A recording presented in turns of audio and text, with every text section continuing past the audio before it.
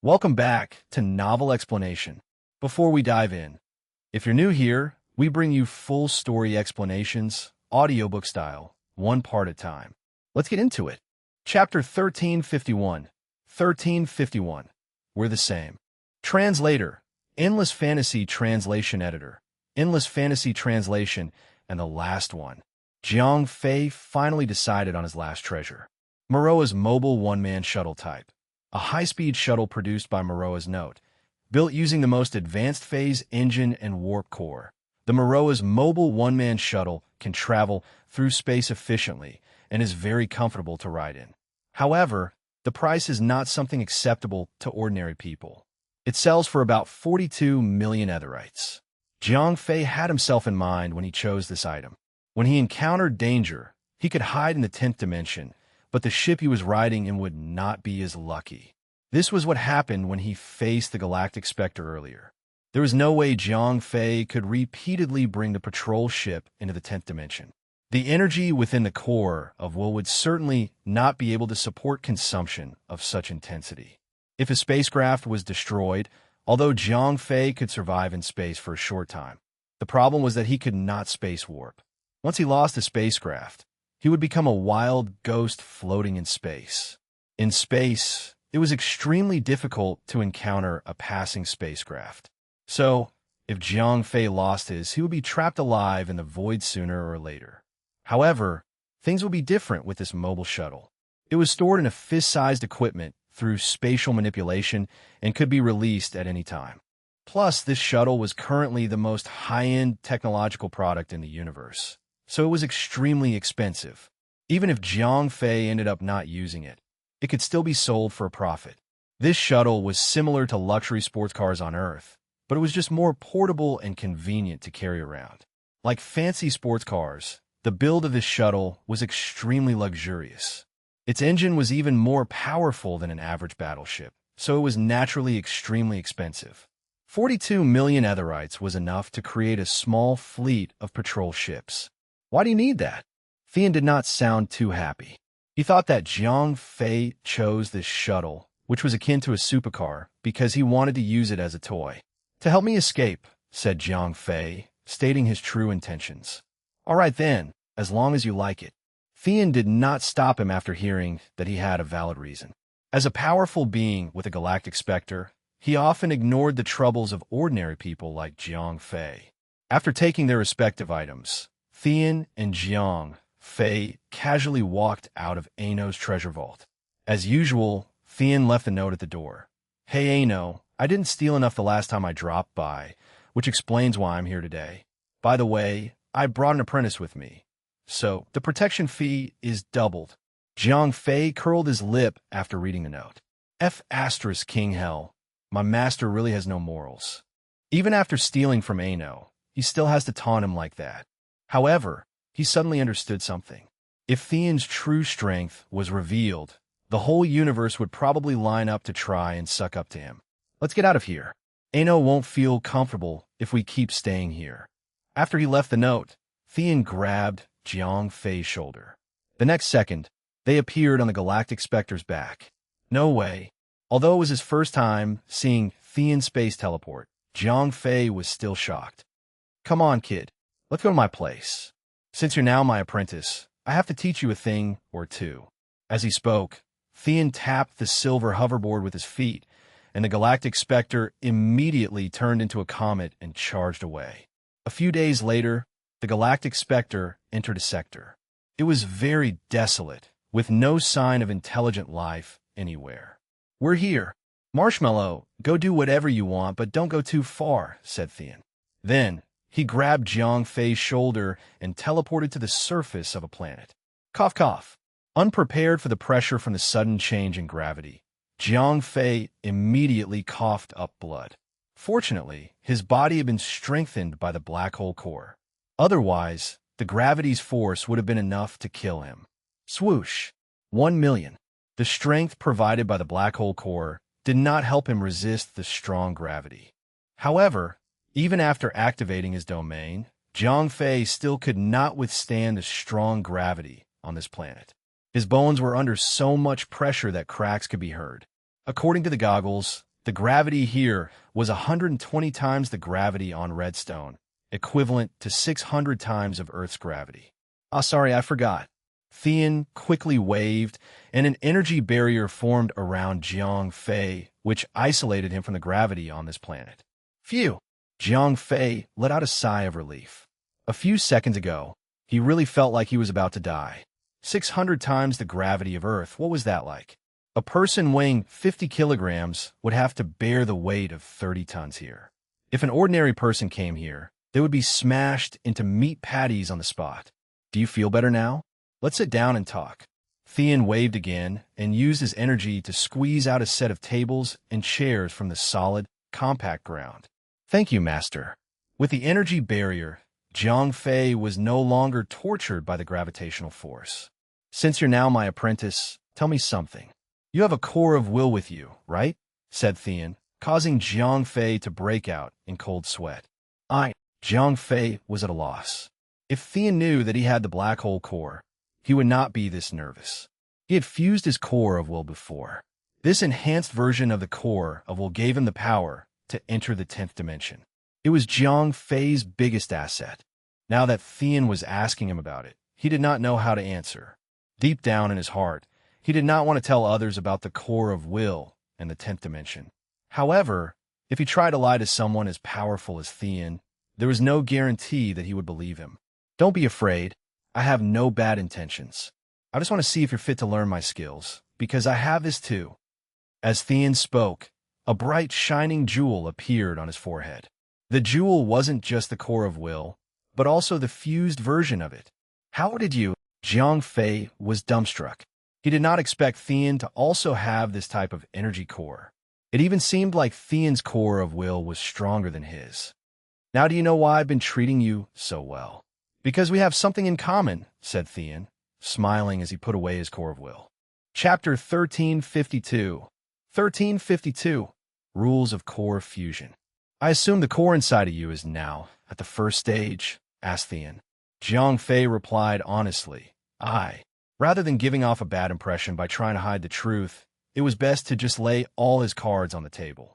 MHM, Thean hummed. Master, why do you ask? What stage is your current core of will at? Asked Jiang Fei.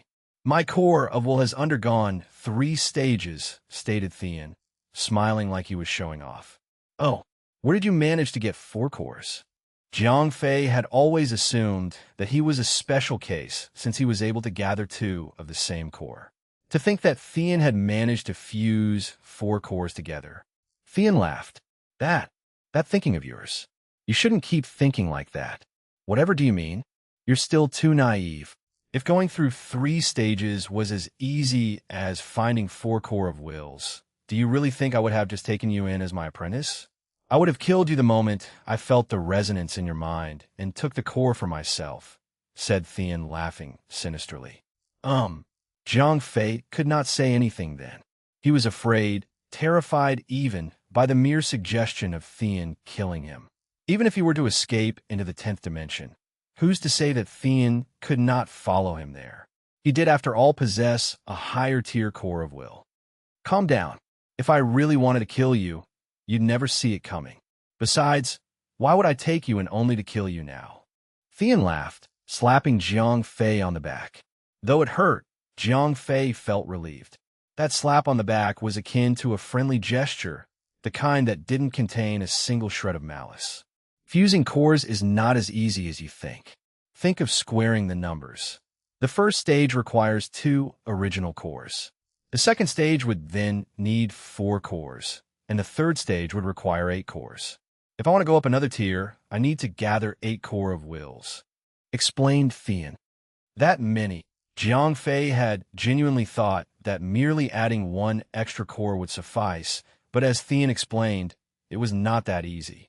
If the process were to be written out as an equation, it would be 2 to the power of n equals x, with n representing the stage of fusion and x as the number of cores required. By the way, what power did you gain after the first stage? Asked Thean. Power, Master. The first stage of fusion is the most vital of all, as it determines the kind of ability you gain. The later stages of fusion only increase the power of said ability, explained Thean. Jiang Fei could not help but think that fusing cores was not as simple as he thought. To think that the ability gained during the first fusion process would be sealed. The fusing process changes the basic properties of a core. Once fused, a core would not be able to fuse with another fused core. That is why Thean was willing to take Jiang Fei in as an apprentice. The fused core within him was useless to Thean. If Jiang Fei had an original core in him instead, he would not have been so lucky. My ability is a sort of personal pocket dimension that only I can freely access. I can also bring objects and life forms that are not too large in there, said Jiang Fei, not fully explaining his ability. I see. So that is how you managed to evade Marshmallow's attacks. Thean barked happily as it confirmed what he saw during the incident.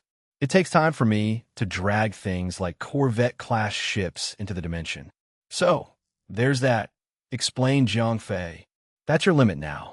After the later stages of fusion, you'll find that these weaknesses of yours will be left behind, replied Thean. What is your ability, sir? Asked Jiang Fei. To put it simply, I am able to use powerful psychic domination to subjugate any life forms with lower intelligence, explained Thean as he once again smiled proudly. It was this ability that had allowed him to tame the Ultralisk, the Galactic Spectre.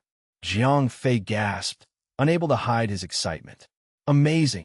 Intelligent beings were weak, but with their sheer numbers and proper cooperation, they were able to work together to destroy even galaxies. Even so, they would steer clear of such an Ultralisk, fearing their unknown powers. I was lucky. I encountered Marshmallow and subjugated it when it was only a babe. If it had matured a little more, I would need to at least be at the 4th stage of fusion to subjugate it, said Thean. To be fair, with his current combat level of 20 million, Jiang Fei was already powerful enough to be the strongest fighter in the universe. However, compared to other life forms, including ones with lower intelligence, he was still just average. Thean chimed in when he sensed that Jiang Fei was sad about his own ability. Don't beat yourself up over it. Your ability has its own merits. For our line of work, a pocket dimension that's accessible at any time and place is a lifesaver. Jiang Fei agreed. True, although my ability isn't as amazing as yours, it does its job in saving my life. He knew his own ability better than anyone. If he could further increase the core's tier, he would be able to throw powerful fighters, life forms, and even large objects into the 10th dimension. There were space and time or nothing but an abstract concept. Jiang Fei ruled over all there is. In a way, if you could work it out, you could even absorb every powerful attack with your pocket dimension, suggested Thean. It doesn't work like that, but I'll try. By the way, what are you going to teach me? Since you also have the core of will, you should have bountiful psychic energy. I will teach you how to better weaponize it. I look forward to your teachings, Master, said Jiang Fei as he bowed. Clueless on how to properly use his mental powers as an attack, Jiang Fei had always used it as a defense. At most, he would unleash a concentrated wave of psychic energy to take down foes with weaker mental strength. To put it bluntly, it was an extremely inefficient use of his powers. Having mastered the power of his core, Thean had a variety of psychic attacks, making him perhaps the strongest in the entire known universe.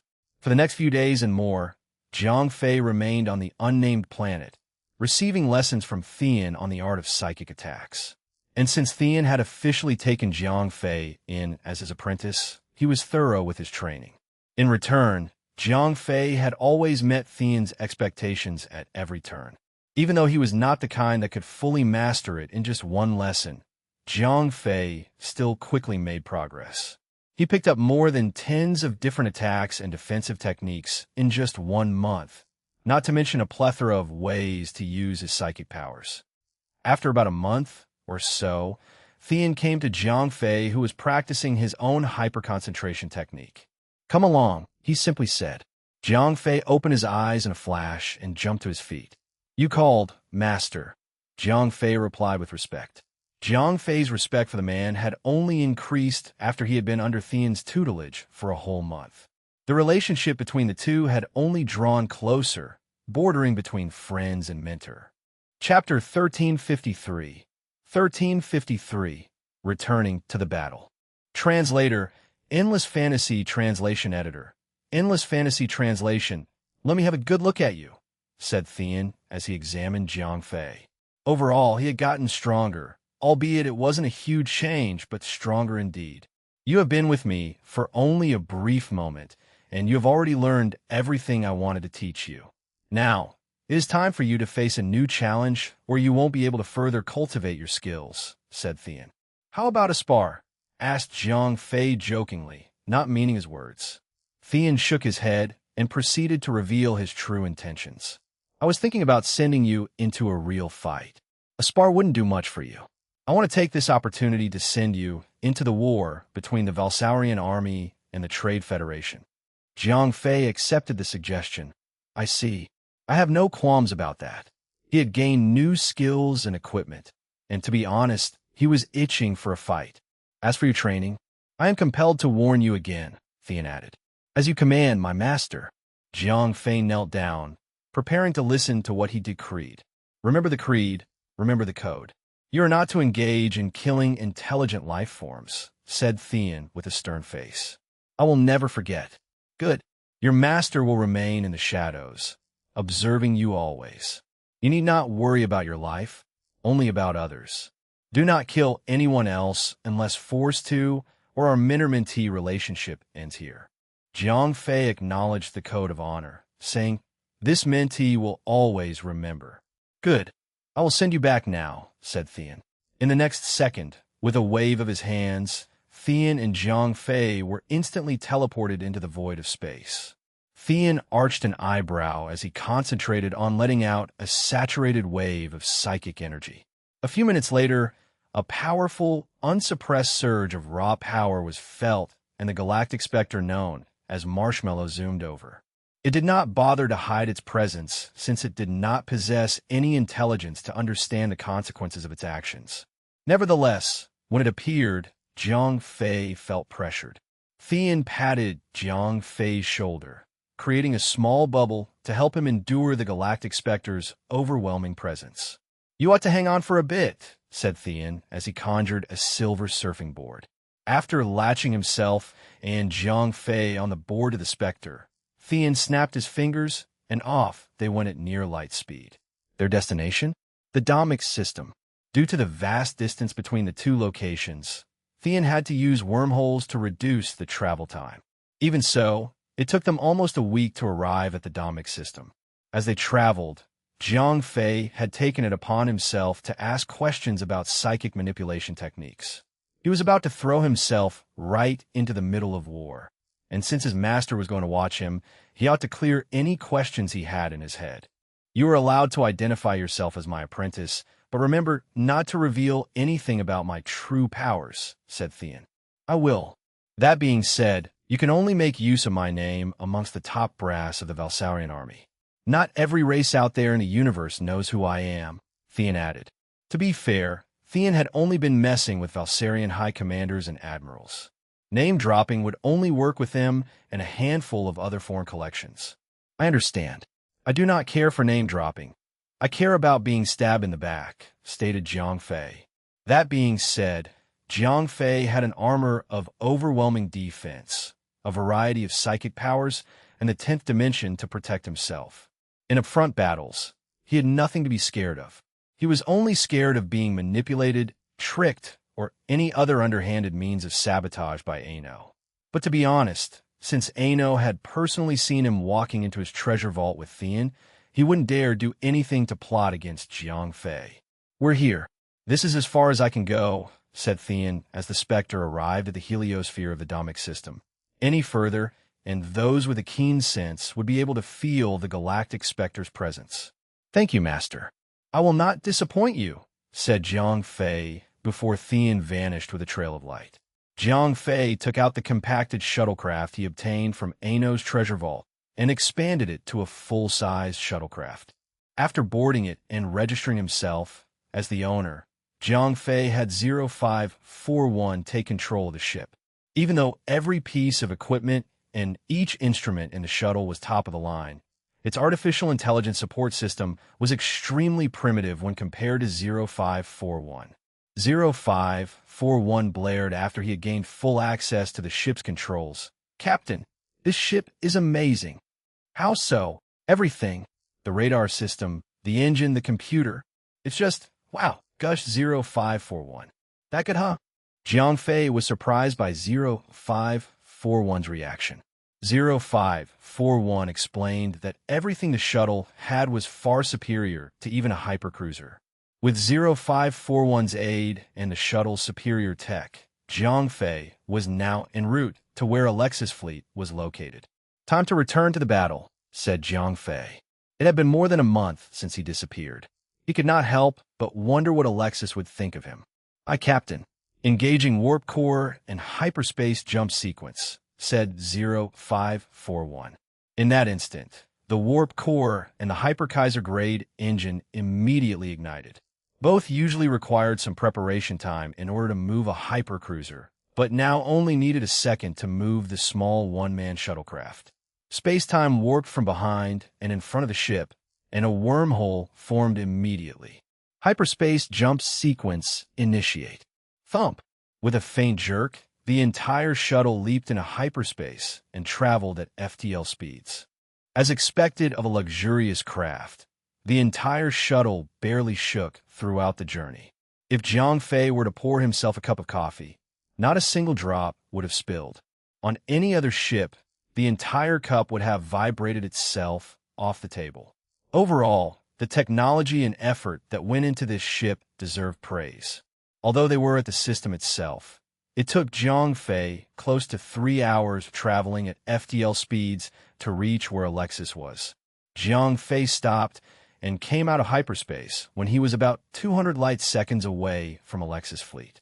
"Captain, we are being targeted and locked on," said 0541 as soon as the shuttle exited hyperspace.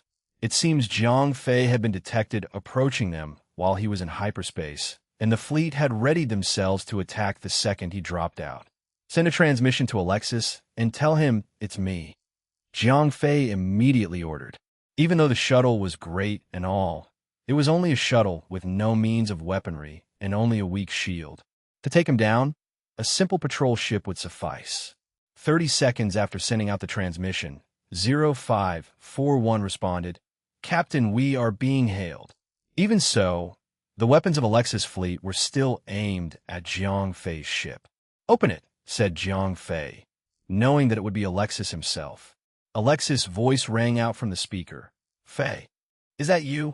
His excited reaction was understandable as Jiang Fei had been missing for more than a month. Alexis had feared for Jiang Fei's life and thought that he had been eaten by the Galactic Spectre, which would have been a complete waste of his investment. "It's me. I'm back," replied Jiang Fei happily. 2 seconds later, all weapons of the fleet deactivated. Chapter 1354. 1354, Obvious Plot. After confirming Jiang Fei's identity, Alexis' fleet quickly deployed a welcoming party to safely guide his shuttle to dock with Redstone. Alexis jumped at Jiang Fei and questioned him as soon as he returned to the bridge. "Fei, where have you been?" The shuttle that he drove back was clearly something that he could never afford. Something must have happened during his absence. "I was chasing after the Galactic Spectre and failed tremendously since the patrol ship was too slow. On my way back, I stumbled across my master," said Jiang Fei, purposely introducing his master. Alexis gasped. "Your master?" Jiang Fei had only just come from Earth and trained to be part of the Valsaurian army. The only master of his that Alexis knew of was Autogact, and surely he would not be in this system. "Yeah, he spotted me using the patrol ship and was mad about my appearance. So, he gave me the shuttle so as to not embarrass myself," said Jiang Fei. "When did you get yourself a master? How am I only hearing about this now? That thing is something that even I can't buy. How could your master just give it away like that?" asked Alexis, doubting Jiang Fei's words. My master is, well, not the most honest person since the things he owns are never bought." Jiang Fei scoffed. The mere thought of Thean buying something was laughable. "Never bought. Who is he?" asked Alexis suspiciously. He had a bad feeling about Jiang Fei's master and immediately thought of someone. "His name is Thean." I'm sure you have heard of him, said Jiang Fei, grinning from ear to ear.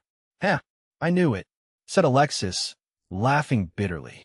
Thean was the first person that came to mind when Jiang Fei mentioned that his master never bought anything that he owned. Alexis already had his suspicions about Thean and Jiang Fei since Surila told him about their little adventure in his own treasure vault. Even though he didn't want to have anything to do with that plunderer, Alexis remained adamant about building a relationship with Jiang Fei. Perhaps Jiang Fei would be kind enough to help Alexis persuade Thean to stop robbing his vault. Commander, what of the war? What is the situation now? Asked Jiang Fei. From what he saw while he was docking on Redstone, he concluded that it had been a while since their last sortie. To make things worse, most of the patrol ships were gone, only half of the Corvette-class ships were left, and a few destroyers were missing, presumably destroyed. Alexis sighed heavily as he sat down. No, the bastard sent my fleet to be damned twice. Just look at it. I've lost more than half of my ships and soldiers. Alexis sulked as he complained.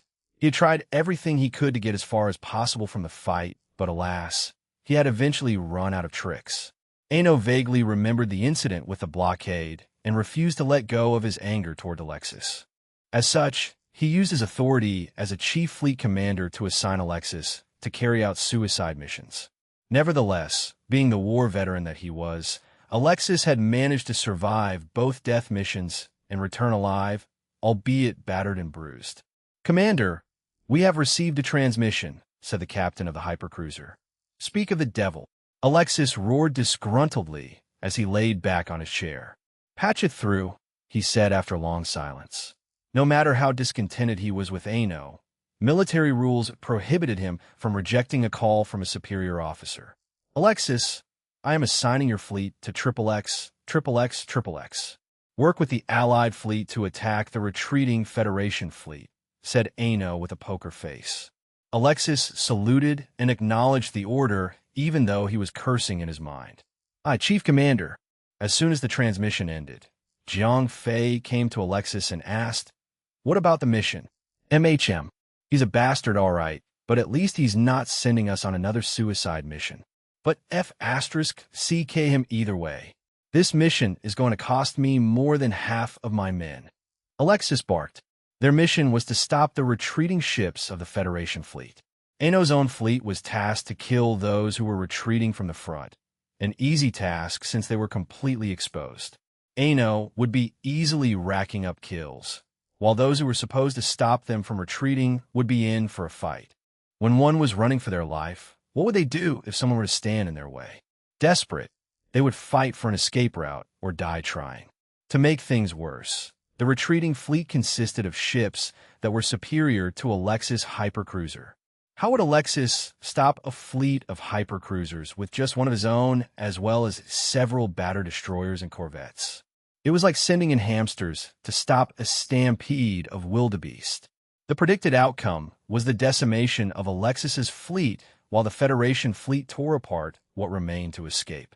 By then, whether or not Alexis survived the mission, Ano would push the blame onto Alexis for failing to stop the escape of the Federation's fleet. Either way, Alexis would not come out of this looking good. What do you plan to do? Asked Jiang Fei. I'm not going to grace that question with an answer, said Alexis, tired of repeating the inevitable outcome for disobeying a direct order. Right now, all he could hope for was a resupply order from the main command, where he would be utterly destroyed by Ano's foolish orders. In a few minutes, what remained of Alexis' fleet aligned themselves into formation. With Redstone leading the charge, the fleet was heading towards certain doom.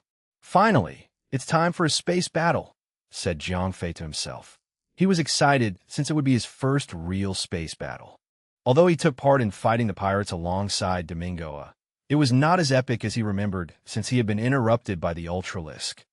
After 6 hours of cruising at sublight speeds, Alexis' fleet arrived at their assigned position and was supposed to wait for the retreating Federation fleet. Send out the Wayfinders, ordered Alexis. He wanted to make sure that the surrounding area was clear of enemies, so he could ambush them later. Countless Wayfinders were dispatched to remain on alert for any incoming signals. 2 hours later, a Wayfinder pinged a signal back, indicating an enemy fleet. Damn it. That bastard Ano is clearly plotting against me, roared Alexis when he read the report and noticed the leading fleet. Through radar and powerful optical capture, Jiang Fei was able to see the fleet. Based on the captain's explanation, the leading fleet consisted of 12 Brown Bear-class hypercruisers, the standard orthodox cruisers of the Trade Federation. In general, hypercruisers were powerful in both offense and defense, but the Brown Bears possessed thicker armor as well as a wider array of weaponry. They were generally stronger than Alexis' hypercruiser, and Alexis was supposed to fight against 12 of them. To make things worse, behind the 12 Brown Bears, there were over 50 Bombardier-class corvettes. Those things were as weak as paper, but Bombardier-class ships were armed with 2 Javelin missile launchers. Although Javelins had short range, their damage was strong enough to easily penetrate a hypercruiser's outer hull and destroy it in just 2 bombardments. Chapter 1355. 1355. Forceful Boarding. Translator. Endless Fantasy Translation Editor. Endless Fantasy Translation. There's no way we can survive that. Alexis sighed heavily as he rested his forehead on the console screen. Cold sweat dripped down his cheeks onto the screen panels. Right now, the thought of actually escaping to abandon his post was as vile as seawater to a drifting sailor. Though the temptation was there, the punishment and repercussions of actually deserting was the same as being sent off to deal with the 12 Brown Bear hypercruisers. Father, if we engage them head-on, we will surely be crushed. There's another way, a more surgical manner in dealing with the enemy, said Sarila, brimming with hope. Alexis agreed. From where I sit, there's no other way but that. That? Asked Jiang Fei, turning to Sarila. We're going to board their ship and attack them from the inside, she explained. Alexis wiped the sweat off his forehead. Determined, he returned to his commander's seat, which was 1 seat behind the ship's captain, and opened the ship-wide broadcast system. Attention, all crew members. As you can see, we are being dropped off here to deal with the enemy. An enemy whose fleet far exceeds our numbers and strength. I'm sure everyone here has doubts on our survival, and to that I say, trust me, we're going to deal with them my way. Right now, I want the ship to park at the furthest limit of our teleportation system. We're going to board their ship and wrestle it from them. That is all. Good luck and Godspeed. As Alexis was giving his speech, Sarila pulled Jiang Fei aside to explain their forceful boarding strategy. This strategy is commonly used if enemies possess a larger number of ships and are more powerful ones. It required sufficient energy to generate enough force to breach through the enemy ship's shield. Once the shield was compromised, soldiers could then be teleported aboard the enemy ship. That was one way to forcefully inject one's soldiers into the ships of your enemies and surgically take them out from within. Unlike any earthly-based warfare, soldiers could never sneak into an enemy's ship without being noticed. This was because of the phase shift shield, which not only stops physical objects, but also prohibits foreign teleportation. Forceful teleportation through a phase shift barrier could result in catastrophic failure. One possible outcome was the complete disintegration of the subject being teleported. The first hurdle to be overcome was making sure that the enemy's shield was either compromised or at least slightly damaged. Upon successful boarding, the hitchhikers would then find another challenge waiting for them. Soldiers who successfully teleported and would have to face the ship's own internal defense system. Turrets and automatons were only to be expected. As they were in enemy territory, assault would be fierce, making survival difficult. This bit was the real challenge, as a single mishap would result in the utter destruction of the boarding squad. They would either take over the ship or lose every single one of their members. They would have to fight their way to the bridge, disable the phase shift barrier, and then entirely take over the ship to escape by teleporting back to their mothership. In cases where the enemy ship's captain was desperate, he or she would trigger the ship's self-destruct mechanism, destroying both themselves and the enemy within. Forceful boarding should always be the last resort, since there was barely any chance of success. Although it was a rare occurrence, all ships were still designed to prevent such an attack, rendering it even harder to execute. Backed into a corner by his own superior officer, Alexis had no other option. The enemy fleet was too strong for him to attack via conventional means. The only way for him to survive this mission without being branded as a war criminal was to board the enemy ship and take them out from within. Jiang Fei's pulse raced as he realized he was about to partake in such a high-risk mission. "Sir, we are entering the enemy's teleportation range. We will be within firing range in 30 seconds, said the captain of the ship. "Begin teleportation," ordered Alexis. Whether it worked or not, Redstone was done for, and this strategy was now the only hope of survival for Alexis' fleet. Alexis turned Jiang Fei and asked, "Fei, are you coming with me?" Since the ship would be destroyed whether or not Alexis did anything, he would need to join the attack. "I humbly decline. I do not want to be dead weight to you," said Jiang Fei. Contrary to his words, Jiang Fei would in no way be dead weight. In fact, he was the best hope Alexis had for the success of the mission. However, fighting alongside him would expose many of Jiang Fei's secrets. In that case, good luck and farewell. Surila, take good care of this young Terran. Leaving only those final words behind, Alexis immediately left the bridge. "Begin boarding mission. It has been an honor to serve with you lot," said Alexis, bowing to all the members in the bridge before he left. Everyone else, including the captain, remained on the ship. Besides the ground infantry, it has been established that anyone with a combat level of 80,000 or lower would never be assigned to be part of the combat force. The captain and other members of the ship's crew remained behind, as someone needed to stay to control the teleportation system. They would go down with the ship. Right now, there were over 10 million personnel on the ship, and only 45,000 of them were combatants.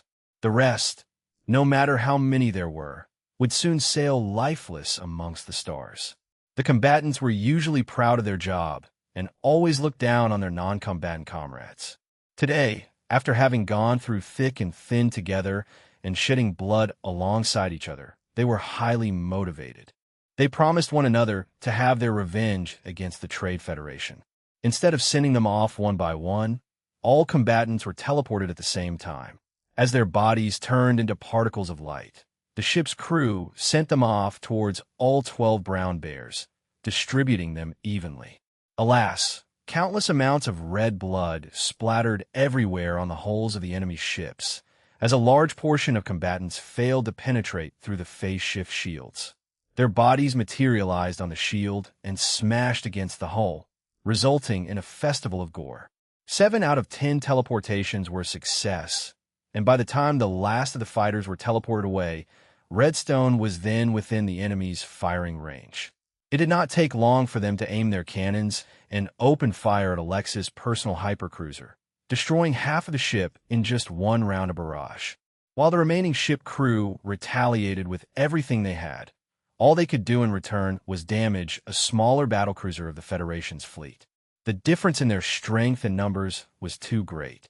Like a bicycle trying to crash into an 18-wheeler, the result was clear and concise. When Jiang Fei teleported, he appeared in one of the ship's interior corridors. Thankfully, there was no one in sight other than his own allies who had been teleported with him. He quickly plastered himself to the nearest window to watch the battle. A broken frame was all that remained of Redstone, a small chunk of the once mighty ship that used to be at least 10 times larger. Everything else was debris floating in space. Talk about escalation of war. Jiang Fei sighed. The death and cruelty in space wars was more than 1,000-fold of wars on Earth. "Fei, don't think too much now. Remember to protect yourself," said Surila as she noticed Jiang Fei looking out of the window when she teleported in. Jiang Fei nodded and gathered his composure.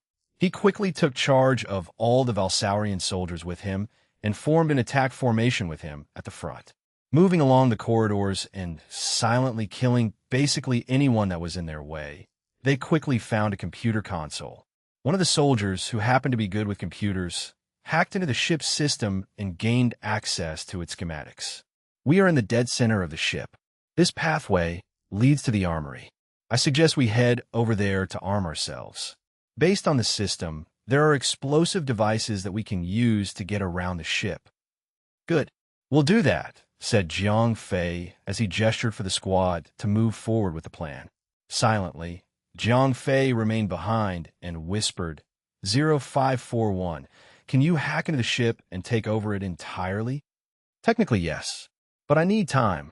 How long? As much as you can give me, replied 0541. That I will. Jiang Fei ended the conversation with a final confirmation. Instead of leading the squad, he would follow the flow of battle and decide on the fly. Taking over the ship's system was only a secondary plan. Chapitre 1356 à 1356, Mêlée Combat. The squad came to a blast door, and they quickly cleared the corridors of enemies before lining up along the side. One of them took out a scanning device which looked an awful lot like an X-ray scanner. He held it up and started to look around. I'm picking up 2 turrets on the top left corner, 2 meters from a door. Copy that. Breaching in 3, 2, 1. Boom. Pew pew. Turrets neutralized. Clear to proceed. Copy. Proceeding. Looking at how the squad performed, Jiang Fei could not help but respect these veteran soldiers. It was obvious that this was not the first time they were within an enemy vessel. Unbeknownst to Jiang Fei, they had been through too many battles to count and traded the lives of their comrades for experience. For them, going through their enemy's ship was something they were familiar with. Commander, I have detected a large number of automatons dead ahead. Do we proceed? Said the soldiers with all the gadgets and tools. Sarila currently held the highest authority amongst the soldiers, above even Jiang Fei. Proceed with extreme caution, she said. The current plan was to break into the enemy's armory and wreak havoc across the ship. Taking advantage of the confusion, the squad would then breach the bridge to take over the ship. Roger that. Knowing what they were going up against, all the soldiers did a quick check on their weapons before proceeding, charging the energy on their armor and bracing themselves for what lay ahead. Despite having a lower combat level and intelligence, automatons were harder to deal with. After all, they were machines and thus did not possess any means of foresight or fear. Fighting them was akin to fighting a death squad. It might sound easy since they didn't fear getting shot in the face, but it was harder than it sounds. The squad was proceeding slowly on constant high alert when they encountered the mass of automatons. As soon as they were made, the automatons went into attack mode and started firing. A temporary barricade was created to shield everyone. Guns were blazing, but neither the automatons nor the squad were able to press on. The corridor was narrow and small, making it difficult for the elite soldiers to properly fire at the automatons, even though they had combat levels of over 100,000. Did anyone bring a pulse cannon? Roared one of the soldiers. I'm charging it now. 20 more seconds, replied the same soldier that had all the gadgets and tools. He was operating a tube-like rifle, which was making an electrical whirring sound. Move! Move! He said, aiming and firing the pulse cannon in the general direction of the automatons. Instead of the usual deafening sound of a cannon firing, the pulse cannon let out a wave of faint blue light that expanded far and wide, covering the whole corridor and all the automatons. As soon as it was fired, the automatons stopped, as if they were deactivated. As suspected, Jiang Fei realized that the pulse cannon they were talking about was just an electromagnetic pulse generator. It was an EMP that would fry all electronic-based devices, including automatons. To those of flesh and blood, the pulse would only cause a mild, tingling sensation on the surface. Clear. Left clear. Clear on the front. Proceed. After checking on all possible points of interest, the squad confirmed that it was safe to proceed. Sir, Valsaurian soldiers detected on Sector F, Corridor 5. Damn it, they've boarded. Have I not figured out a new strategy yet? What do you expect? They are bandits. It's their bread and butter. Lock down the entire sector and send in our own soldiers to flush them out. Similar conversations had taken place on all the other ships that had been boarded by Alexis soldiers. Compared to the rest, this ship that Jiang Fei was in the worst position. As the enemy squad, there was making the best progression. They were clearly heading towards the ship's armory, and the entire fight would quickly escalate if they managed to breach it. Send in all soldiers to guard the armory. Stop them at all costs. Captain, contact the other ships and ask for reinforcements. "Have them send in more soldiers to deal with the intruders," said the ship's captain. A few seconds later, "Captain, we've got a reply. The other ships are being intruded as well. The command ship is asking us to hold our own until they can send in reinforcements." "Damn it. They're quick when there's a business deal going on, but slow like tortoises when there's trouble," spat the captain of the ship. He then put together a small firing squad and headed down to the armory to deal with the intruders himself. Almost all the ships in the Trade Federation's fleet were unprepared for dealing with a boarding party, as they prioritized technological advancements over having stronger soldiers. Ships and cruisers alike were armed with superior weapons that could destroy a star system from a few light hours away, but none of the ship personnel on board were as powerful as the Valsaurian soldiers. At most, they had a plethora of automatons to deal with intruders, but it was clear as day that they weren't good enough to deal with a Valsaurian invasion. "Commander, we are close to the armory now. However, I have to inform you of some bad news. There are a large number of life forms heading to our position," said the soldier that was constantly monitoring his handheld radar. Sarala immediately halted her steps and barked, "All hands prepare for battle." Commander," replied everyone as they stopped advancing forward. Their aura changed from that of a lurking cat to that of a hunting wolf. When dealing with the defense turret, the squad was moving in an orderly fashion. However, when dealing with enemies of flesh and blood, although they had several lifetimes' worth of experience, luck still played an important role. Jiang Fei himself dared not breathe too loud when everyone else was as silent as the night. Everyone was pointing their guns in the direction they detected the life forms coming from. After an uncomfortable amount of time passed in silence, the door finally slid open and the roars of the enemy soldiers were heard, giving away their position. Enemies located, dealing with extreme prejudice. Pew pew. Both sides started to fire at each other, and neither side was receiving any damage as they were both prepared. After several rounds of wastage, the Valsaurian force sent out a single soldier. He was equipped with minimum armor and armed with only a small lightsaber. He went behind the squad and activated a cloaking device. With speed, he wall-walked over and above the line of fire and landed behind the enemy's squad. 2 seconds later, he killed 3 soldiers with a single slash of his lightsaber and quickly returned to the squad. With that, the exchange of fire stopped, and both sides drew out their melee weapons instead. A few remained behind to provide supporting fire, while most of them charged towards the enemy and engaged them in a melee fight. Thud, thud. As the battle progressed, a Valsaurian soldier was shot and killed. As for the enemy, a heavy gunner was held up by the neck and killed with a neck snap by a stronger Valsaurian soldier. Death was happening all around whether one liked it or not, and if you didn't kill, you would be killed instead. Noticing that Jiang Fei was remaining passive, an enemy soldier charged directly at him. "Die!" roared the soldier. His lightsaber was aimed at Jiang Fei's heart, but when he tried to plunge the blade of hot plasma into his chest, plasma splattered everywhere. Instead of piercing through Jiang Fei, the blow had dealt absolutely 0 damage. Jiang Fei was wearing a powerful battlesuit that could withstand an attack of 7 million combat level. The soldier that tried to stab him was only over 200,000 combat level, while the lightsaber he was using was just a standard-issue weapon. Jiang Fei raised his fist, but just as he was about to utter the words, "Back at you," he froze. Theon's warning to never kill an intelligent life form flashed in his mind. "Back with you," said Jiang Fei, changing his words. Instead of delivering a sure kill punch, he held back his strength and punched him in the stomach instead, temporarily knocking him out. Once unconscious, Jiang Fei picked him up and tossed him over to his own allies. Although he was still alive, the soldier would not be able to return to the fight for the time being. "How am I going to do this?" said Jiang Fei to himself, conflicted. Even without Omni Surge, Jiang Fei was already at 3 million combat level. He could easily take out all the enemies alone.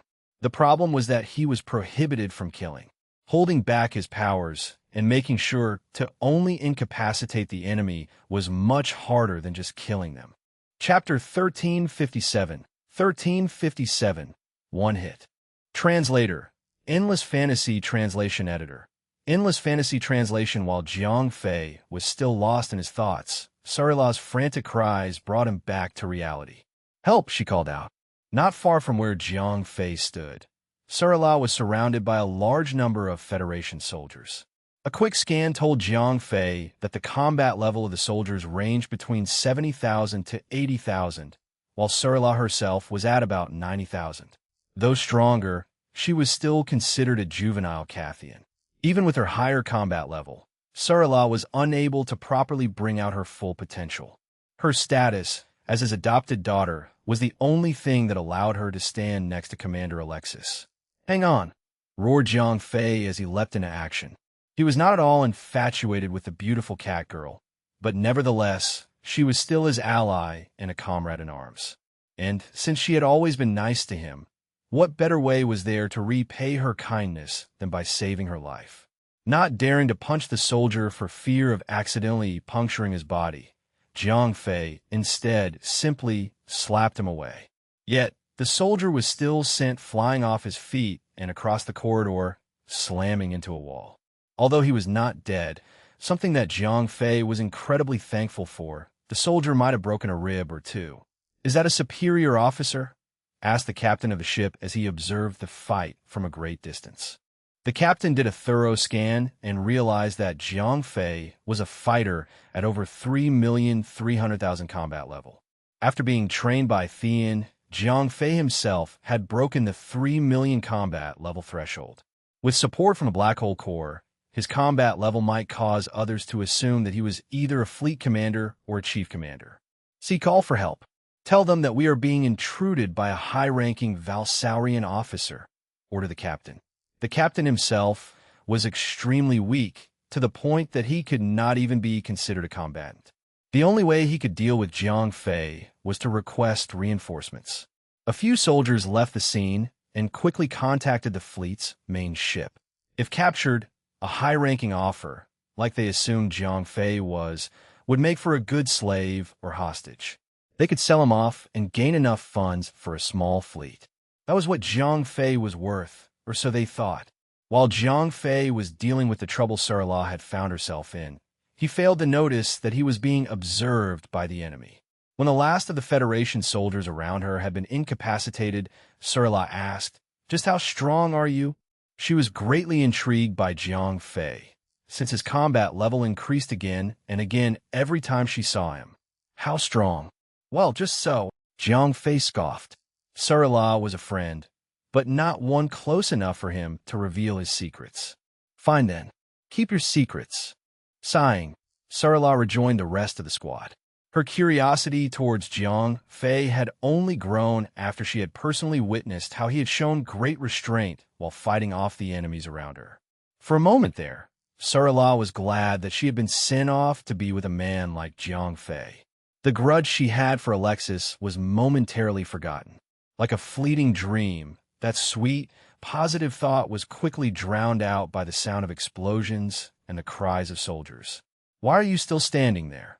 roared Sarilah when she noticed that Jiang Fei was standing still while she had already taken down her third enemy. Thanks to his previous feat of slapping a soldier across the corridor, none of the enemy soldiers dared to directly fight him. As such, his existence on the battlefield had become like that of a boulder, something to be ignored and not cared for. "These sorts of enemies doesn't really suit me," said Jiang Fei nonchalantly. To be honest, Jiang Fei could still defeat all the soldiers without killing them if he wanted. However, that feat would be akin to threading a needle, and he might even accidentally kill one or two of them. Since he was prohibited from killing, he dared not to join in the fight, or he would risk being dismissed by Thean. Just then, two flashes of light beamed in, and two larger figures waltzed towards the battleground. "Where is that high-ranking officer?" asked the shorter one. "That young Terran," said the captain, pointing towards Jiang Fei. "Let's get a move on, shall we?" he said as he walked across the battlefield and gestured rudely to Jiang Fei. "How about we head somewhere else? This place isn't suited for the likes of us." Upon hearing the word Terran, Jiang Fei immediately turned his head, knowing that the term could only be referring to him. When the two hulking figures came closer, Jiang Fei's scope picked up their readings and displayed their combat levels. One measured at 3,500,000, while the other was at 4 million. "I accept your challenge," said Jiang Fei without hesitation. Since Thean was watching his back, he had no need to fear falling into the enemy's trap. The same white light flashed again, and the two figures were teleported outside the ship, floating about in space. If Jiang Fei and the two of them fought with everything they had, the ship itself might not survive. "I'll be right back," said Jiang Fei as he left without waiting for a reply. He was strong enough to teleport on his own, as long as the ship's phase shift shield was off. "I applaud your bravery, young Terran," said the one that spoke earlier. Since sound could not travel in space, they were communicating mentally via their psychic abilities. "Are we going to talk and appreciate each other's guts, or are we going to fight?" replied Jiang Fei. Having held himself back a great deal, Jiang Fei was frustrated, a little agitated, and eager to let himself go. "Well said," replied the shorter one, who was the one with a combat level of 3,500,000. In a flash, he threw his fist out and charged a ball of golden energy. Judging by how the energy crackled around him, it was obvious that it would be a powerful hit. Before the enemy could discharge the energy bullet, Jiang Fei used the first skill he learned from Thean. With a little concentration, Jiang Fei condensed psychic energy down to the shape of a needle. It was extremely saturated, and with a flick, he threw it out and controlled its trajectory to hit the shorter one's head. Instead of a physical object, the needle was simply an ethereal construct. When the psychic needle entered the head of the enemy, it expanded quickly, pouring out a fatal amount of psychic energy into his mind and sending him into a disarray. "UGH," the man groaned painfully. Because of his loss of concentration, the condensed ball of energy around his fist failed and rebounded violently. Boom! The bright explosion was deafening, but Jiang Fei could not hear a single thing in space. He could only see its dire effect. The energy explosion had completely disintegrated the man's entire right arm, all the way to his shoulder. King Hell, hissed Jiang Fei. He thought that the needle would only cause mild confusion, not a complete mental breakdown. If he had condensed any more psychic power into the needle, the man might have actually died in just a single hit. And that was the simplest of all the psychic abilities he had learned from Thean. Chapter 1358, Subjugated. The man whose entire arm was blown away frantically retreated. Jiang Fei remained stationary, as he did not need to inflict any further damage. "Jasmo, are you all right?" cried his partner, hurrying over to his comrade's side to defend him in case Jiang Fei made any sudden moves. The one named Jasmo gasped for breath as he reassured his friend. I'm Yufine." He took a good look at his mangled arm. Although it was severe and had to be treated as soon as possible, he was not in any immediate danger. "How is he?" "Strong," said Jasmo, taking a long breath before continuing. "I was too careless. Abu, you need to keep your eyes peeled. He has strong psychic abilities." "Understood. I'll take care of this," said Abu. Abu was stronger than Jason, and in fact knew a thing or two about the psychic force. Instead of running away, he moved forward to face Jiang Fei. "You're done," said Jiang Fei, provoking him. "Don't get cocky there, boy." Abu roared as he lunged at Jiang Fei, who smirked and quickly found his footing. With a quick concentration, he shot out another psychic needle towards Abu. Abu scoffed. "Do you think you can still use the same tactic against me?" He took out a small jewel from his pocket and crushed it with his bare hands, causing a pale blue barrier to glow around him. When the needle made contact, it instantly dissolved and became part of the barrier. "Captain, the jewel he just crushed is a Psybreaker. It can help to block psychic attacks," explained 0541 after going through the new scope Jiang Fei obtained from Thean. "How long does it last?" asked Jiang Fei. Most of the skills he had learned from Thean were psychic manipulations. He would not be able to try out his new skills if his opponent was able to block all psychic attacks. "Sorry, Captain. I didn't get a good look at the jewel he used. I can't even give you an estimate." "Doesn't matter. He's coming now." Jiang Fei groaned as he crossed his arms across his chest to block the incoming attack. D. Puny Terran. Wham! The powerful burst of energy behind the punch managed to send Jiang Fei flying like a comet through the void of space. Fortunately, even though Omni Surge was inactive, the battlesuit he was wearing helped to negate all damage. Abu chuckled. You're tough. I'll give you that. With this, he had gauged Jiang Fei's capability. He had powerful psychic attacks, but was only as good as a fighter with 3 million combat level could be. Thanks to the power of the Psybreaker, Abu need not fear any means of psychic attacks.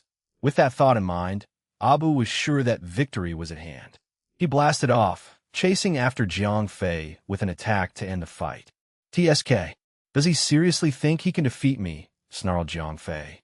Even at almost 20 years of age, Jiang Fei was still a hot-headed man. Being punched and looked down upon were the sparks that ignited his rage. Jiang Fei stood still, and with a simple thought, Omni Surge was unleashed. Energy crackled around him as his combat level rose beyond 5 million. Abu concentrated his powers into his flying fists, putting everything he had into an attack to kill Jiang Fei. He had failed to predict that Jiang Fei was already stronger than him. Crackling with raw power, Jiang Fei raised his right palm to receive the incoming fist. You're an over-your-head, boy, roared Abu. Unaware of Jiang Fei's increase in power, he continued to charge forward, assuming that his attack would be enough to completely disintegrate Jiang Fei. Thump! A destructive shockwave was unleashed with Jiang Fei and Abu at the center of it. At that moment, time seemed to stop for them, but in reality, they were just too excited that they were thinking too quickly. Feeling every single crack in his bones that were spreading to his forearms, Abu panicked. He regretted not having properly examined his opponent before jumping into action. No matter, it was too late now. The repercussions were coming for him, and there was nothing he could do about it. The energy rebound sent both Jiang Fei and Abu flying away from each other. Abu's right arm was mangled. If Jiang Fei had closed his fist and put in a little force on his own, Abu would have lost his right arm entirely, or perhaps more than just his arm. Just then, before the eruption of energy could turn into a supernova, Jiang Fei sent out a wave of energy to shield and push Abu away from the center of the explosion. The wave of energy served as an extension of Jiang Fei's hands, gently pushing Abu away to prevent him from actually dying in the explosion. It was not a show of mercy, but an act born of the promise Jiang Fei made with Thean. It was not as easy as it seemed to keep it, since Jiang Fei now had to think of a way to both fight and prevent the death of his opponent. When everything was over and the winner was decided, Abu and Jasmo returned to each other. At that moment, before Jiang Fei could return to the Brown Bear hypercruiser, Abu and Jasmo flew towards him. "Why did you save me?" asked Abu, trying not to wince from the pain. "We are without enmity. I do not know what you think of me, but I like to keep things that way." "Why must I kill you?" explained Jiang Fei, scoffing nonchalantly. Abu could not answer. According to everything he had ever been told, and all that he had learned throughout years of training and battles, the Valsaurians were cruel and ruthless. This act of mercy shown by Jiang Fei, a high-ranking officer of the Valsaurian army, contradicted everything he knew.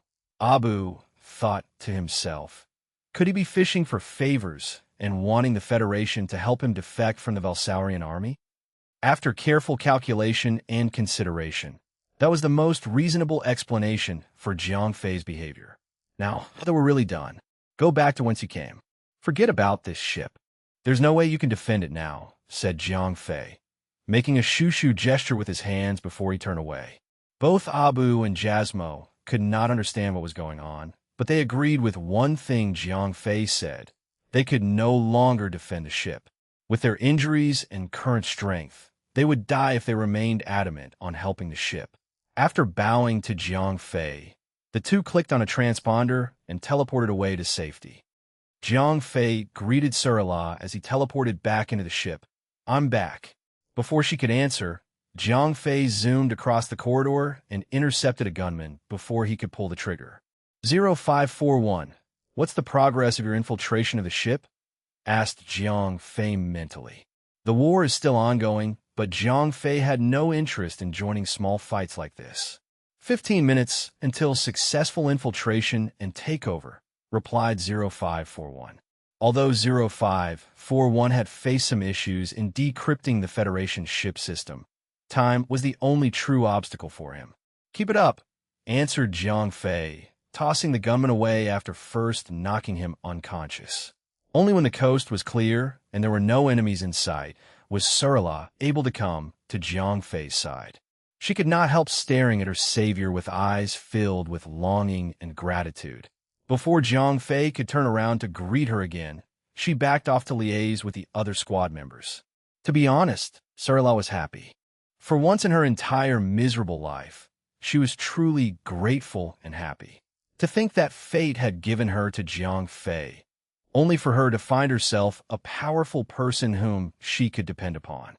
While the battles in the ship were slowing down, Jiang Fei decided to join the fray and help only a little to defeat a few tougher foes. To be fair, his presence alone was all it took for the soldiers of the Federation to plunge into the depths of despair. No matter how hard they tried, there was no defeating him. Alas, after several futile attempts, the captain of the ship gathered all crew members to surrender to Jiang Fei. So much for a fight. Oh well, subjugation successful. Chapter 1359. 1359, Counting the Loss. Translator. Endless Fantasy Translation Editor. Endless Fantasy Translation. I surrender this ship, known as Meteor, to the Valsaurian army, said the captain. A Federation soldier came forth to join his captain. We surrender as well. Judging from his uniform and badge, the man was the squad commander of the combatant force inside the ship. While there were others that managed to fend off the Valsaurian soldiers and get away, these guys weren't as lucky since Jiang Fei was there to stir things up. Hand over the ship's control codes, then I'll accept your surrender, demanded Surla. Very well, the codes are with me.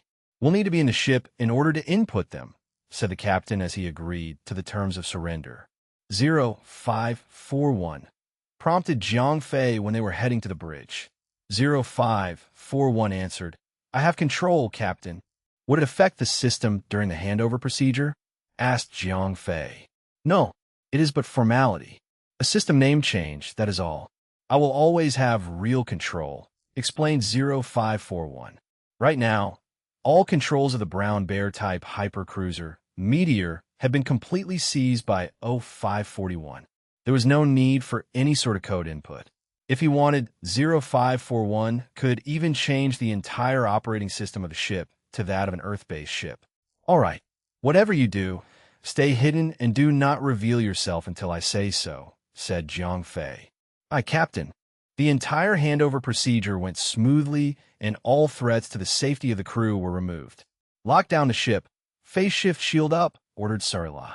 This was done in an attempt to prevent any Federation forces from teleporting in to provide backup.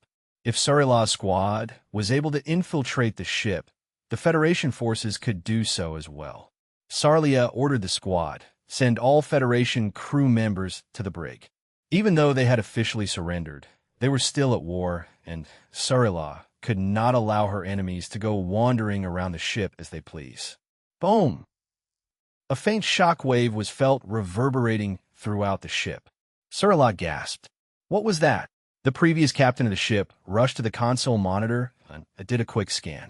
Imperium. A self-destruct explosion, he said. Protocol dictates that in the case of enemies taking over the ship, standard procedure was to be followed. A self-destruct sequence must be initiated to take down the enemy as well as the ship. But obviously, the previous captain of Meteor had chosen life instead of death. Shields up. We're getting out of here, ordered Surla. There was no time for her to worry about the rest of the Valsaurian army. Even though many had successfully infiltrated their respective targets, so far, only her squad had managed to take control of the ship they boarded. The odds were against them, as not only did the Federation have stronger ships, they also had larger infantry forces. Aye, Commander, replied the previous captain, quickly guiding the others to follow suit. If he were to act against Surla's will, he and the rest of the bridge crew would all be tossed into the brig. Not to mention, Sarila had preemptively changed the access codes of the ship as soon as the controls were handed over to her. Right now, Meteor wasn't part of the Federation anymore. It was affiliated with the Valsaurian army. It might be a Federation in design, but the signal it was giving off was clearly the opposite. If he wanted to continue living, he needed to help Sarila escape. Amidst the chaos of battle, Meteor turned around and left the formation. Before anyone could notice its odd trajectory, the ship jumped into hyperspace with a loud thump. Not long after, another ship that had been successfully taken over by Valsaurian soldiers left as well. All in all, only 2 ships had managed to successfully take over an enemy ship and escape safely. The rest were not as lucky. Many died in the ship's self-destruct, while others were killed in battle inside the ship itself. Alexis' fleet, or what remained of it, was strong. Even so, they had to face the reality that they were outgunned and greatly outnumbered. Of all 45,000 soldiers, only 2 ships ferrying a few thousands of them survived. The others were either dead before they could commence the seizing mission or while engaged in battle. "Where to?" asked Jiang Fei. Sarila and the soldiers on board Meteor were the only allies he had left of Alexis' fleet. He was not even sure whether Alexis himself was still alive. If the Federation was able to send 2 fighters with over 3 million combat level, there would surely be others just like them everywhere in the fleet. Alexis might be 5,000 strong, but to fight against all of them would be near impossible. "Captain, input coordinates to space sector DX-07. We have an allied port over there," announced Sarila after giving it much thought. The port Sarila mentioned was affiliated to Ano, but she had no choice. Without an official order, they were not allowed to return to Redstone. "So be it," said Jiang Fei. He was fine with anywhere, since all he wanted was to face stronger foes to test himself. In reality, Jiang Fei would be able to fight against a fighter at 5 million or even 6 million combat level as equals. He could only grow stronger by fighting foes stronger than himself. Otherwise, he would never be able to get out of his comfort zone. Alexis' fleet had lost all of its space vessels and almost 80% of his own combat forces. That being said, the Brown Bear-type hypercruiser was a good steal. If only Alexis' status was known, and if he was alive, the loss of all his ships was redeemed by stealing a Federation hypercruiser. Sadly, the 7th Fleet, 13th Division was now without a fleet commander. Communication was lost, and if Alexis was confirmed to be dead, the entire 13th Division would be disbanded and all members would be reassigned to join other divisions. "Fei, I think you should reveal your strength. I will announce you as the new fleet commander of the 13th Division," exclaimed Sarila adamantly. Since she had made up her mind to be with Jiang Fei, she wanted him to gain every possible benefit. "Calm down. Let's not be hasty about this matter. Commander Alexis is still missing. He could be sailing amongst the stars in an enemy ship that he took," said Jiang Fei, quickly dismissing Sarila's suggestion. The man had always been nice to him, and it would smear his name if Jiang Fei were to seize control of his division in his absence. "If you think that is the appropriate move, then I shall respect it," said Sarila. Even though Jiang Fei's behavior was the complete opposite of a Valsaurian soldier, she was thankful for it. It was better to be under the wing of a man that knew to be grateful and loyal. Sarila had been given away as a gift once, and she would fight back if she were to be given away again. But knowing that Jiang Fei was loyal to Alexis said a lot about his personality, and this made Sarila proud and happy. Chapter 1360 House Arrest.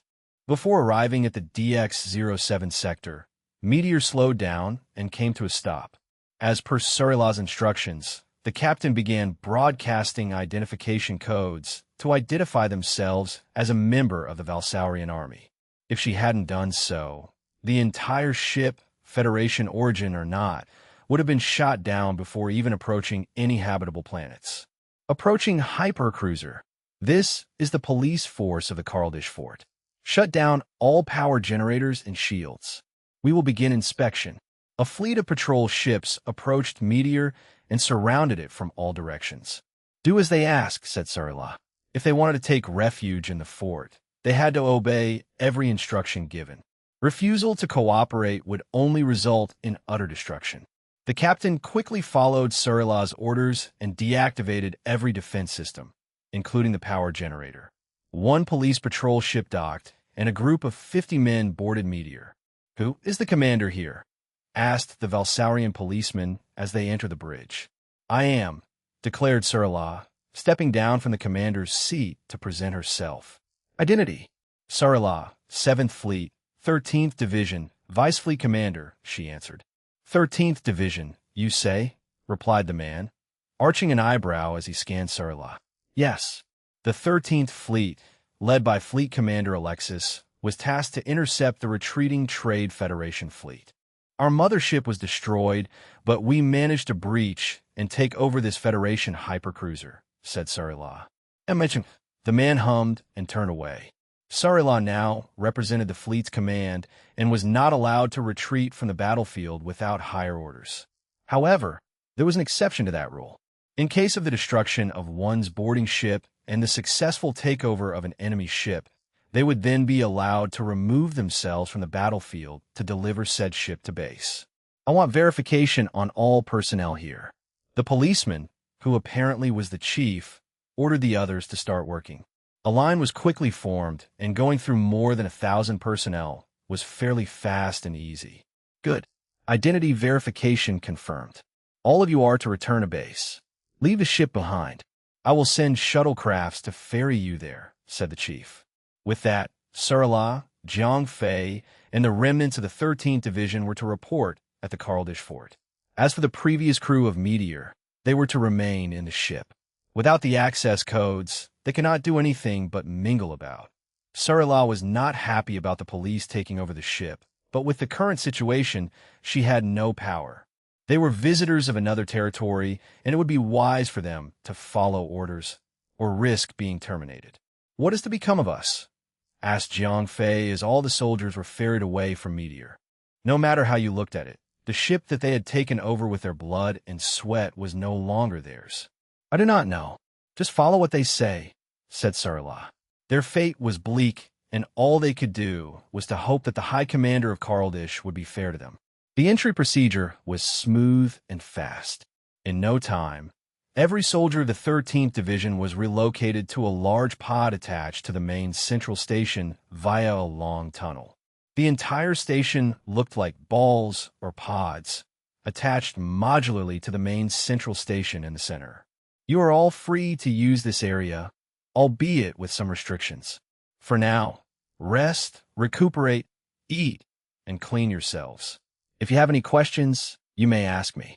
"My name is Trachis," said one of the Valsaurian police officers who was in charge of the pod. Surilah thanked the man herself and sent all soldiers to be off duty until summoned.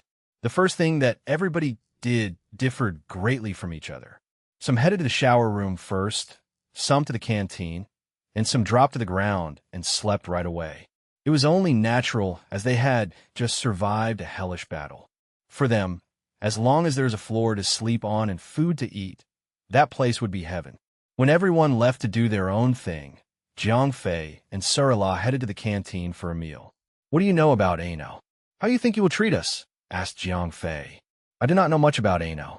All I know is that the hypercruiser no longer belongs to us," said Surilah in a dejected tone. She was tired, battered, and mentally drained. Although she had been forced to join the 13th Division against her will, the relationship between her and Alexis was not as bad as one would think. Alexis had treated her like his own daughter. Now, with no means of communication with him and the decimation of the 13th Division, Surilah could not help feeling sad. "The ship is just a material possession. I do not care for it. What's important is how we're going to survive after this," said Jiang Fei. After becoming Theon's student, his perception of material possessions had changed slightly. Meteor was obviously a more powerful ship than Redstone, yet Jiang Fei had a super shuttlecraft that could outrun it. Perhaps that was why he was not at all saddened by the loss of the hypercruiser. "By the way, I might not know much about Ano, but I can tell that he holds a grudge against the 13th Division. Right now, we are at his mercy, and all I can say is, prepare for the worst," said Surilah. Prepare for the worst. Huh. So be it. We'll cross that bridge when we get to it, replied Jiang Fei. Concurrently, he had decided how he was going to retaliate. If Ano was fair to the division, he would leave him be. But if he did anything else, Jiang Fei would persuade Thean to pay a visit to Ano's treasure vault more often than he deserved. For the next 72 hours, the entire division was left unattended, as if their existence had been forgotten. That being said, all manner of facilities and provisions were provided to them.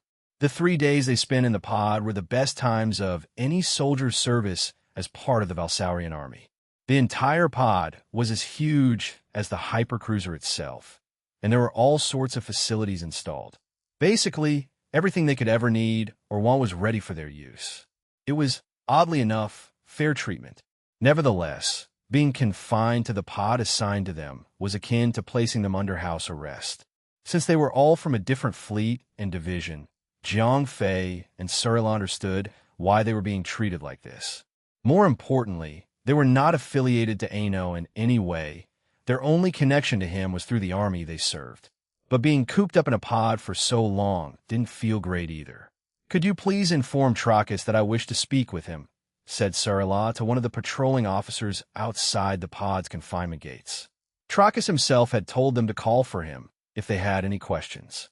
Even though it was a long shot, Surla wanted to try her luck. A few hours later, Trachis reported in and entered the pod to speak with Surla. Jiang Fei tagged along. "How has it been going? Do you have any complaints? Are there any faulty facilities?" asked Trachis. His tone was inviting and friendly. Jiang Fei spoke first, expressing what he and Surla had previously discussed. "Nothing of that sort. I wanted to know about our status. It is not right for us to be kept here. If it in no way infringes on Caeldish, perhaps we could be sent back to Redstone." Trachis said nothing to reply to Jiang Fei. Instead, he shifted his attention to Surla. "Surla, how are your days here? I've heard that Cathshans, such as yourself, love a delicacy called Devil of the Lake. I have already ordered some from 15 different planets, and it should be arriving by tomorrow." Alas, Jiang Fei's worst fears had come true. Trachis was only being courteous and friendly because of the beautiful Surla. Of all the people to be in charge of them, it just had to be one who couldn't keep in his pants. Chapter 1361. 1361. Left to rot. Jiang Fei scoffed when Trachis deliberately ignored his question. Although obvious, Jiang Fei had no qualms in letting him flirt with Surla. Surla deadpanned. "Not all of us like the devils. We want to know about our future arrangements," she added when Jiang Fei remained quiet. Surla was not conventionally smart, but at the very least, she had street smarts. She knew that a rolling stone gathers no moss. Since she had already decided to stay with Jiang Fei, she refused to tend to or even listen to sweet words from another man. Despite not saying it out loud, she was basically putting up a sign that says, "I'm this Terran's woman. Stay away." She was well aware of the possible consequences of her actions. If she were to show even a shred of interest to another male, Jiang Fei's trust in her would be lost forever. "MHM, I do not know anything about your arrangements. Lord Ano is currently busy with matters about opposing parties," Trachis explained vaguely. Opposing parties? Jiang Fei thought about it. Something didn't seem right. Judging from how Trachis was talking, opposing parties wasn't referring to enemy forces, but to allies who were standing against Ano. In that case, there must be some sort of internal conflict within the Valsaurian army. If that was true, the most obvious cause for disagreement would be the war against the Trade Federation. "I see. Thank you for the update.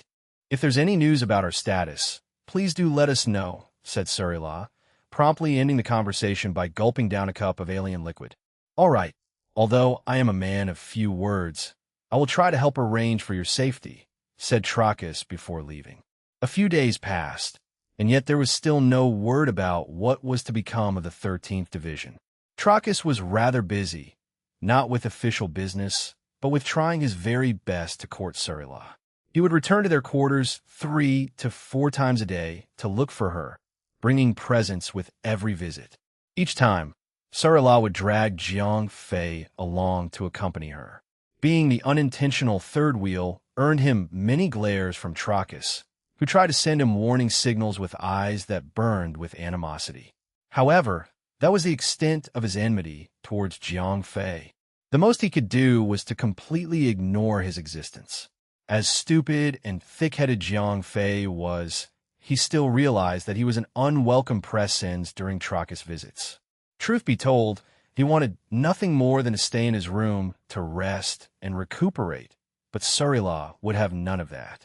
Every time Trachis paid a visit, Surila would, without fail, drag Jiang Fei along with her to the food court. She refused to spend any time alone with Trachis. A week later, when Trachis came with news, Jiang Fei was present, having again been unwillingly dragged there by Surila. "I have good news, Sal." Trachis greeted Surila and deliberately shortened her name to only one syllable to express friendliness. "Surila," she insisted. Even though he might be bringing good news, she would not allow someone like him to cross the line. "Ha!" Trachis laughed it off, adding, "I have news about your division's arrangements. It should be announced in 2 days, Sal. It appears that you are speaking to a person named Sal." "I will take my leave now," Surila declared and promptly turned around.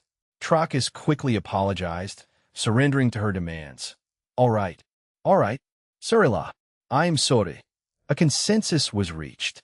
The 13th Division of the 7th Fleet will be officially disbanded. All members will then be assigned to Talgi's advanced outpost while, before Trachis could finish his sentence, Surila broke down and started to breathe raggedly. Jiang Fei held her up. "What's wrong? This is bad. How could they do this to us?" yelled Surila. According to rumors, Talgi's advanced outpost was a place where wrongdoers were sent to rot and die. It was known that soldiers assigned, they were given missions that would never end well for them. "If you would let me finish, only the soldiers will be assigned there. You will be part of the 3rd Fleet, 6th Division Police Force, as a vice commander of a squad of your choice," said Trachis, smiling from ear to ear. Jiang Fei snorted. "Let me guess, you're her commander?" If Trachis was playing poker, Jiang Fei would have immediately folded when he was unable to hide his smile at getting a royal straight flush. Jiang Fei might not be a master in courting females, but he could at least recognize how low a person would go just to please the female they desired. "That is correct," Trachis answered proudly, actually acknowledging Jiang Fei's existence for once. "I see," Surila scoffed. "Such a blatant abuse of power, a display that others might fall for," only disgusted Surila. In the past, she may have actually taken up the offer and discarded whomever she was with to join a more powerful force. They say that greed is good, and if Surila were to follow that quote literally, she would have fallen down the path to despair long ago. Judging by his show of power, Trachis was a person of high standards.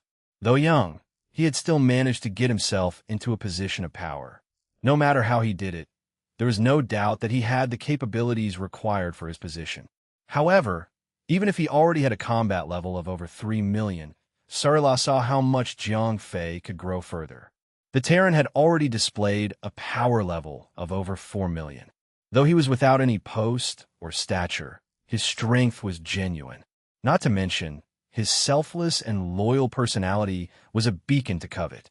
Compared to Trachis' unknown background, Surila knew Jiang Fei well enough. He was the disciple of Theon, the Plunderer. Though that was not something that one would brag about, it was still something to be proud of.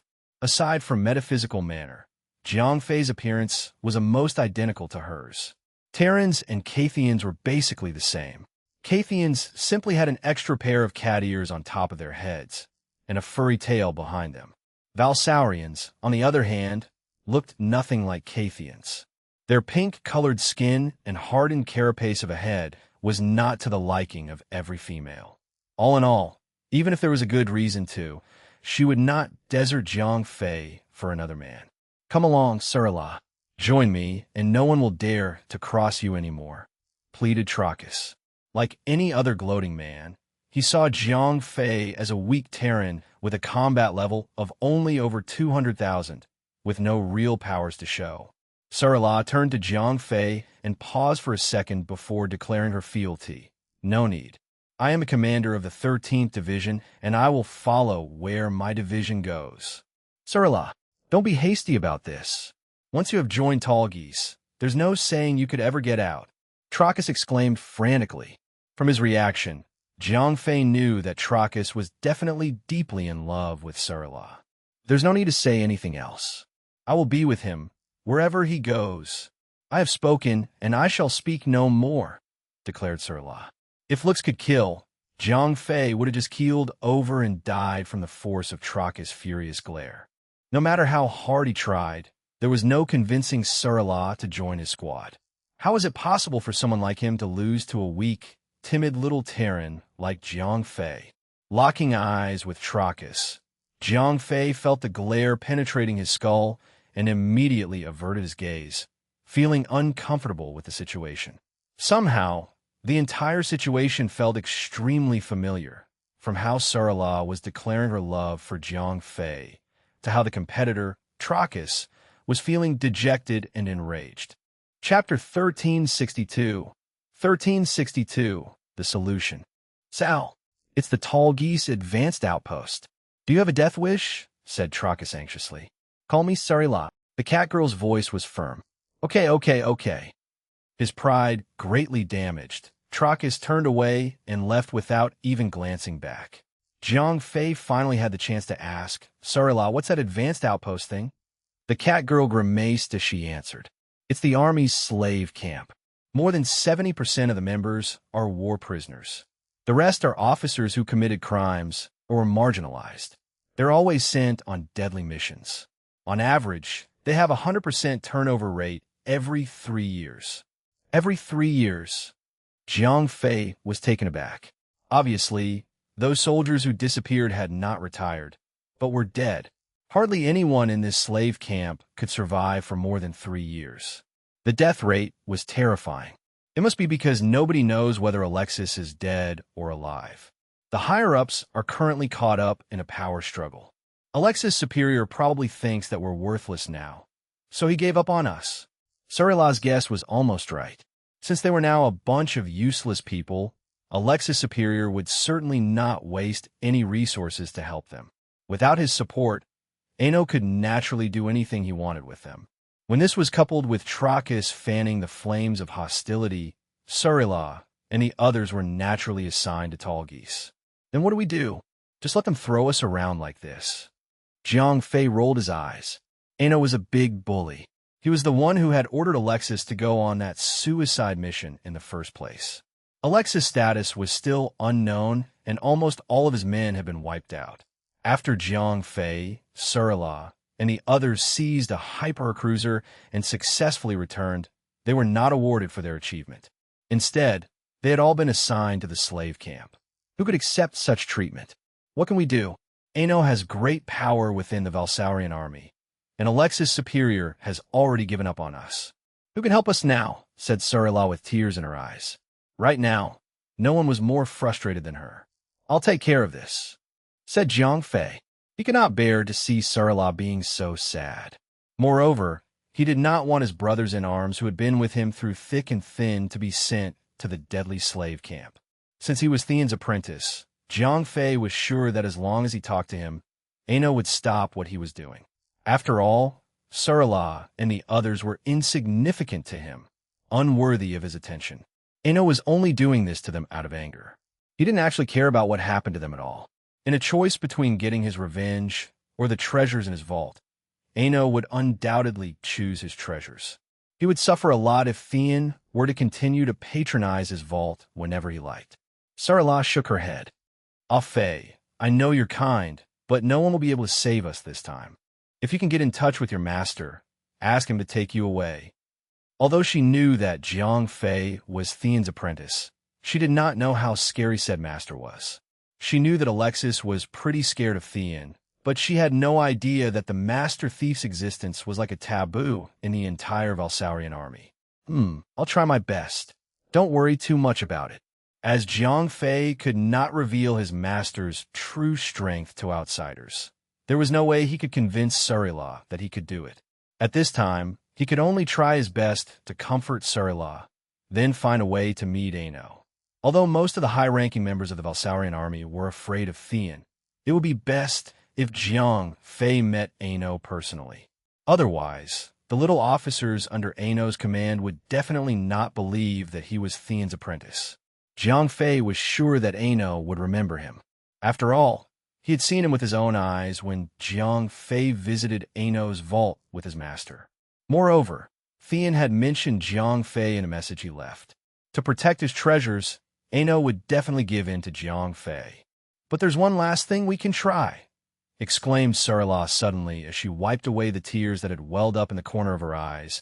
They sparkled with a light of hope. "Oh!" Jiang Fei was surprised. He did not know what Sarla had in mind. "Remember what I told you before?" she asked. "What? About how I want you to inherit everything Alexis owns." Jiang Fei froze. You have more than 4 million combat power, right?" asked Sarla. "Yeah," admitted Jiang Fei. At his full potential, he could probably defeat an enemy with 5 million combat power.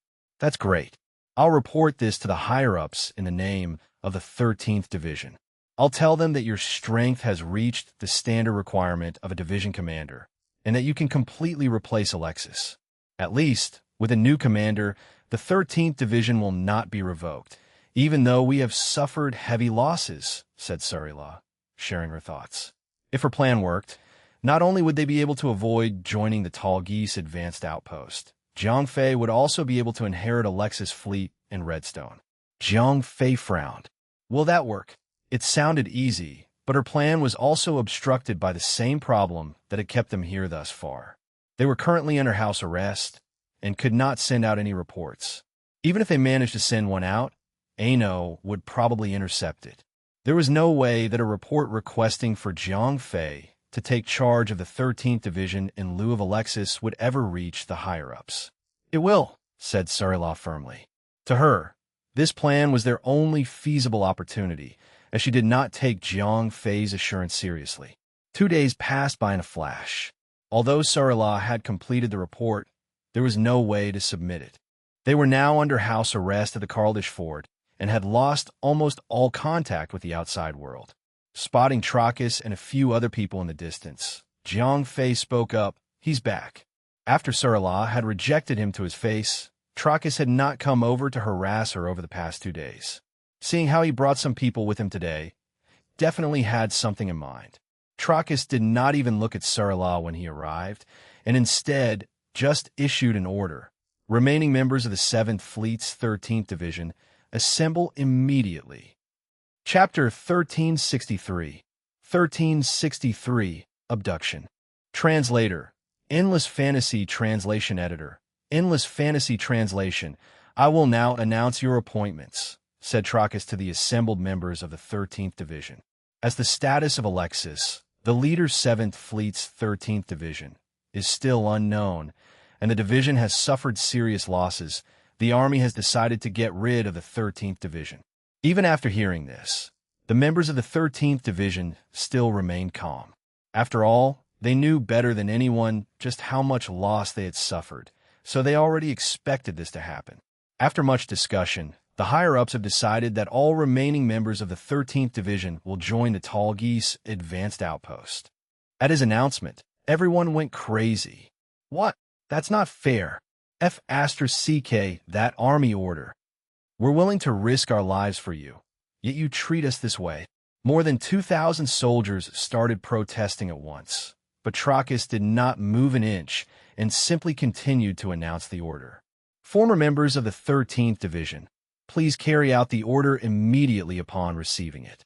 You should arrive at the base of the Tall Geese advanced outpost in no later than 10 days. You will be penalized for any delays." His words only served to further infuriate the soldiers. The Carldish Fort was separated from the Tall Geese advanced outpost by more than 10 galaxies. Even if they traveled at maximum speed, 10 days was cutting it close. They would have to set off immediately and make no stops. If they were to encounter anything along the way, they would not be able to make it in time. This is driving me crazy. Let's just fight them instead. Even if a motherless child got bullied, they wouldn't go this far.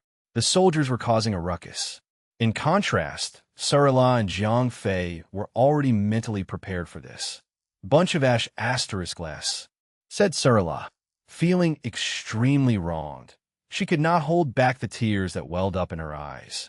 Though she knew that the Valsaurian army was a relentless organization of thieves, she was still devastated at being treated this way. "Shut up. Do you want to start a rebellion?" roared Trachis. The soldiers immediately fell quiet. After all, most of them only had combat leaves of 2 to 300,000. Only 1 or 2 officers among them were at 1 or 2 million. In comparison, Trachis had a combat level of more than 3 million. So, his voice alone was enough to deter them. Moreover, the soldiers had to remember where they were. The Karldish fort, Aino's territory. If they stirred up trouble with Trachis here, would it end well? Even though they had an advantage in numbers, if they rose up in rebellion, they would be suppressed within a few hours. "Umph." Trachis sneered after the soldiers fell quiet. Then, he approached Surla. "Sal, my offer still stands. If you've come around, tell me now," he said in a gentlemanly tone. "No, I said what I said. Wherever he goes, I go," replied Surla as she grabbed onto Jiang Fei's arm. "Umph. Have fun dying, then." Absolutely furious, Trachis turned around and left with his soldiers. One of the officers asked, "Commander Surla, what do we do?" Surla sighed. "I'm sorry, everyone. Right now, we can only head to Tall Geese, but I'll find a way out of this."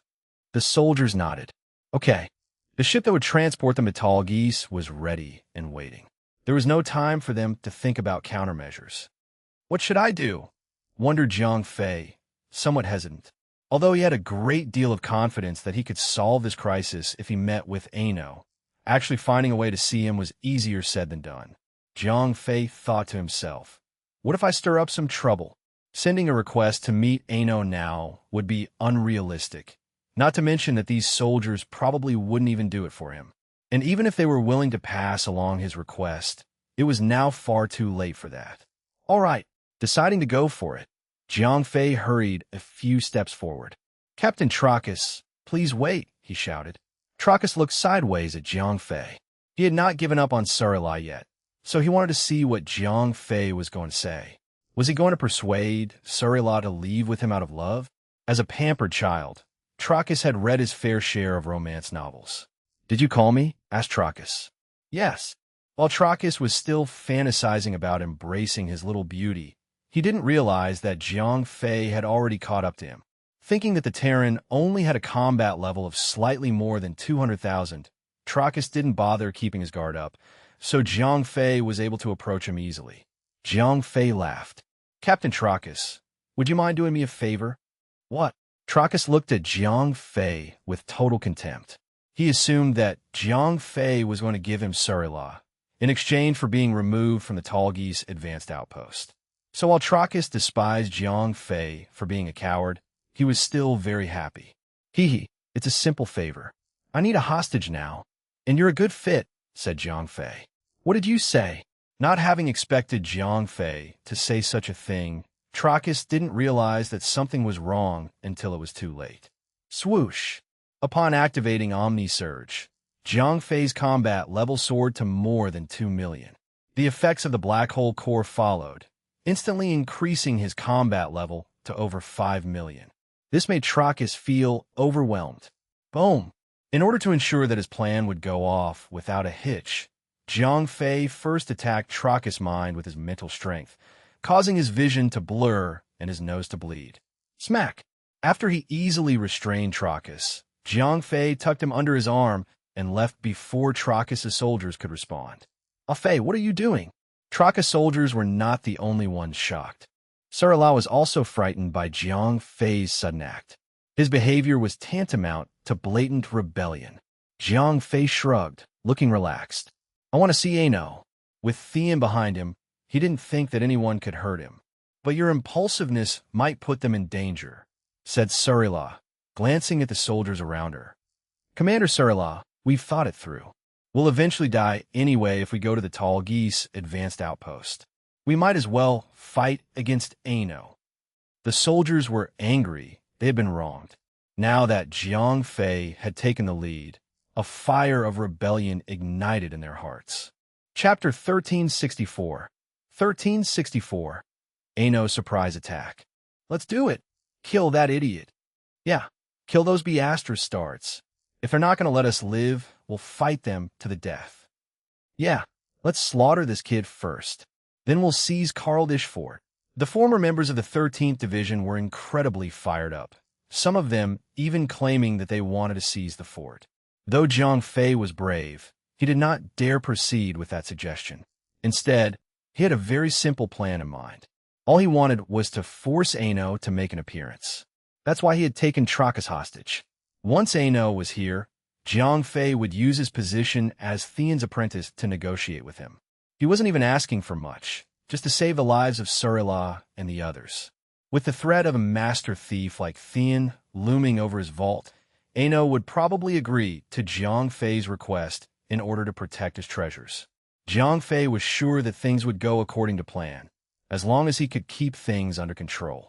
If he actually killed Trachis like the angry soldiers wanted, things would probably get out of hand. Trachis was not in a high-ranking position, but he still had status, and there was a good chance that he was closely related to Ano. If they killed him, Ano would probably be furious. Once he saw something as more important than his treasures, Jiang Fei would lose his leverage and no longer be able to convince him. It was a well-known fact that Ano would always go the extra mile for his family members. Just for a prodigal son, he was already willing to start a war with the Trade Federation. So, why wouldn't he be willing to sacrifice some treasures for Trachis? Although Theon's true strength was terrifying, Jiang Fei knew that he would never kill anyone over this. At most, Theon would save him and leave. If that happened, Surila and the others would survive. But just because he didn't want to kill Trachis didn't mean that Jiang Fei couldn't scare him a little. Jiang Fei laughed, grabbing Trachis by the neck. "Hey kid, you heard that, right? Oof. You dare kill me." Although Trachis was a pampered child, he was not cowardly at all. "How brave. Don't you dare hurt our captain." "Kid, do you even know what you're doing? You're rebelling. Have you all lost your mind? Do you all want to die?" The soldiers who had accompanied Trachis were terrified by the mere possibility of Jiang Fei killing Trachis. They immediately surrounded him and tried to save their captain. Although Trachis was just a little police captain, he held a special status as Ano's only grandson. Ano had many sons, but most of them had died in the war. With the recent death of another one of his sons, Trachis' father was now Ano's only remaining son. That's why he was especially fond of Trachis and his father. If it wasn't for this familial connection, Trachis wouldn't have dared to make such a bold guarantee in front of Surila. He knew that he would be able to greatly influence Ano's decisions, as Ano doted on him a lot. So, when Trachis soldiers heard that Jiang Fei was going to kill him, they were all scared to death. Judging by Ano's character, if anything were to happen to Trachis, they would all be buried along with him. "Are you guys threatening me?" sneered Jiang Fei as he tightened his grip a little, suffocating Trachis and making his face turn purple. "You don't mess around." Trachis' men were so frightened that they took a few steps back.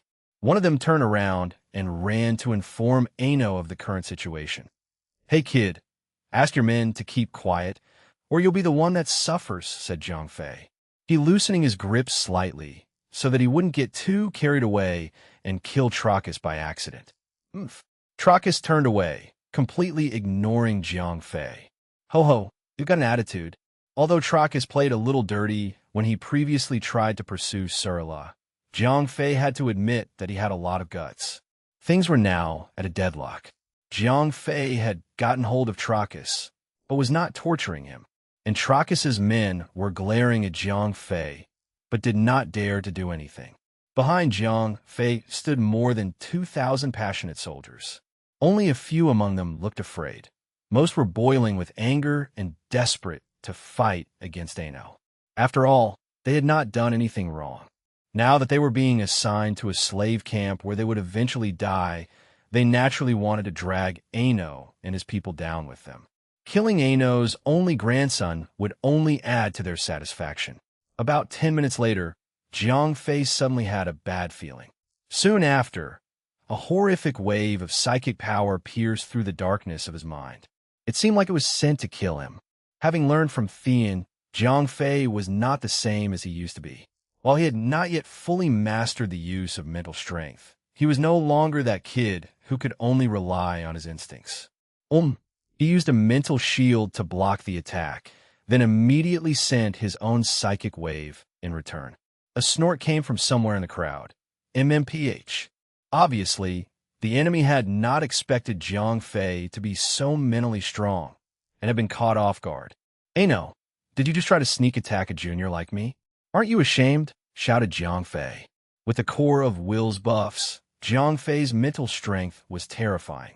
Since the enemy had merely snorted upon receiving Jiang Fei's attack, it was obvious that his strength was far superior. Only people who had a combat level of at least 10 million could possess such powerful mental strength, so Jiang Fei immediately assumed that it was Ano. "Who are you?" asked Ano as he emerged from behind the crowd. He could only see Jiang Fei's back. How could a kid under Alexis' command possibly catch him by surprise like that? Alexis was a division commander with a combat level of only more than 4 million. There was no way he would have such a powerful subordinate. "We just met a few days ago. Did you forget me already? Looks like my master, and I will have to visit you more often." Jiang Fei immediately let go of Trachis and turned around. Now that Ano was here, Trachis was useless to him, and Jiang Fei wasn't even planning on fighting Ano anyway. The second Ano recognized Jiang Fei, his insides started to twist into knots. "Why are you here?" he asked. Seeing him here was more upsetting than having to eat 100 dead flies. All the high-ranking members of the Valsaurian army would definitely agree that they hated Theon the most. The amazing thief would frequently visit their treasure vaults. Even though he only took a few items each time, there was no way to stop him from coming again. Moreover, he would always take the most valuable items, which was extremely frustrating. It was scarier to be specifically targeted by a thief than to be simply robbed by one. This was especially so when said thief was a master one that no one could stop. It was easy to imagine how bitter the victims would feel. Chapter 1365. 1365. Jiang Fei's Guarantee. Translator. Endless Fantasy Translation Editor. Endless Fantasy Translation. Jiang Fei smiled. Hello, sir. We meet again. I had no time to say hello to you the last time. My apologies for being rude. *CK that. I'd rather not see the both of you ever again." Ano rubbed his temples. Theon had clearly stated that Jiang Fei was his apprentice in the message he left in the vault. Ano couldn't care less that Theon had taken an apprentice. He just hated how he would be stealing double the original amount from now on. Sir Allah was in total shock. "Fei, you know him?" "I've only met him once," replied Jiang Fei, still smiling. "Once?" Sir Allah's brows furrowed. What was going on? If they had only met once before, why was Ano looking at Jiang Fei like that? Although Ano did not look afraid, the frown on his face clearly showed that he was feeling anxious. As Ano was a high-ranking, influential figure, he had long ago mastered how to maintain a poker face. He did not easily lose his composure. However, whenever Theon the Plunderer was brought up, none of the high-ranking members of the Valsaurian army could keep their cool. "Okay, cut the nonsense. What are you doing here?" asked Ano. He reined in his emotions and tried not to look at Jiang Fei. Looking at Jiang Fei reminded him of Theon, and whenever he thought of Theon, his heart would scrunch in sheer pain. "Grandpa, he was holding me hostage.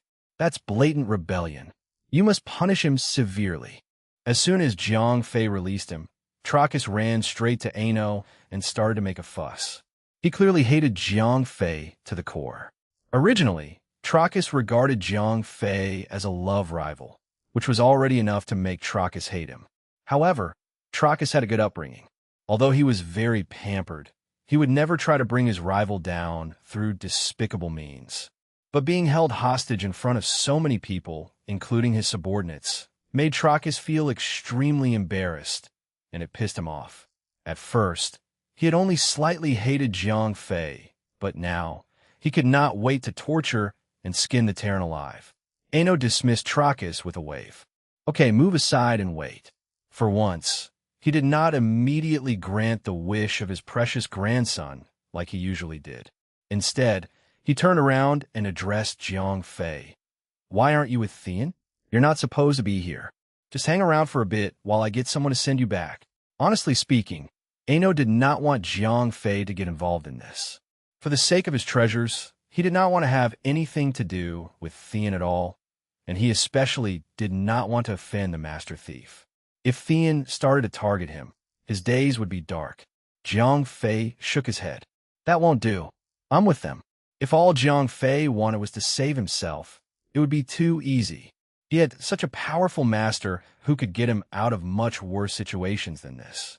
Even if he made a hole in the sky, Thean could easily help him. Know your place. I'm already doing Thean a huge favor by not punishing you.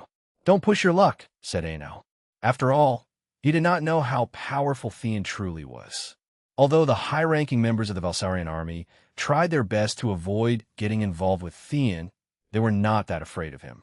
If Thean had been the one negotiating with Ano today, he might have budged. However, since Jiang Fei was just an insignificant apprentice, Ano was already doing Thean a huge favor by not punishing him. Jiang Fei had no right to negotiate with Ano. Jiang Fei's thinking was too simplistic. He assumed that Ano would definitely choose his treasures over the lives of Surila and the others. However, he forgot that high-ranking members cared a lot about their pride and dignity. Ano would definitely have given in to Jiang Fei if they were alone. But here, in front of such a large crowd, Ano would never obey the words of a weak Terran. Once word got out, his reputation would go down the drain. No, I'm one with them. Wherever they go, I go, said Jiang Fei, still not realizing his mistake. Ano would likely have agreed to spare their lives if Jiang Fei had asked kindly. Instead, his tone was demanding. If Ano wanted to protect his pride and dignity, he would never agree while being spoken to like that. If you're that willing to be with them, go ahead then. Since Jiang Fei was being so disrespectful, Ano immediately shut him down. Then, he turned to one of his subordinates and instructed, notify the transport ship to set off 2 hours from now. All former 13th Division members who do not board the ship will be sentenced to death for desertion on the spot. Yes, sir, said the officer, and left to execute the order. Jiang Fei was dumbstruck. He never expected that Ano would react like this. Knowing that he risked offending Thean, he had still assigned Jiang Fei to the Tall Geese Advanced Outpost. Ano snorted and walked away, while Trachis proudly sneered at Jiang Fei and the others. Fei, what should we do? Asked a confused Surila. Just moments ago, Ano was somewhat giving in to Jiang Fei, so hope had ignited in her heart. However, in the blink of an eye, things went downhill. It was hard to adapt to such a rapid change. Sal, you can still take my offer. I can ask my grandfather to spare you. Once you arrive at the Tall Geese Advanced Outpost, it'll be too late, said Trachis, still trying to get Surila to change her mind. I've told you one too many times, I'll go wherever he goes. Surila glared at Trachis coldly, her voice firm. Fine. Fine. Remember what you chose today. Don't regret it in the future, said Trachis. He stomped his foot and left. An officer from the 13th Division asked, Sir, what should we do? Are we going to fight? They now regarded Jiang Fei as their leader. As long as Jiang Fei gave them approval, they would definitely fight to the very end here at the Karldish Fort, even though they clearly knew the consequences of rebellion, certain death. Jiang Fei waved helplessly. No, it would be foolish of us to fight here. He had Thean to protect him, but what about everyone else? If they really started a fight here, everyone would end up dying, including Surila. Are we really going to the Tall Geese Advanced Outpost to die then? Asked a soldier, clearly unhappy. In his opinion, they might as well put up a good fight since they were going to die anyway. Taking a deep breath, Jiang Fei spoke seriously.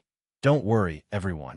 Even if we get to the Tall Geese Advanced Outpost, I'll ensure that all of you make it out alive. I promise. Little did he know, his act of kindness today had gained him an indestructible core team who vowed to always be loyal to him. Chapter 1366. 1366. Arrived at Tall Geese. Sir, you decide. We'll follow you. That's right. You were the one who saved our lives anyway. If it wasn't for you, we would have died on the meteorite. Now, we'll follow you wherever you go. The former 13th Division soldiers were stirred up. They hated Ano even more now. Although they were grateful to Jiang Fei, it would be a bit too much to say that they were willing to die for him. They would have a higher chance of survival if they were to follow Jiang Fei and rely on his strength. After all, the death rate of the Tall Geese Advanced Outpost was too high. It was impossible to survive there without the support of someone strong. Jiang Fei smiled at the soldiers. Okay, let's talk about these things later. We need to hurry up and board the ship now. That old B***-starred Ano will definitely not let us off the hook if we're late. Even though he still had some problems to solve, he was no longer the ignorant boy he once was. He could pretty much tell what the soldiers in front of him were thinking, so he did not take their flattery too seriously. Yes, sir. The soldiers nodded, then grabbed their luggage and hurried towards the designated terminal. The boarding went smoothly. Although Ano was fed up with Jiang Fei, he did not dare go overboard. Even if he caused Jiang Fei more trouble and made him board the ship late, there was no way he could sentence him to death on the spot. The thing was, Thean never fought with anyone. Even if he wanted to get revenge, all he would do was steal from you a few more times. But what if his apprentice was killed? Would he stop at just stealing from you? What if he came for your life? Even though Ano was confident that he could protect himself, what about his son? What about his grandson? Since he had been in a high position for such a long time, Ano naturally knew to never create bad blood with anyone else since he might eventually meet them again. So, even though he had assigned Jiang Fei and the others to the slave camp, he did not intend to end Jiang Fei's life. Ano obviously had a plan in mind. Once they arrived at the Tall Geese Advanced Outpost, he would find a way to quietly get Jiang Fei and the girl that his grandson liked out of there. That was not difficult to do at all. This way, Ano could protect his reputation in front of these outsiders and would also not offend Thean.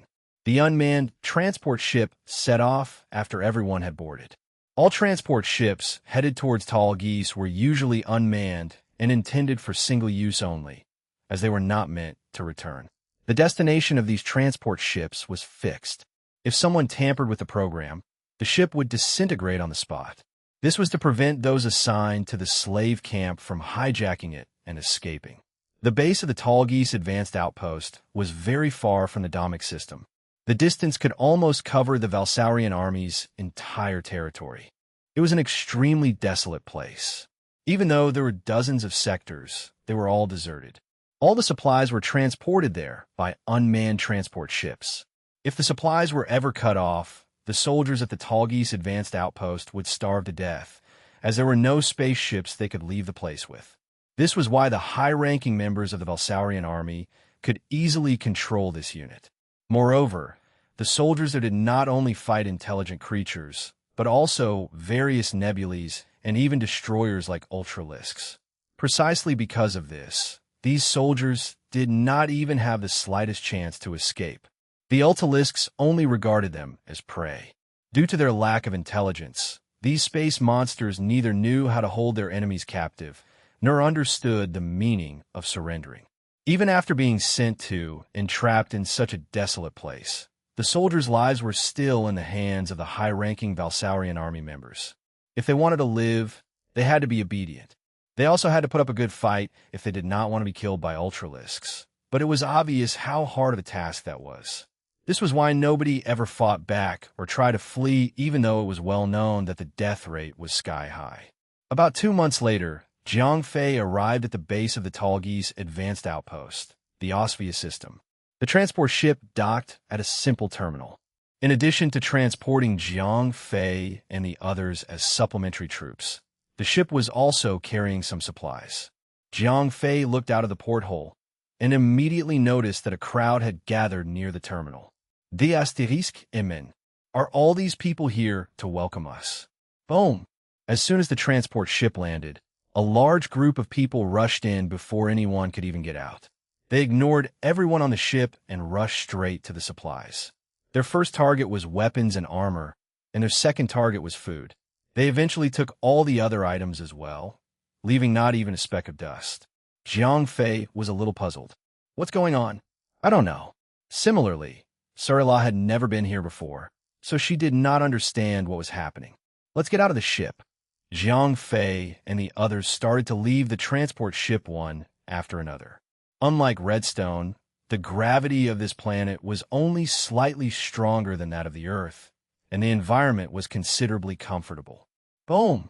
As soon as everyone disembarked, the transport ship completely disintegrated into a pile of scrap metal, having completed its mission. Transport ships were designed to be disposable in order to prevent the troops at the Tall Geese advanced outpost from escaping the battlefield. While Jiang Fei observed the place, a Decronian with a crocodile head approached him. "Hey kid, nice goggles, hand them over." "Huh? Me?" Jiang Fei was surprised. Through the goggles, he could clearly see that the Decronian in front of him only had a combat level of little more than 1,000,000. "Duh, who else am I talking to?" grumbled the Decronian. "Interesting," said Jiang Fei, smiling slightly. He had not expected to encounter a robber as soon as he arrived. "What's so F***ing interesting? If you're smart enough, you'd hand those goggles over right now." As the Tall Geese advanced outpost was a slave camp, supplies were pretty scarce. Even a basic combat level measuring tool was extremely rare, let alone Jiang Fei's high-end one. Another guy approached Jiang Fei. Obviously, quite a lot of people were trying to fish in troubled waters. "Hey kid, your combat suit looks pretty cool. Can I have it?" "I see. Interesting." Jiang Fei understood the situation now. This place was different from the Valsaurian army's other regular army bases. It was more like a concentration camp for criminals. Moreover, things were way more chaotic, as nobody was there to manage them. Basically, it was survival of the fittest.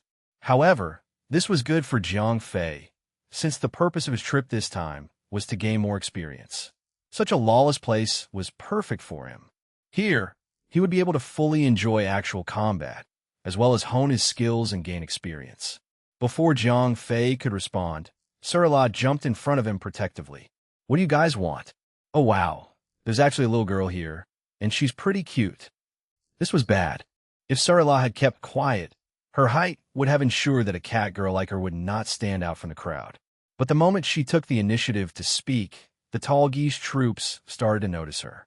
Chapter 1367. 1367. Etiquette and Mannerism on Tall Geese. Translator. Endless Fantasy Translation Editor. Endless Fantasy Translation. What is an advanced outpost? In military terms, it is an outpost where the strongest and bravest are posted to defend it well, as enemies would most likely strike there first. It was a place closest to the enemy, allowing the advanced troops to strike hard and fast. Tall Geese, on the other hand, was different than any other advanced outpost. A complete turnover rate of just 3 years literally meant that no one can survive there for more than 3 years. Everyone there lived on a day-to-day basis. They ate, they fought, they hunted just to survive the day and hope that the next would not come. Psychologically speaking, no one wanted to waste their time. They lived like every day was their last, holding nothing back. As a posting that the Valsaurian army top brass sent their criminal and war prisoners to, there were very few female life forms there. Even if there were any, they would most likely be the property of the strongest fighter there. There was no way for a man to vent his pent-up feelings. There was only one exception: the new recruits. If there were any females present during the entry of new recruits, the soldiers would leap into action before others could even glance in their general direction. As such, Surila, being the sole beautiful cat girl amongst pin-up boys, was immediately pounced upon. "Get your filthy hands off me," she cried. Other than during battles, it had been a long, long time since a man dared to treat her without respect. She had been living as Alexis' adopted daughter since she was just a kitten. No one dared to even lay a finger on her. A humanoid figure came forward, pushing away everybody else with the tentacles that were his hands and feet. Slime and mucus splattered everywhere as he made his entrance. "She's mine," he said. F***ck off. You dare to stand against me?" Another figure came out of the surrounding crowd, and when he presented himself, everyone went silent. He was a Decronian, a man with a crocodile's head, and was 3 million combat level strong. He was the strongest amongst all the perverts around. "TSK, go ahead. Have at it." The man with tentacles for limbs retreated in a cowardly albeit disgruntled manner. "Such a cute little kitty. Come here. I'll make sure you'll be meowing all night long." said the Decronian suggestively as saliva dripped off his long jaw. Sarila hissed. Touch me, and that hand will never touch anything else. Come now. Don't be such a buzzkill. You'll only need to spend one night with me. Don't touch me, bellowed Sarila at the top of her lungs as she unleashed an energy ball. She flung it hard, but the Decronian effortlessly slapped it away. The power of that energy ball was a direct reflection of Sarila's own power. She was so much weaker than the Decronian, there was nothing she could do to fight him off. Ehehehe, I like that in a woman. Perhaps with your spirit, you'll last 2 nights riding me, said the Decronian, laughing maniacally. He quickly charged towards Sarila, and lo and behold, he had even removed his pants in the blink of an eye. He intended to have his way with her right then and there. Jiangfei scoffed as he appeared right in between Sarila and the Decronian. Seems like you're forgetting something. Just like that, the Decronian was grabbed and flung away like a ragged doll. She's not alone, said Jiangfei simply as he stood right next to the Decronian, who was now lying helplessly on the ground.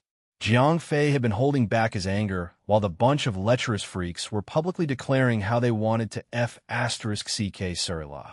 No matter, Jiangfei thought to himself, since back on Earth there were many dumb guys who catcalled girls who were just walking by. But he'd had it when the Decronian removed his pants and swung it around. If it weren't for the promise he made with Thean, Jiangfei would have sent his head and torso to opposite ends of the universe. Sarila was his friend and comrade in arms, and even if she had been just a random stranger, he would not idly stand by and watch a random lecher rape her.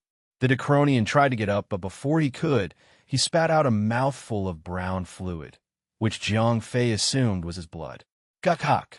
It took all of his control to hold back his punches. He had only released a limited amount of power to make sure that the Decronian could still breathe. Those who took my stuff without my permission, return them to me, or, said Jiangfei, purposely trailing off and cracking his knuckles hard. He was not going to play it cool here. The locals had already shown their true colors, so he would too.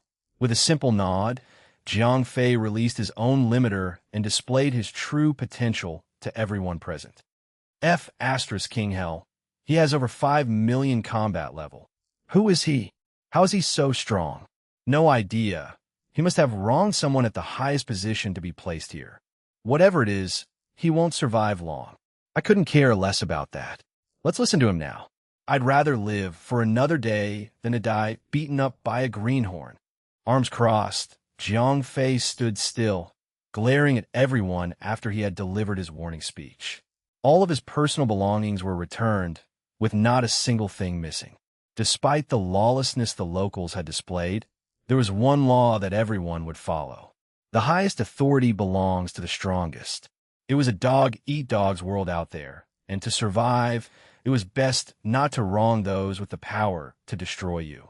Jiangfei stopped releasing his overbearing energy and returned to his own squad. Help me rearrange this stuff. Thanks. Yes, sir, said the soldiers and quickly came to aid their newly elected leader. They had been utterly dejected upon setting foot on this planet, but were now saved by Jiangfei's display of power. Knowing that he was a kind and understanding leader, the remnants of the 13th Division decided to follow him into even the depths of hell. You come, said Jiangfei, calling out to one of the locals. The man obediently came to Jiangfei like a dog, saying, Yes? You call. Judging by how the man reacted to his summons, Jiangfei could roughly guess how the social system here worked. Anyone could kill and get away with it as long as they were stronger. That was the norm. As such, most of the soldiers that were posted here died not by the hands of ultralisks, but by the hands of the stronger soldiers here. Tell me, what are the rules here? Who governs the troops? Who is the most powerful person here? Asked Jiangfei. Oh my good lord, there are no rules here. There are many who claim the throne, and many have also fallen, still believing in that claim, explained the man. So be it. What about camps? Where's the main outpost? Jiangfei had so many soldiers with him, and without proper accommodation, living would be hard. Quand? Outposts? There are no such things. There are 6 habitable planets in this system, and this one is called Dairas. The entire system is in a lockdown zone. There is no way to escape. There are no ports and no hangar bay. The only way to get in or out is by using the teleportation port. There is a central teleportation hub in high orbital range. That is where we go whenever there is an ultralisk attack. If it is accommodation you seek, you have to build one yourself. You could also seek out existing settlements around the other 5 planets and drive out the locals there to claim their homes as your own. Zhang Fei nodded and sighed. It really is a mad, mad world. All in all, it was clear that his division had been thrown out to the edge of the universe to fend for themselves. It wasn't just the threat of ultralisks that they had to worry about, but also from members of their own kind. "Hey, what should we do?" asked Sarla. Zhang Fei declared, "We'll have to take a look around first before I can decide. If this planet suits us best, we shall build our new base here." Though he had everything he needed right in the ring, there were still things that he dearly missed. Unfortunately, all Braveheart's factories and facilities had been left back on Earth. Even with a near-perpetual amount of energy in him, 0541 could not make anything without the proper tools. That being said, even deprived of technology, Zhang Fei had a mythical item in his inventory, the seed of Yondu sprout. This little seed could grow into anything that you wanted it to be. Although its stock and integrity was not as reliable as good old steel, it was still better than having nothing to construct a base with. After packing up their belongings, Zhang Fei led the squad of over 1,000 soldiers out to the open world. The man that Zhang Fei had called out to remain where he was, staring at the large squad leaving. Although he was not wise nor strong, he was sure that their coming would rattle all of Tall Geese. Chapter 1368. 1368. Trouble Came Knocking. To be completely honest, Zhang Fei did not want to leave Dyrus. Its gravity was only a tad stronger than Earth, and the flora and fauna there thrived naturally. Compared to the current state of Earth, Dyrus' condition was that of the primordial state. The air they breathed and the land they walked on was far, far better than any planet Zhang Fei had been to. As for the other planets that were considered to be habitable, Zhang Fei would rather remain on this planet than stay on those sandy or rocky planets. He wondered why Dyrus was not as populated. It had the perfect conditions for life, as it was orbiting the local star at the Goldilocks zone. But 0541 quickly explained the reason. The planet, or rather, the entire system, was constantly attacked by ultralisks of both the galactic and nebulae kind. Instead of developing into a civilization, the most primitive life forms were gobbled up by the ultralisks, long before even dinosaurs roamed the planet. Having barely started, life was reset back to its basic extremophiles. The current locals were not really locals, but surviving soldiers who had not yet perished. Zhang Fei and his entire squad roamed for a bit in search of a good location for a base. When they came to the mountainous regions and found a good source of water, Zhang Fei immediately chose to set up camp there. The place he chose was situated next to a waterfall. He threw the seed of Yondu's sprout to the ground. "What kind of house do I want?" thought Zhang Fei to himself. With proper control, Zhang Fei could influence how the sprouts grow. He needed to think of a large enough structure to house nearly 2,000 soldiers. Unconsciously, an image of an ancient building flashed in his mind. It was a traditional Oriental Chinese building, the kind he was familiar with from novels and Chinese wuxia TV shows. Although he did not learn architecture or have a knack for design, Zhang Fei did have a good enough memory to rely on. Even though the sprout could not materialize shingles or red pillars with dragon carvings on it, it did grow to be what Zhang Fei imagined. In about 30 minutes or so, a grand palace with several floors now stood on the once empty land of green. As per 0541's suggestion, Zhang Fei made sure to firmly attach the palace to the side of the mountain for support, since there would be over 2,000 soldiers living there. Zhang Fei turned to his soldiers and announced, "The house is done. There is enough room for all of us. Take your pick." "Thank you, sir. How miraculous. To think we planned on digging a hole in the mountain or pillaging other settlements. Praise the leader. I knew that there's nothing Sir Zhang Fei can't do." Being able to kiss ass was a skill that's very much required for those without true potential. It was rampant not only on Earth, but also in interstellar space. Even soldiers would learn such a skill in order to be able to garner a good impression from their leaders. Jiang Fei had heard enough of it to be immune to its effects. In an orderly manner, everyone entered the Palace of Stalks and chose their own room. Even though they had never been inside a palace of Oriental design, much less one made of tree stalks, they were smart enough to leave the largest room and the one attached to it alone. As a member of the infamous Valsarian army, they were still subjected to their own rules and regulations. Despite breaking the ones of the universe, they were all trained to obey both written and unwritten rules, like, for example, never taking the most valuable room for themselves. Sarila came into the palace, and after circling the entire palace with Jiang Fei, she asked about her own accommodation, hoping that he would take the hint. "Fei, where should I stay?"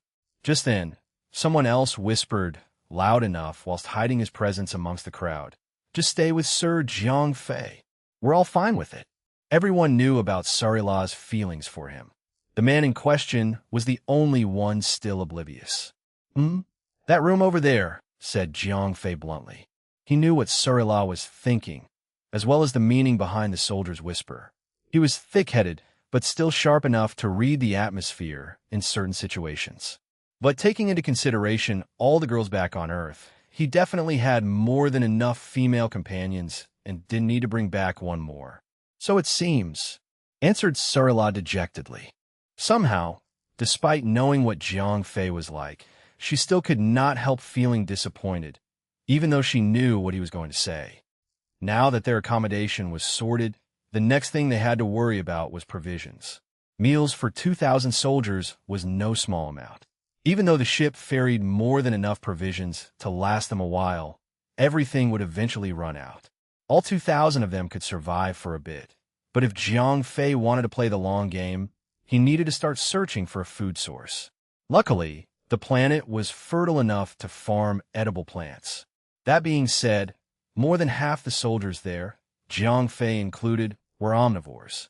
Sure, they could survive on plant for some time, but meat was essential for their strength. There were some that fed on non-biological materials like rock eaters, lava drinkers, and some others. Those kinds of food were rather easy to find. It was the carnivores that he had to worry about. According to the locals, the planet had just been attacked by a nebulae-type ultralisk. Larger animals and beasts were wiped out, while rats and smaller critters went into hiding. Only ants and teeny-tiny insects were still alive and thriving. Just when Jiang Fei was feeling frustrated about potentially having to feed on ants and insects, a loud commotion was heard coming from outside the Stock Palace. It was so loud that Jiang Fei thought that a war had broken out. Before he could get up from his wooden seat to investigate, Sarila barged into his room. "What's going on outside?" asked Jiang Fei. "There's Arg. Come and see for yourself," barked Sarila, dragging Jiang Fei out of the room. "Could you please explain the situation?" Trouble. When Jiang Fei and his soldiers arrived, the ship they were in also carried a large amount of provisions. That cargo was meant for all the occupants of the planet, but Jiang Fei had taken everything for himself. Naturally, this angered the rest of the population. By the time Jiang Fei came out of the palace and into the courtyard, there were more than tens of thousands of foreign visitors gathered about. His soldiers were out in the open and in defensive positions, ready to retaliate at the first sign of attack. Jiang Fei's side was greatly outnumbered and outgunned. To live in Tall Geese is to survive. The strong will prey on the weak. If not ultralisks, it would be fights that would weed out the weak. Only the strong would survive. Fearlessly, Jiang Fei strode past his soldiers. "Where are your manners? These are our esteemed guests," he said tauntingly. He ordered the dispersal of his soldiers whilst examining the new arrivals. "You're the Greenhorn?" said a Valsaurian, revealing himself to Jiang Fei. It took Jiang Fei by surprise, as he never expected to see a Valsaurian here. For what he remembered, Valsaurians are usually stronger than other races and always held higher positions in the Valsaurian army. Everyone had some sort of connection to each other, and, if not, they were strong enough to have a status of their own. This Valsaurian must have done something horrible to be sent here. Jiang Fei smiled, answering to the nickname. Greenhorn? That'll be me. The Valsaurian had a combat level of over 3,900,000. He was strong enough to be a fleet commander or a vice commander. MHM, since you're new, I'll not judge you for what you have done. However, do you have any particular reason to take all the provisions meant for the entire planet? He asked. Jiang Fei was once again taken aback. Instead of immediately attacking, the man was reasoning with Jiang Fei, and even doing so politely. The rules of Tall Geese were plain and simple. The strong were in charge, and the weak obeyed. However, this man was not dumb enough to start a fight with Jiang Fei. Having sent someone to investigate, he knew all about Jiang Fei's strength. Despite his own strength, he had no confidence to fight Jiang Fei. So, when Fist couldn't settle the score, why not have a friendly discussion instead? Chapter 1369. 1369. Surprise Visit. Translator. Endless Fantasy Translation Editor. Endless Fantasy Translation Ho. You want to talk about things, do you? Sure, let's discuss, said Jiang Fei invitingly. He walked forward while activating Omni-Surge. With it boosting his power, the first step Jiang Fei took released a huge crackle of energy. The next step was different. It was a kick off the ground. Jiang Fei had no intention of calmly discussing the matter at hand. He would play by the rules of Dairas instead. As expected of a Valsaurian soldier, said the Valsaurian as he held his ground. Jiang Fei's fist was high in the air. A predictable yet dangerous move. Even so, the Valsaurian was not going to back down. As mentioned, he wasn't confident that he could win, but if it was a fight Jiang Fei wanted, then a fight he would get. Dying was natural, an inevitable outcome that would come sooner or later. That was a thought that everyone in the Tall Geese Advanced Outpost shared. They did not want to die, but they would not reject a fight if it was offered. In such a hellhole, there was no difference between dying now and dying later. Wham!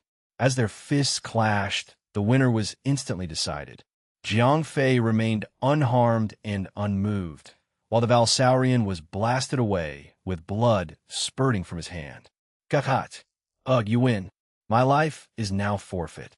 Kill me if you want, or let me die here, said the Valsaurian, having absolutely no will to live. That punch was enough for him to know that Jiang Fei was the stronger one. If Jiang Fei wanted him dead, then so be it. If Jiang Fei wanted him to become one of his followers, he would do so as well. Arching an eyebrow, Jiang Fei said, "What are you blabbering about? Take your men and leave me alone. I'm tired, and all I wish for is a peaceful night's sleep." Is that too much to ask? He was not going to kill the Valsaurian, or rather, he could not kill him. "Hey, are you letting me go?" asked the Valsaurian as he struggled to get back onto his feet. In this world where everyone was constantly on edge due to the never-ending fatal threats, it was odd to hear something so nonchalant from someone powerful like Jiang Fei. Here, fighting and killing were the best ways to vent their stress. Throughout the long time he had been posted here at the Tall Geese Advanced Outpost, the Valsaurian had never seen anyone letting their opponent go after they had been defeated. And he, for one, had never done so either. "No, I'm not letting you go. I'm chasing you away. Get off my lawn," yelled Jiang Fei, sounding like an old man. He headed back toward his palace, but turned back to shout again. "Keep quiet or I'll be kicking your ass once more." You heard that? Get out of here." "Yeah, don't you dare come back." "Sure." Sir Jiang Fei demands quiet. The commotion ended as quickly as it had started. Naturally, the soldiers under Jiang Fei's banner now took the chance to rub salt into the wounds of the defeated. They shouted insults at the gathered crowd before eventually piping down. Fights such as this happened everywhere on the planet. Similar incidents also took place in the Valsaurian army, albeit less frequently. Soldiers who were only at 700,000 combat level or weaker were not afraid to challenge other fighters, though they were clearly stronger.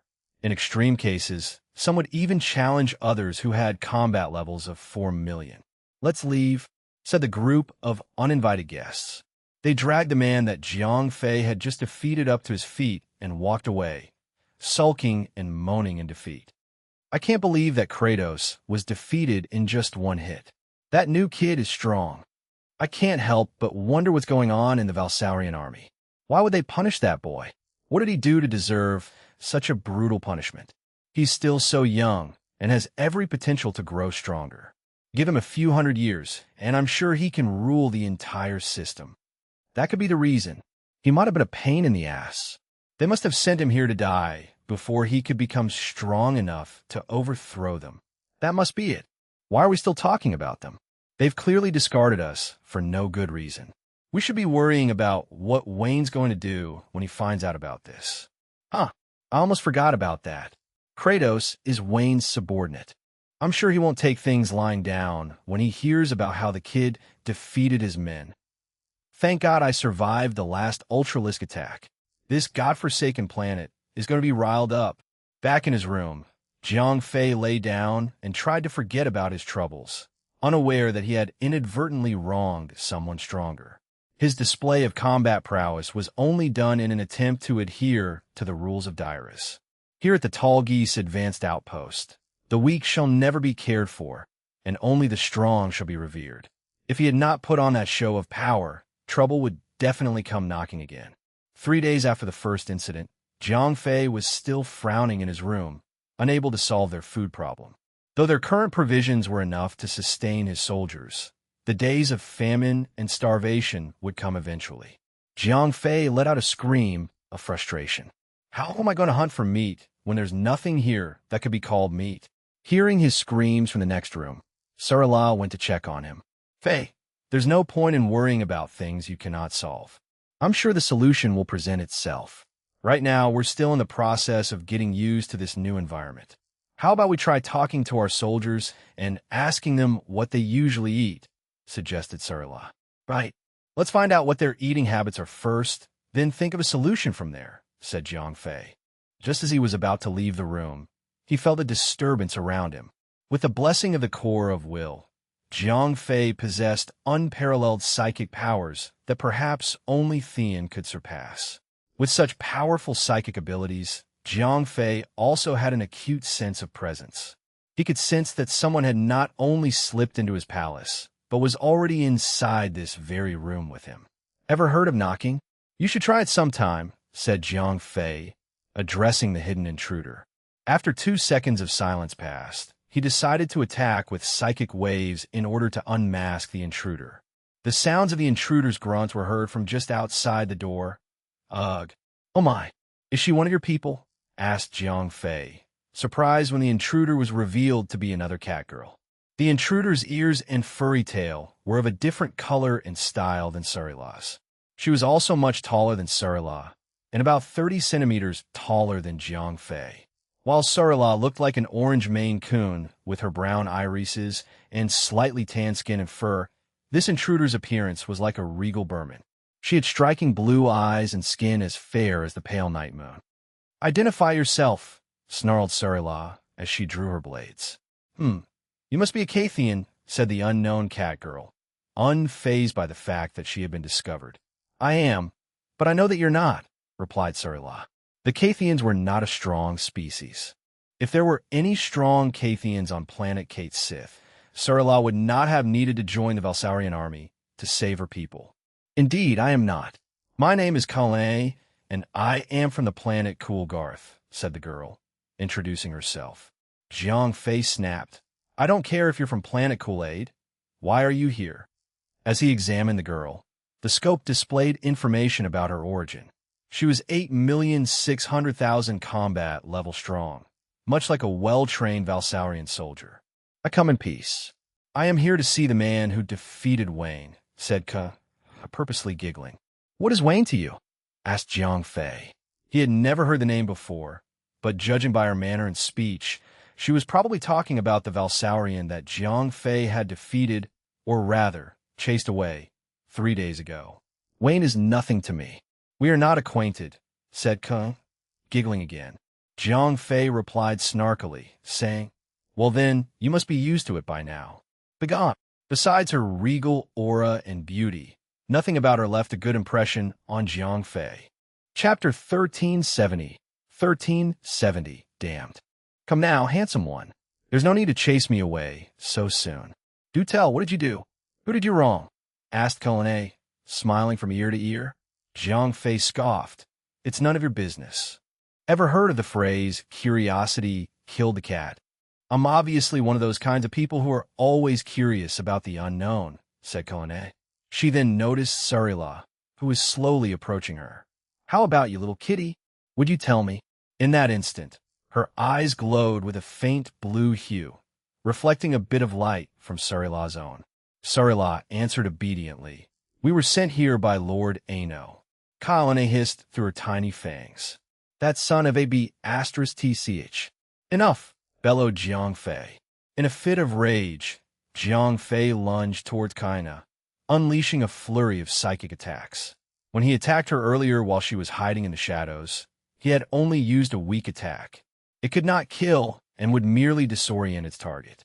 Consumed by his anger, Jiang Fei forgot to limit his powers this time. A vast amount of psychic energy materialized as a hammer and smashed into the cat girl.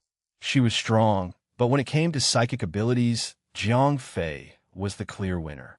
Before his time with Thean, Jiang Fei's abundant psychic energy had been like a pool of water.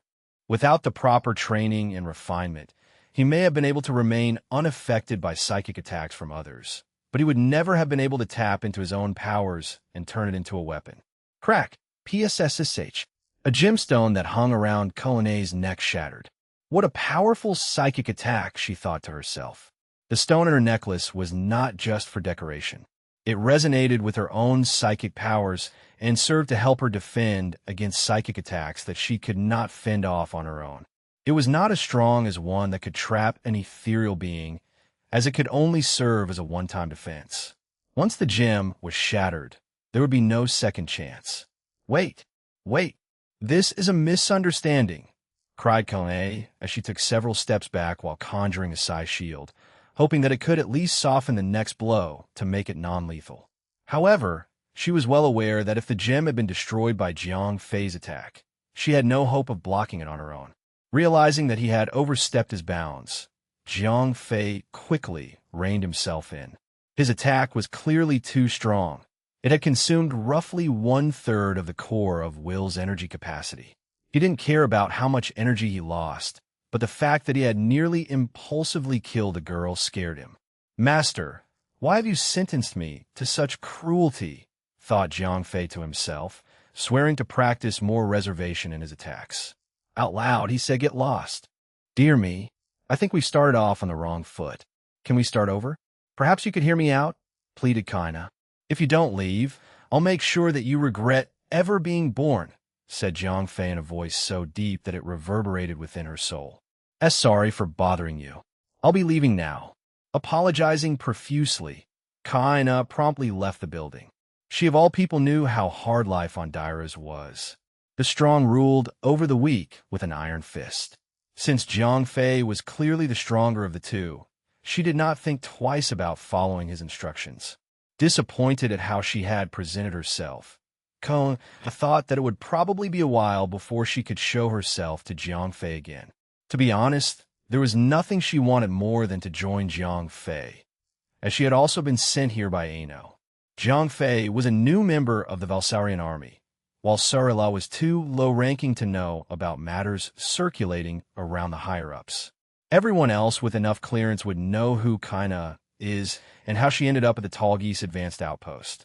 Jiang Fei had been briefly informed about the cause of the war between the Trade Federation and the Valsarian army. It all started because Ano's son had tried to get his hands on a beautiful girl. Whilst trying to show off his power and impress her, he ended up making several enemies and wronging the entire Trade Federation. In the end, he died while attempting to prove the might of his ill-gotten fleet. The girl that Ano's son had been trying to court was none other than Kaina herself. She had been damned the moment she rejected Ano's son's proposal. Since she had indirectly caused the death of his beloved son, Ano had gone to hell and back just to punish her. Whether or not she was truly guilty of his son's death did not matter. Only caring about his reputation, Ano had captured her anyways and abused his power to send her to the edge of the universe, to serve in the Tall Geese Advanced Outpost. To a certain extent, Kaina was innocent.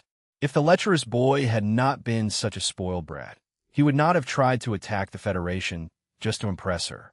Alas, though she was not the direct cause of his son's death, Ano still punished her by damning her to this planet.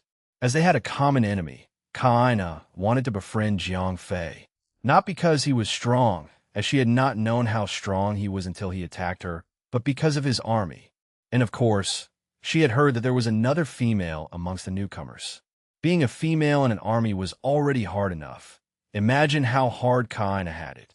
She lived her life in an army outpost, where all the males were so horny that they would immediately drop their pants at the mere sight of a female. If she had not been someone who was strong enough to face it all, she would have been broken a long time ago. Sadly, not only had she failed to befriend Jiang Fei, she ended up angering him. Jiang Fei already disliked the planet and the entire outpost. Adding on this incident with Kaina, he was now on the brink of hating the whole place. The next morning, Jiang Fei asked Surila a question when she came to see him. Surila, how do you suppose we continue to live here? Well, from what I see, we have two choices. The first is to try socializing. See if we can form an alliance with the other settlements. The second option is easier. Since rules and regulations mean nothing here, we could segregate ourselves from the community and live without ever communicating with anyone else. Those two suggestions are literally polar opposites, said Jiang Fei. Hear me out. The first suggestion has its merits. Forming an alliance means that we can exchange services with each other. We could ask for information in exchange for offering them protection. At the very least, we know how to survive an ultralisk attack. But, noticing how attentive Jiang Fei was being, Surila could not help pausing. But, prompted Jiang Fei. But we need to be on high alert when dealing with the other settlements. These locals are here for a reason, and I bet betrayal is only second nature to them. We need to watch out for any possible traps they may set for us, said Surila, picking up where she left off. She kept using the words, we and us, obviously trying to avoid addressing Jiang Fei as you. Jiang Fei smacked his lips as he considered both options. What about the second one? Even though he was older now than he was when he first stepped out of the solar system and the Milky Way galaxy, Jiang Fei was still lacking in terms of seeing far into the future. Chapter 1371. 1371. System-wide announcement. Translator. Endless Fantasy Translation Editor. Endless Fantasy Translation. The second option would remove us from the community. As bad as it sounds, at least we won't be cheated or made use of. But the flip side is that it won't be easy for us to expand in the future, added Surila. I understand, replied Jiang Fei. He knew that a self-imposed reclusion would only be harmful in the long run. What can I do now? He wondered. Reading the atmosphere, Surila left the room, giving Jiang Fei space to think about things on his own. Just when he was on the verge of falling into depression, another uproar was heard coming from outside the palace. Jiang Fei groaned. Again, despite his reaction, he was actually slightly happy for the distraction that would get him out of the house for a bit. Not a minute later, a soldier was knocking frantically on his door. Sir, a large group of people have barged into the palace grounds. The third squad is currently fighting them. I'll be right out, replied Jiang Fei as he hurried out of the palace. Hold them off. Show them what we do to intruders. Hold your ground. Do not let them in. Third squad, retreat. Fourth squad, replace them. Rather than calling it a fight, it was more like a childish brawl between two groups at school. Many were participating and some were injured, but none were mortally wounded. What is going on? Bellowed Jiang Fei, trying to be heard above the sounds of the fighting. We do not know, sir. We were all roaming about the courtyard when these guys suddenly came barging in. We tried to reason with them, but they wouldn't listen. A fight broke out immediately, but there have been no casualties, said the leader of the third squad. Thank you. Stand back for a bit, said Jiang Fei, walking slightly closer to the massive brawl. He yelled at the top of his lungs, 13th Division, stand down. Everyone responded instantly, Aye, sir. His voice might not have been able to reach very far, but it was still effective. All the soldiers of the 13th Division quickly removed themselves from the brawl, and got back into formation behind Jiang Fei. Once everyone finally quieted down, Jiang Fei walked forward brazenly. Who was responsible for this mess? Despite speaking at a normal volume, his words carried a deep, reverberating tone that illustrated authority, not audacity. He exuded the kind of aura that only belonged to those who were truly strong. A Valsaurian revealed himself from the crowd of brutes. This mess started when you fought Kratos. Who the hell is Kratos? Asked Jiang Fei bluntly, having no idea who the Valsaurian was talking about. How conceited you are. No matter. If you are that arrogant, you must also have the capabilities that allow you to be as such. That Valsaurian was clearly angered by Jiang Fei's response. He assumed that Jiang Fei knew who Kratos was and was only pretending to not know. Conceited or not, it's none of your business. As for whether I have the required capabilities, Jiang Fei paused and gestured provokingly at the Valsaurian. Why don't you try me and find out? If the Valsaurian had tried to reason with Jiang Fei, he would have gladly listened. But since he wanted to do things the hard way, Jiang Fei would not back down. Bah, looks like the young ones are lacking in manners these days.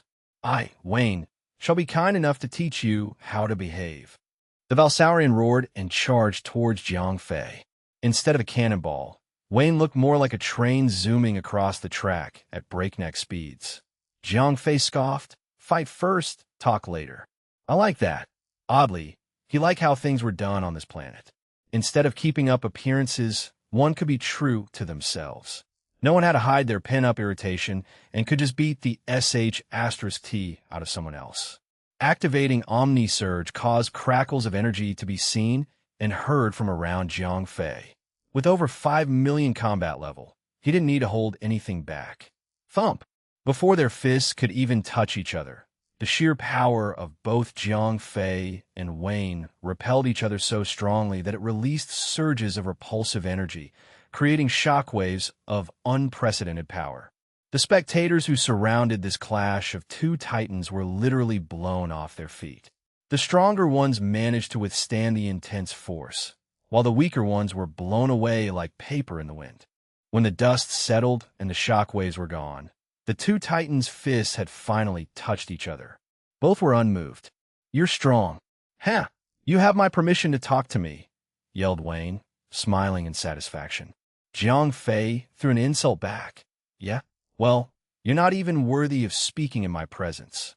Although their physical prowess was equally matched, Jiang Fei still had his powerful psychic skills. With a concentrated amount of psychic energy poured into a manifested hammer, Jiang Fei attacked Wayne with a strong dose of psychic power. Unprepared, Wayne was gravely injured, and at the same time, a gemstone on the necklace he was wearing shattered. As it was not as high-grade as Colonnades, it failed to absorb all the psychic energy. It shattered once it reached its limit, exposing Wayne to a non-lethal, yet violent amount of psychic energy. After taking the attack head-on, Wayne's legs gave way as he tried to get back onto his feet. Having sustained a great amount of damage, he spat out a mouthful of blood. "Ooh, you're strong. Looks like you're a clown that can take a hit," said Jiang Fei mockingly. According to the scope, Wayne had over 5,200,000 combat level. His physical strength was above average, but his psychic abilities were subpar. "Heh, I give up." "You've won," bellowed a disgruntled Wayne before he turned away and left the palace. Except for the soldiers of the 13th Division, the rest of the crowd exchanged frantic looks. Wayne was known to be one of the strongest fighters on Dairas, as well as one of the top-ranked people in the entire Tall Geese advance post. He might not be an undefeatable champion, but no one could take him down in just a single exchange of blows. This young Terran had only just come to the planet, and he had already defeated not one, but two strong fighters in the same week. Jiang Fei's impressive feat caused Wayne's followers to doubt their leader. Jiang Fei bellowed deafeningly, "Do me a favor and listen closely. I, Jiang Fei, came here not as a conqueror, but as an ally. I welcome all those who wish to aid me or seek an alliance. But if you come to me bearing animosity and enmity, I will repay you with the same treatment you seek to bestow on me." Such a daring speech. Who is that kid? How is he able to defeat Wayne in just one attack? What kind of crime did he commit to be sent here? The less one knows, the better. I for one think that he might be the one to unite all of Dyrus. Unite or dominate. Those aren't different words that carry the same meaning. Don't care. Don't want to know. For now, Wayne is still strong. So what if he was defeated? That kid looks like one of those pacifists who will easily perish. We've known Wayne long enough to know that he can still protect us all. There were more than enough people that had witnessed the event, and even more that spread Jiang Fei's declaration. His words, though abridged, soon spread throughout the planet, and in time, to the rest of the planetary system. In just a few days, all 6 planets heard about what Jiang Fei said and did. Fei, don't you think this is a bit too much? Asked Surilar right after his declaration. Too much. And here I was thinking that I've not done enough to make myself stand out. In such an unruly place, the stronger you are, the safer you'll be. Respect will only be given to those who dare to stand and resist. The more you try to give in, the worse it'll be, said Jiang Fei. Chapter 1372. 1372, King of Dyrus. The days after Wayne's defeat were peaceful, albeit slightly stressful, since Jiang Fei had all the time in the world to think about how to solve their food problem. But those days were merely the calm before the storm, and trouble soon befell the entire planetary system. Though the occupants of the planet had heard about, and thus feared Jiang Fei's power, those from outside the planetary system had not. One day, the deafening sound of the alarm broke the silence of the peaceful afternoon. Even from inside the palace, faint roars could be heard and slight tremors could be felt. Be it rotten luck or just something that happened right on schedule, they were now faced with an ultralisk attack. Though relatively frequent, these attacks usually only happen once a month. But not 2 weeks after Jiang Fei's arrival, 3 ultralisks had been detected approaching the system. They were classified as nebulae types. Despite not being as strong as a galactic specter, they still had combat levels of over 8 million, making them powerful enough to kill any strong fighter. Mayhem ensued as all the soldiers quickly armed themselves for battle. The entire planet mobilized, with countless fighters racing towards the closest teleportation system. In the event of an attack, all fighters, whether friends or foes, were required to sortie into space and fight off the ultralisks before they could approach the system itself. If they failed and the ultralisks were to land on the planet's surface, many life forms would perish, or worse, the entire planet would be rendered sterile. Kaina appeared in Jiang Fei's room and announced, Jiang Fei, I'm only here to convey a message.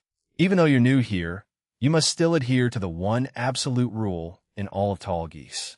No matter how you wish to carry out your time at this outpost, you are required to sortie with all the other soldiers here.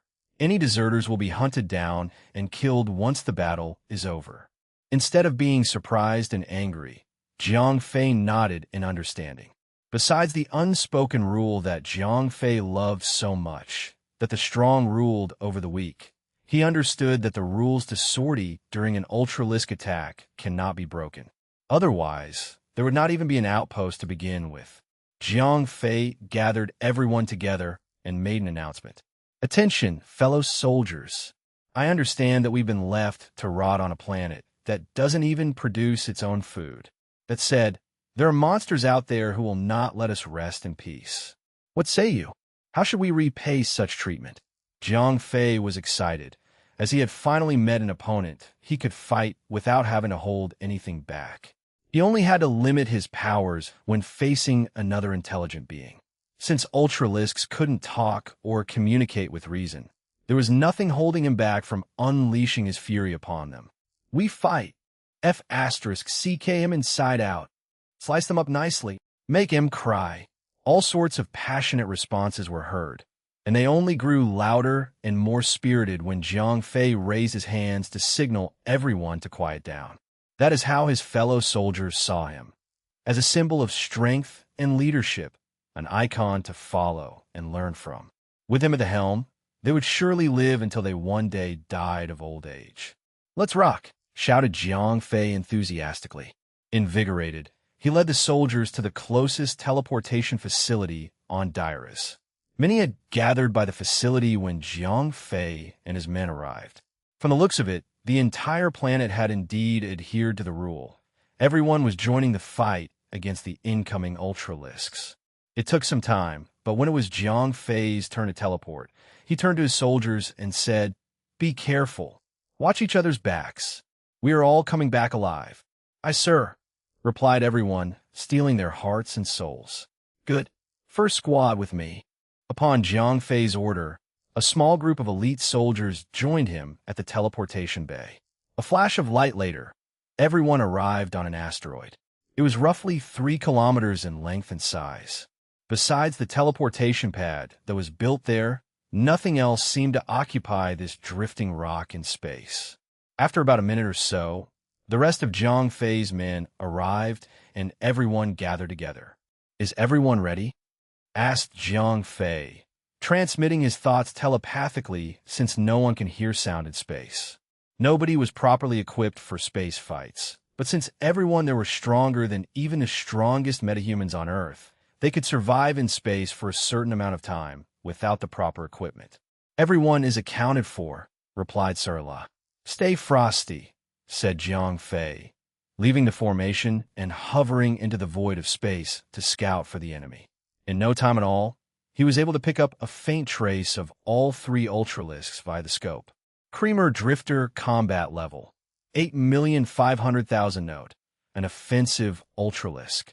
Armed with sharp blades and fangs, a single cut or bite will poison any unfortunate life form. Creamer Slasher Combat Level, 9 million note, an offensive Ultralisk. Armed with sharp blade-like limbs capable of slashing and dicing. Creamer Shocker Combat Level, 9 million note, an offensive Ultralisk. Be careful of its gigantic eyes capable of unleashing a cloud of lethal electric shocks. The drifter looked very much like a cuttlefish with long tentacles. The slasher was almost similar to a praying mantis, except it had more than 10 pairs of limbs. The shocker was the most alien-looking one, as 90% of its entire body was made up of a single eyeball. Vein-like external protrusions were wriggling about from behind the eyeball, much like a jellyfish. They seemed to function as its limbs, facilitating the consumption of food and releasing electrically charged excretions during combat. The 3 Ultralisks might not share the same appearance, but they did have one thing in common: the urge to kill and feed.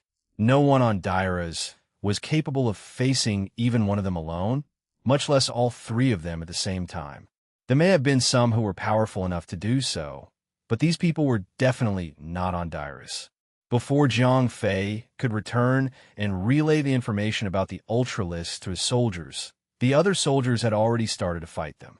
With the exception of Jiang Fei's squad, the soldiers of Talgis had surrounded all 3 Ultralisks and begun their assault. Their attacks lacked any coordination and were only done out of spite. Even if they had been coordinated, many of them only had combat levels of less than 300,000. Due to the severe difference in power, all 3 Ultralisks had not sustained any significant damage even after half an hour since the start of the assault. Instead of promptly jumping into the fray, Jiang Fei continued to spectate from afar. He noticed that a certain individual was continuously trying to fight the Ultralisk despite being heavily injured. Wayne. Though he was still injured from his fight with Jiang Fei, he was giving this battle everything he had. Unfortunately, even with the proper coordination, none of his subordinates were able to pierce through any of the Ultralisk skin. Wayne himself could deal some damage, but since he was still recovering from his injuries, there was a limit to how well he could fight. Silently slipping out of the shadows, Karina took the opportunity to speak to Jiang Fei. "What do you think of this battle?" she asked. "Should you perform well and emerge victorious, I will use whatever power and influence I have to declare you as the king of Dyrus." During her first encounter with him, Kaina had wanted to join Jiang Fei's force, as she assumed that they were on equal grounds. However, since he had defeated Wayne so easily, her perception had shifted towards seeing Jiang Fei as far superior than herself. As a member of the Valsaurian army, Kaina also subscribed to the concept of siding with the powerful. She was now here, persuading Jiang Fei to show off his skills to the masses, but all for her own benefit. She hoped to clear any enmity between herself and Jiang Fei, so that she could be one of the people standing next to him when he rose to power in the future. Jiang Fei chuckled. The king of Dairas? The thought of becoming a sovereign ruler of the planet had never crossed his mind. However, the notion itself was tempting. Chapter 1373. 1373. 1 against 3 Ultralisks. Translator. Endless Fantasy Translation Editor. Endless Fantasy Translation. It was physically impossible for Jiang Fei to fight against 3 planet-sized Ultralisks. However, Jiang Fei had no intention of fighting them physically. Instead, he would fight them in a battle of psychic power. They may be strong and scary on the outside, but on the inside, mentally speaking, they were as weak as a baby. That being said, their psychic energy was still lethal to those without the aptitude for psychic manipulation. But Jiang Fei was not like any other fighter. He was particularly skilled at controlling his psychic powers, which just so happened to be the greatest weak point of all 3 Ultralisks. The leader of the first squad quickly reported to Jiang Fei when he saw the drifter turning towards their general direction. "Sir, one of them is headed our way." As the Ultralisk set its monstrous eyes on Jiang Fei's puny little asteroid, it unleashed an uncountable amount of tentacles to attack all surrounding outpost soldiers. Those that even slightly touched the tentacles instantly turned black and died not of an injury, but of its potent poison. So far, none who touched the tentacles had ever survived the poison. The number of the drifters' many kills was on par with the other 2 Ultralisks. The slasher was enjoying its slashing spree, chopping and dicing up soldiers of the giant races and feeding on them later. The shocker only needed to splurt out powerful electrical plasma onto its prey and gobble them whole while they were paralyzed. The first in the long line of kills were those of the giant race. At 10 times the size of a regular Valsaurian, they were huge. But even so, they weren't enough to satiate the Ultralisk's appetites. The naturally strong and brimming with energy giants were the first to be killed and eaten. The others continued to fight despite knowing full well that their stronger comrades were no match for the Ultralisks. Even so, they continued on with no expression on their face. It was as if they had completely rid themselves of all emotions until the moment of their deaths. Confound it! How are we supposed to fight these monsters? Wait for your orders. The commander is still thinking of a plan. Shut the F***CK up. How could he fight such a beast? Compared to the veteran outpost soldiers, Jiang Fei's soldiers panicked at the sight of the gruesome killing. As veterans in their own field, they'd had their fill of war and seen enough death to be numb to it all. However, they had never battled against an Ultralisk before, let alone faced 3 of them at the same time. Throw them into the middle of the Federation War, and they wouldn't even complain about a lack of firearms. But a battle against 3 Ultralisks had them at their wits' end. The drifter extended its countless tentacles as it closed in, continuously killing and feeding on the outpost soldiers, all while drawing closer and closer to Jiang Fei's position. Crap! Out of the blue, one of the drifter's tentacles zoomed across space, targeting one of the soldiers near Jiang Fei. "NNNG," yelled the soldier. He tried to move away, but was too slow to avoid the thick tentacles. Just as he was about to embrace death, Jiang Fei flashed across the asteroid and sliced the tentacle with a hot plasma blade. The hot plasma pouring out of Jiang Fei's gauntlet was a product of advanced weapon technology that Jiang Fei had stolen from Ano's treasure vault. The Psi Blade was a powerful weapon to begin with, and when Jiang Fei infused Origin Force into it, its energy output had gotten so strong that cutting such a large tentacle was as easy as sliding a hot knife through butter. PSSSH. The decapitated tentacle wriggled about on the ground, leaving the drifter with 1 less tentacle. In response, it was agitated. When it was surrounded by outpost soldiers, it had merely reacted instinctively. When Jiang Fei cut off one of its tentacles, it woke up and was not at all happy. A wave of killing instinct drowned the asteroid, one which Jiang Fei knew all too well. "Get back! Get away from me!" bellowed Jiang Fei as the drifter attacked him with several tentacles at the same time. With intricate footwork, Jiang Fei dashed about, slashing all the tentacles that were coming his way. "Come one, come all," he scoffed. "Ow-off," growled the drifter. Even without intelligence, being hurt would make any life form react with either fear or anger. In this case, the drifter was clearly agitated. Instead of focusing solely on feeding, as per its original purpose for approaching the settlement, the drifter now ignored the rest of the soldiers and focused solely on killing Jiang Fei. "Try it, ugly. I'll cook you up good," roared Jiang Fei. The beast-killing intent kept pouring over him. "Ugh, try this one," he yelled, having had enough of being overwhelmed by the killing intent. Jiang Fei concentrated his psychic powers and sent out a saturated psychic needle into the mind of the Ultralisk. "Ow!" A loud, deafening growl was unleashed across the cosmos, followed by an eerie silence. Reacting to its cry for help, the two other Ultralisks turned towards the helpless drifter. In no time, the Slasher and Shocker were ignoring their basic instincts too, wanting nothing more than to kill Jiang Fei. "I need to finish this quickly," thought Jiang Fei. Though he could do it, he did not want to fight all three Ultralisks at the same time. Before the other two could arrive, Jiang Fei threw out more psychic needles and psychic hammers to completely destroy the mind of the drifter. Having mastered such techniques, Jiang Fei successfully fully discombobulated the drifter, rendering it unable to attack or react to any physical stimulus. After being bombarded by psychic attacks, the drifter was now at the brink of death, despite not sustaining any physical injuries. It hovered about in space, unmoving except for sudden jerks and involuntary flinches. It was so defeated that it could not even escape from the battlefield. Turning a few toggles on the Psyblade, Jiang Fei maximized the power of the plasma.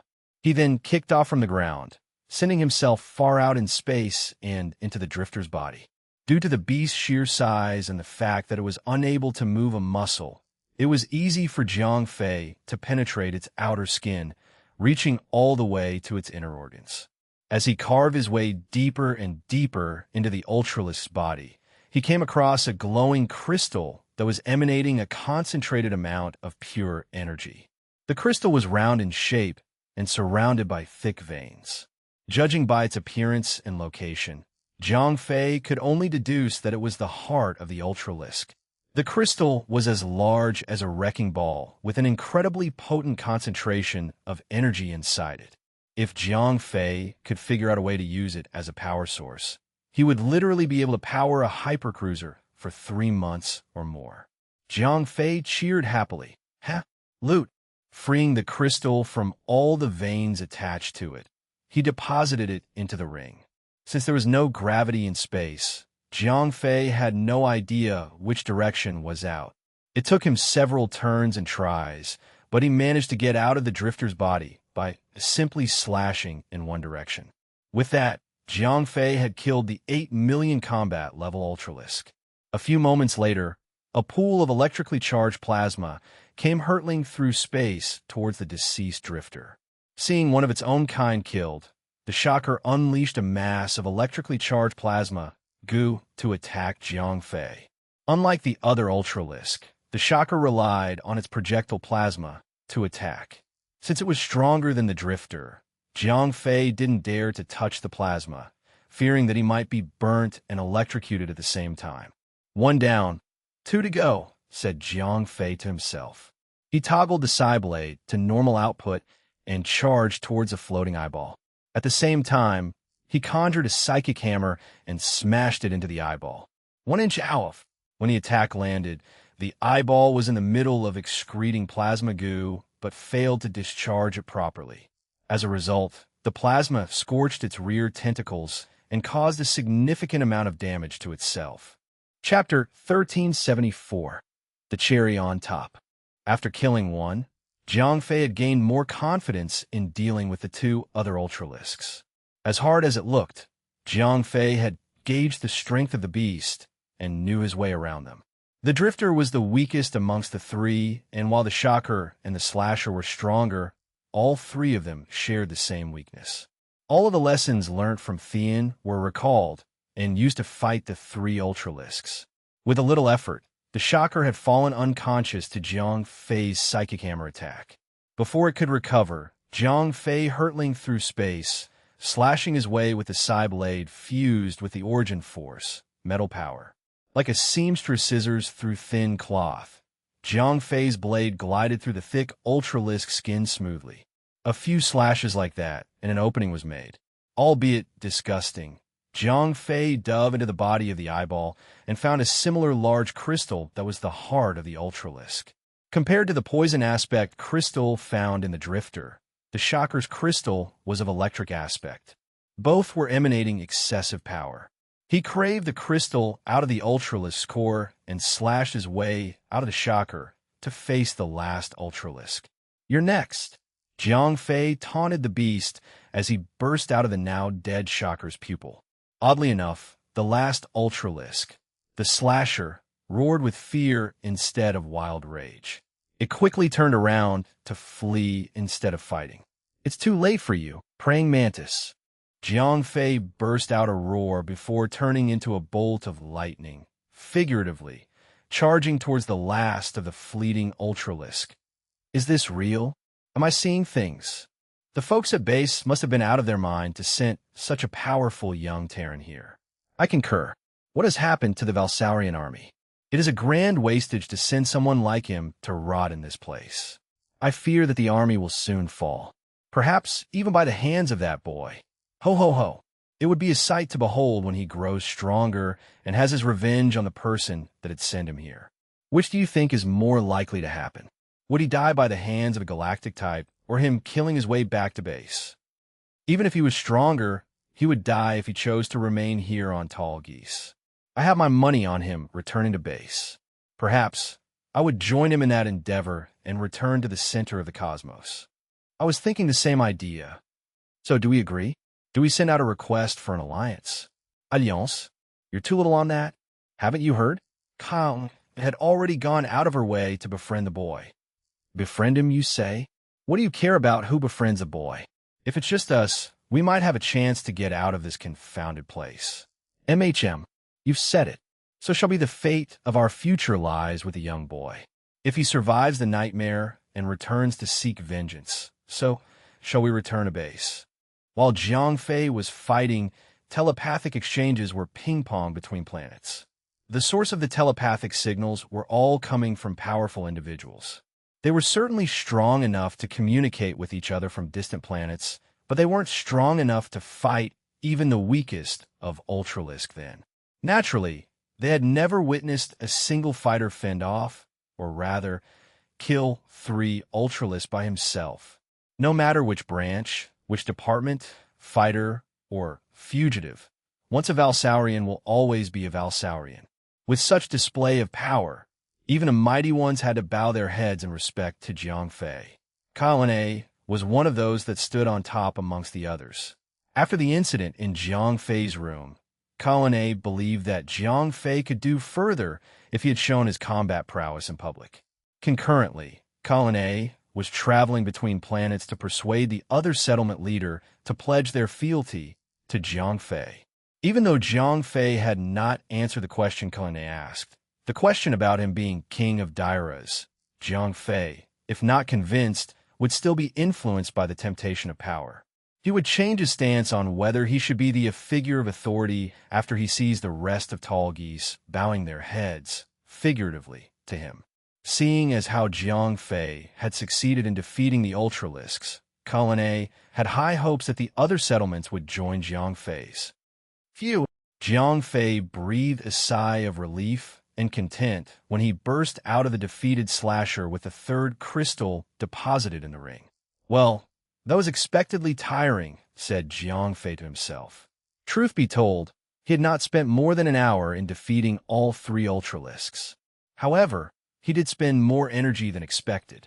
The energy that was spent was not of physical strength, but of mental power. He was, oddly enough, burnt out. Now that they're not moving, I can see how big they are. Jiang Fei praised the size of all three ultralisks as they drift in space. Even though they were not as gigantic as a galactic specter, the smallest one, the drifter, was still several tens of kilometers in width. Jiang Fei hummed as he remembered saying something earlier. He had a good look at the drifter's dead carcass and thought of a barbecued squid. 0541. Do me a favor and sample all three ultralisks meat. Check whether they are suitable for consumption, Jiang Fei ordered. Captain, they are all suitable for consumption, but in regulated amounts. Ultralisks are powerful life forms, and their flesh, even on cellular level, contains so much power that overconsumption will result in layman's term, self-induced explosion, 0541 said. I do recommend that you keep the meat for yourself. Compared to others, your body has evolved to become a semi-ethereal form. You would not have to worry about overconsumption, 0541 quickly added. That's good, Jiang Fei exclaimed. If such meat were carefully portioned, they would benefit even the weaker fighter.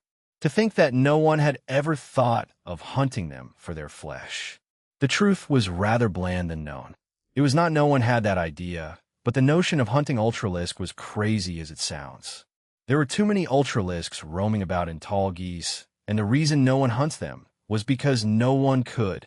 That being said, on further distant galaxies, the nearest being the Trade Federation colonies, mercenaries were hired in large numbers to hunt for ultralisks meat.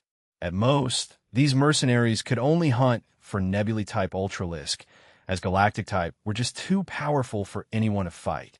By paying a ludicrous amount of money, one can purchase a small amount of ultralisk flesh. Captain, please store them away carefully as they are extremely valuable. 0541 advised. Heeding to 0541's advice, Jiang Fei put away all three ultralisk into the ring.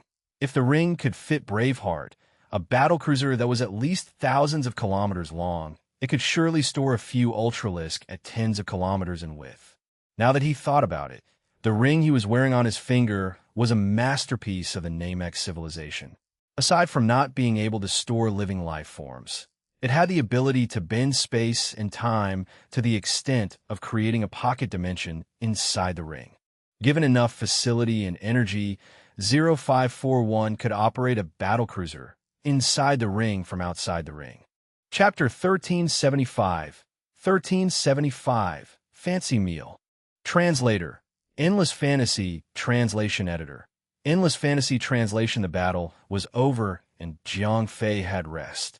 A few moments later, all three dead ultralisks were cleaned up. Nothing was left behind, lest the others would want to fight him for the meat. Although Jiang Fei had killed the ultralisk fairly easy, it was a feat rarely accomplished by the Tall Geese Advanced Outpost.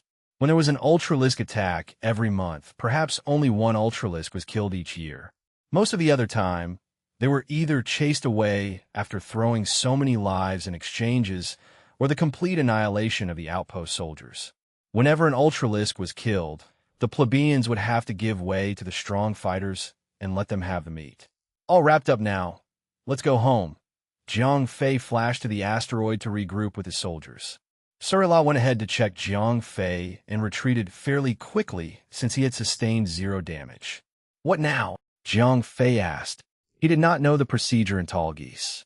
I think there's nothing else we're supposed to do. Everybody else had already teleported back, said Surila. Even though they were able to survive in the vacuum of space, even the strongest soldiers, excluding those that were as strong as Jiang Fei, were unable to sustain themselves too long. Back in his palace of stalks, Jiang Fei sent everyone to do their own thing while he retreated to his room. 0541. How do I treat the meat?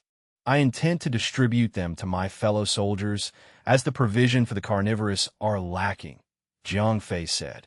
Truth be told, all three ultralisks combined, there were more than kilometers worth of meat. Alone, it would take years or perhaps a human lifetime to finish eating them. Allow me to process them first. I suggest that we use the creamer shocker's flesh to distribute to the soldiers. The shocker's meat contains electrical aspect energy that the soldiers could absorb upon consumption. After a certain period of adjustment, you would have an army of electric aspect soldiers. Although emphasized on its power, 0541 had other reasons to suggest using the Shocker's meat to be given out. Compared to the other Ultralisk, the Shocker's power came mostly from its core crystal. There was only a trace amount of energy in the meat. In a way, 0541 wanted to dish out the lousy meat and keep the best for Jiang Fei. As Jiang Fei's support system, it was at the very least he could do to maximize Jiang Fei's own benefit. What about the other two? Jiang Fei asked. He was not against 0541's idea, as he too was greedy in certain aspects. However, he had an army to feed and cultivate. Keeping the good stuff to himself wouldn't do him good. The other two were brutes, and most of their energy came from their flesh. I could process them and make compressed jerky to maximize its content value and long-term storage. 0541 suggested. Jerky? Go for it, said Jiang Fei happily. It has been a while since he had jerky. All in all, after considering the number of soldiers he wanted to feed, there would still be more than enough food to last until the next Ultralisk attack. Nevertheless, it would be wise for Jiang Fei to stock up on energy-concentrated jerky, as he could feed them to his other army back on Earth, the army of female warriors. Since by consuming the meat of the Ultralisk would bestow a certain amount of power increase in oneself, Jiang Fei would want to keep the best for his personal harem back on Earth whenever he returns. Upon satisfied with 0541's suggestion, Jiang Fei proceeded to let 0541 start cooking. On the brick of daylight the next day, Jiang Fei gathered everyone in the courtyard. I have an announcement to make, and it's a big one. From today onwards, the 13th Division will be feasting on meat. Jiang Fei opened up boxes of jerky that were vacuum-sealed and distributed them to all soldiers. Each jerky was flat and 6 inches long. Even though it was of small portions, it did not consist of 100% Ultralisk meat. The piece of jerky had only contained 30% Ultralisk flesh, and the rest were mixed with other edible materials. Although by doing so reflected how stringy Jiang Fei was, it was not by choice. All soldiers of the 13th Division were too weak to fully absorb the energy of the meat without dying violently. On average, the combat level of all soldiers was only 100,000. The Shocker was of 8,500,000 combat level Ultralisk. Even if one were to have a small bite from its raw flesh, no soldiers would survive from digesting its raw power. Sir, no offense, but some of us prefer to feed on anything but meat, said a stone giant. These folks feed on rocks and sand from the ground. Having them eat meat would be out of their regular diet. Sir, I would prefer to feed on vegetation. Save the for those who needed it, said another soldier that was a herbivore. Many others decided to voice out their concern. While some expressed their dislike of meat, most of them were being kind and would want to let their fellow carnivorous soldiers to feed on meat while they, herbivores, could survive on vegetation. Understand this. I'm not forcing you to eat meat, but just so you know, that piece of meat that I'm giving you lots is made from the flesh of the creamer Shocker, Jiang Fei declared, smiling smugly as he did. Cree, flesh from an Ultralisk. How could you waste them on us? The commander is distributing such precious food for us. How generous! Everyone was riled up as soon as they knew about the source of the piece of jerky they were holding. Everyone saw how Jiang Fei defeated all 3 Ultralisk, but they had never expected Jiang Fei to distribute his own loot to his fellow soldiers. As a soldier of the Valsaurian army, these veterans had been transferred many a times enough to know that most of their leaders were greedy F***CKs. Although rare, some of them would share their achievements with their subordinates, like Jiang Fei did. Unlike Jiang Fei, greedy F***CKs would rather keep the good stuff, and even if the meat were to rot away, they would still keep it to themselves. Having to feed on the same food as their subordinates would signify a demotion of their status. It was a common trait that almost all high-ranking commanders in the Valsaurian army. Hence explain the reaction of the soldiers when Jiang Fei was kind enough to process the meat and distribute them to all the soldiers in the division. Shush, I'm not done. I'm only giving out one for each of you, said Jiang Fei before he shouted the next part. Do not share the meat to someone else. Eat too much and you'll die with a spectacular explosion. After everyone got themselves one pack of jerky, they quickly returned to their formation and saluted Jiang Fei simultaneously. "Thank you, sir. The third squad wishes to express our sincerity to serve Commander Jiang Fei until our dying breath." The first squad will serve Commander Jiang Fei until the end of time. Jiang Fei could not help but smile. After having gone through thick and thin, meeting people of various backgrounds and races, even planets, he had learned how to distinguish words of empty praise from those from the heart. There, as he stood, he was being showered genuine gratitude from his fellow soldiers. Jiang Fei knew that these soldiers would fight for him since they needed him, a beacon of hope and strength to continue surviving on this planet, in this advanced outpost. That being said, he would not trust them to die for him. Nevertheless, he would continue his effort in buying the hearts of his fellow soldiers. He believed that one day, these men and women would someday pledge their undying fealty for him. Who else would treat them so well? After the gathering was dispersed, everyone returned to their quarters to start their cultivation. After consumption of the Ultralisk jerky, all soldiers needed to start cultivating in order to fully absorb the essence of the Ultralisk. While the others were concentrating on their cultivating, Jiang Fei was back in his room and was munching through packets of pure Ultralisk jerky as snacks. Compared to the others, Jiang Fei's body constituent was that of semi-ethereal. No matter how much he ate, he wouldn't die from too much energy. Chapter 1376. 1376. An effortless advancement. Even though there were so many mouths to feed, the amount of meat Jiang Fei had would last longer than Jiang Fei could even bother to count. At the very least, food was no longer a problem. With the fame he gained from killing 3 Ultralisk, none came to his palace to disrupt his peace. Since the urgent problem was solved, it was time to tackle the long-term problem. Tall Geese was, figuratively speaking, located at the far edge of the known universe. If someone had charted a map, Tall Geese would be at the far corner of the map, right next to the edge. It was extremely far from any known civilization, and without a warp-capable ship, one would not be seeing another civilization after tens of lifetimes. That and the fact that Tall Geese was the forefront in facing Ultralisk attacks. Be it as it may, Tall Geese is not a suitable place to call home. Alone, without external forces to help, Jiang Fei could remove himself from the situation easily. He had a personal shuttlecraft he could use to fly off. However, he would be deserting his fellow soldiers alone. After spending so much on his soldiers, he wouldn't want to discard his army, not when they were clearly growing stronger. Not to mention the end goal of forming an army of his own. As such, to leave Tall Geese entirely with his soldiers had been pushed forward to be Jiang Fei's current main quest to complete. Leaving Tall Geese is not as simple as getting a ship and warp speed away. Even if he could, he wouldn't want to leave so soon. He wanted to take this chance to test his soldiers' allegiance. It has only been less than a month, and if he were to provide a means to escape, mayhap his soldiers would leave, or worse, betray Jiang Fei for an immediate benefit.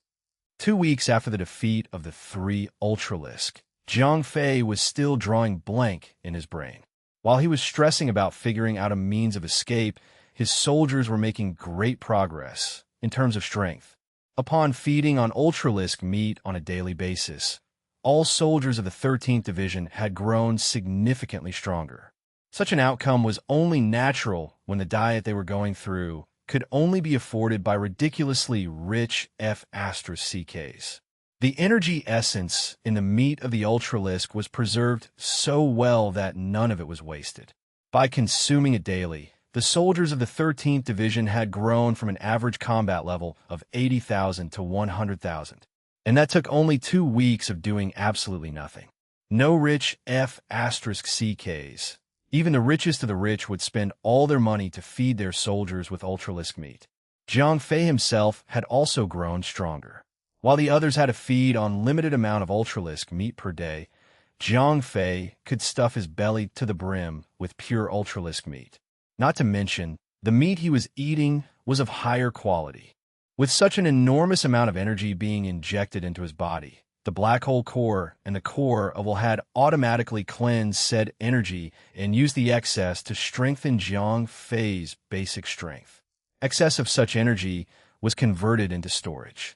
Even though it was considered a wasteful expenditure, Jiang Fei had more than enough ultralisk meat to feed himself until he reached 200 years old, if he were able to live that long in the first place. Nevertheless, the result after 2 weeks was considered as beyond worth. Without Omni-Surge activated, Jiang Fei's combat level had reached 1,800,000 boost from when he was only 200,000. With Omni-Surge, Jiang Fei could reach at least 3 million. Paired with the power of the black hole core, Jiang Fei will be at minimum combat level of 6 million. Sorting of ranks in the Valsaurian army depends highly on one's combat level. Combat level of 10,000 could only be open to foot soldier, the lowest rank. Anyone with between 200,000 to 1 million combat level are eligible to apply for middle-ranking officers. If one could exceed 1 million combat level, they could apply to be a commander of an army. Generally speaking, while a squad commander required to have at minimum 200,000 combat level, a fleet commander, like Alexis, would require a minimum combat level of 3 million. The next tier would require a minimum combat level of 4 million. Chief Fleet Commander generally possess a higher combat level than 4 million. Although rare, there are combatants that are at least 6 million combat level. It was a rare sight in the Valsaurian army ranks, as they mostly served as bodyguards or hired mercenaries. Ano was one of the higher ranking officers. Their combat level was so high that at minimum, it was already beyond tens of millions. Alas, their numbers were so scarce that Jiang Fei could count all the higher-ranking officers with only his fingers. Each and every one of them had the capability to become the emperor of the galaxy. Thean was an existence that could not be described. He could be an overlord or an unnamed warrior. Fighters, such as he, would generally remain hidden from the universe. Their existence was never recorded in any civilization, since even the strongest known warrior had never encountered them.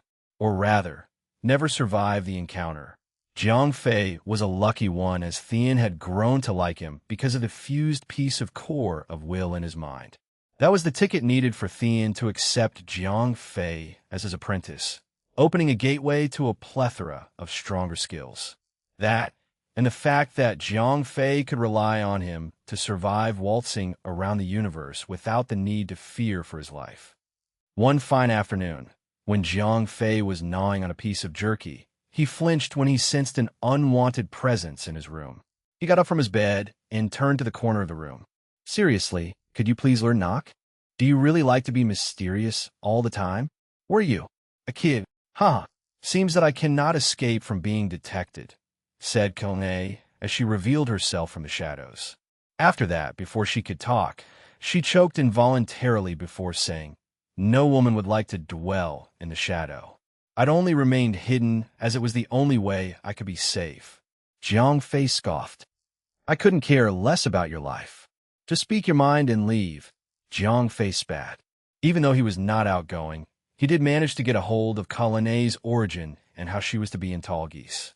"I must say, either you're insensitive to a woman's feelings, or you're one of those that pretended to be cold, but knows not the ways to reciprocate one's feeling," Kane said before she explained the reason she was in his room. Previously, after Kane had offered Jiang Fei the throne, she went out of her way to persuade many of the settlement's leaders on Dairas to join Jiang Fei, albeit only on appearance that they would pledge their allegiance to Jiang Fei and crown him as the one king of Dairas. "I don't buy it. What is it for you? Why do you want to be my subordinate?" Jiang Fei snorted. After everything that he had been through, especially with Akit's series, the unknowns, and the supreme androids, Jiang Fei knows that there will always be hidden agenda behind every sweet offering. "I, for one, genuinely wanted to serve under your banner. As for the rest, I can't say for sure, but as long as they obey your orders, what else would you have to worry about?" Kyle explained. "MHM, are you sure they are willing to take my words as orders?" Jiang Fei said. "My lord," said Kai, changing the way she addresses Jiang Fei. "There's a saying from where I'm from, Winds will blow the weakest of trees, and the mass would only dwell amongst the thickest of trunks. Considering that fact that we lived in a dangerous part of the universe and all of us, including me, would want to live under your blessing. You are strong, that we all cannot deny. And if one of us decided not to follow your orders, there's no need for you to soil your hands to punish the wrongdoers. Instead, you could simply ignore protecting the ones that wronged you during an Ultralisk attack. With such a threat at large, do you think there would be defiers? Kalane said. She had only managed to persuade the others to pledge their fealty to Zhang Fei because of Zhang Fei himself. He had shown everyone what he was capable of, killing 3 Ultralisks as if they were no more than a nuisance. To serve a being that could demonstrate such strength had never been but an honor to those in the Valsaurian army. Chapter 1377. 1377. The Weak Leading the Strong. Translator. Endless Fantasy Translation Editor. Endless Fantasy Translation. If that's really the case, just ask them to come over and meet me, Zhang Fei said after some thought. No problem, sir. When do you think it is appropriate? Kalane asked with a smile. It seemed like Zhang Fei was ready to accept them. Now, he smiled back. He was deliberately troubling Kalane and the leaders of Planet Dairas, wanting to see how they would react and treat him after this. Now, Kalane was surprised at first, but she immediately understood his intention and answered, No problem, sir. I'll do it right away. Okay, I'll wait here. Zhang Fei nodded. When she left, Zhang Fei called for Sarla again. Fei, what's up? For the past few days, Sarla had been busy supervising the soldiers' training. After all, it would be too wasteful if they lazed around after eating precious Ultralisk meat. Well, you know about Kane's proposal, right? Zhang Fei asked straightforwardly, as he was not planning on hiding these things from her. What about it? Has she changed her mind? Sarla wondered. It's the other way around. She succeeded. Zhang Fei laughed. Are you planning to take them in? Yes. Taking them in is indeed a quick way to increase our strength, but you have to be careful of them. Remember, there's no such thing as credibility in tall geese, Sarla said. Huh, credibility? What about the Valsaurians? Is there anyone in the Valsaurian army who cares about credibility? Zhang Fei laughed. The Valsaurian army was a thief organization where credibility was far less convincing than strength. You're right, but the people here are more likely to betray you. Sarla nodded. After being around Zhang Fei for so long, she almost forgot what the Valsaurians were like. As a Kaitian, Sarla was kind and orderly deep down in her heart.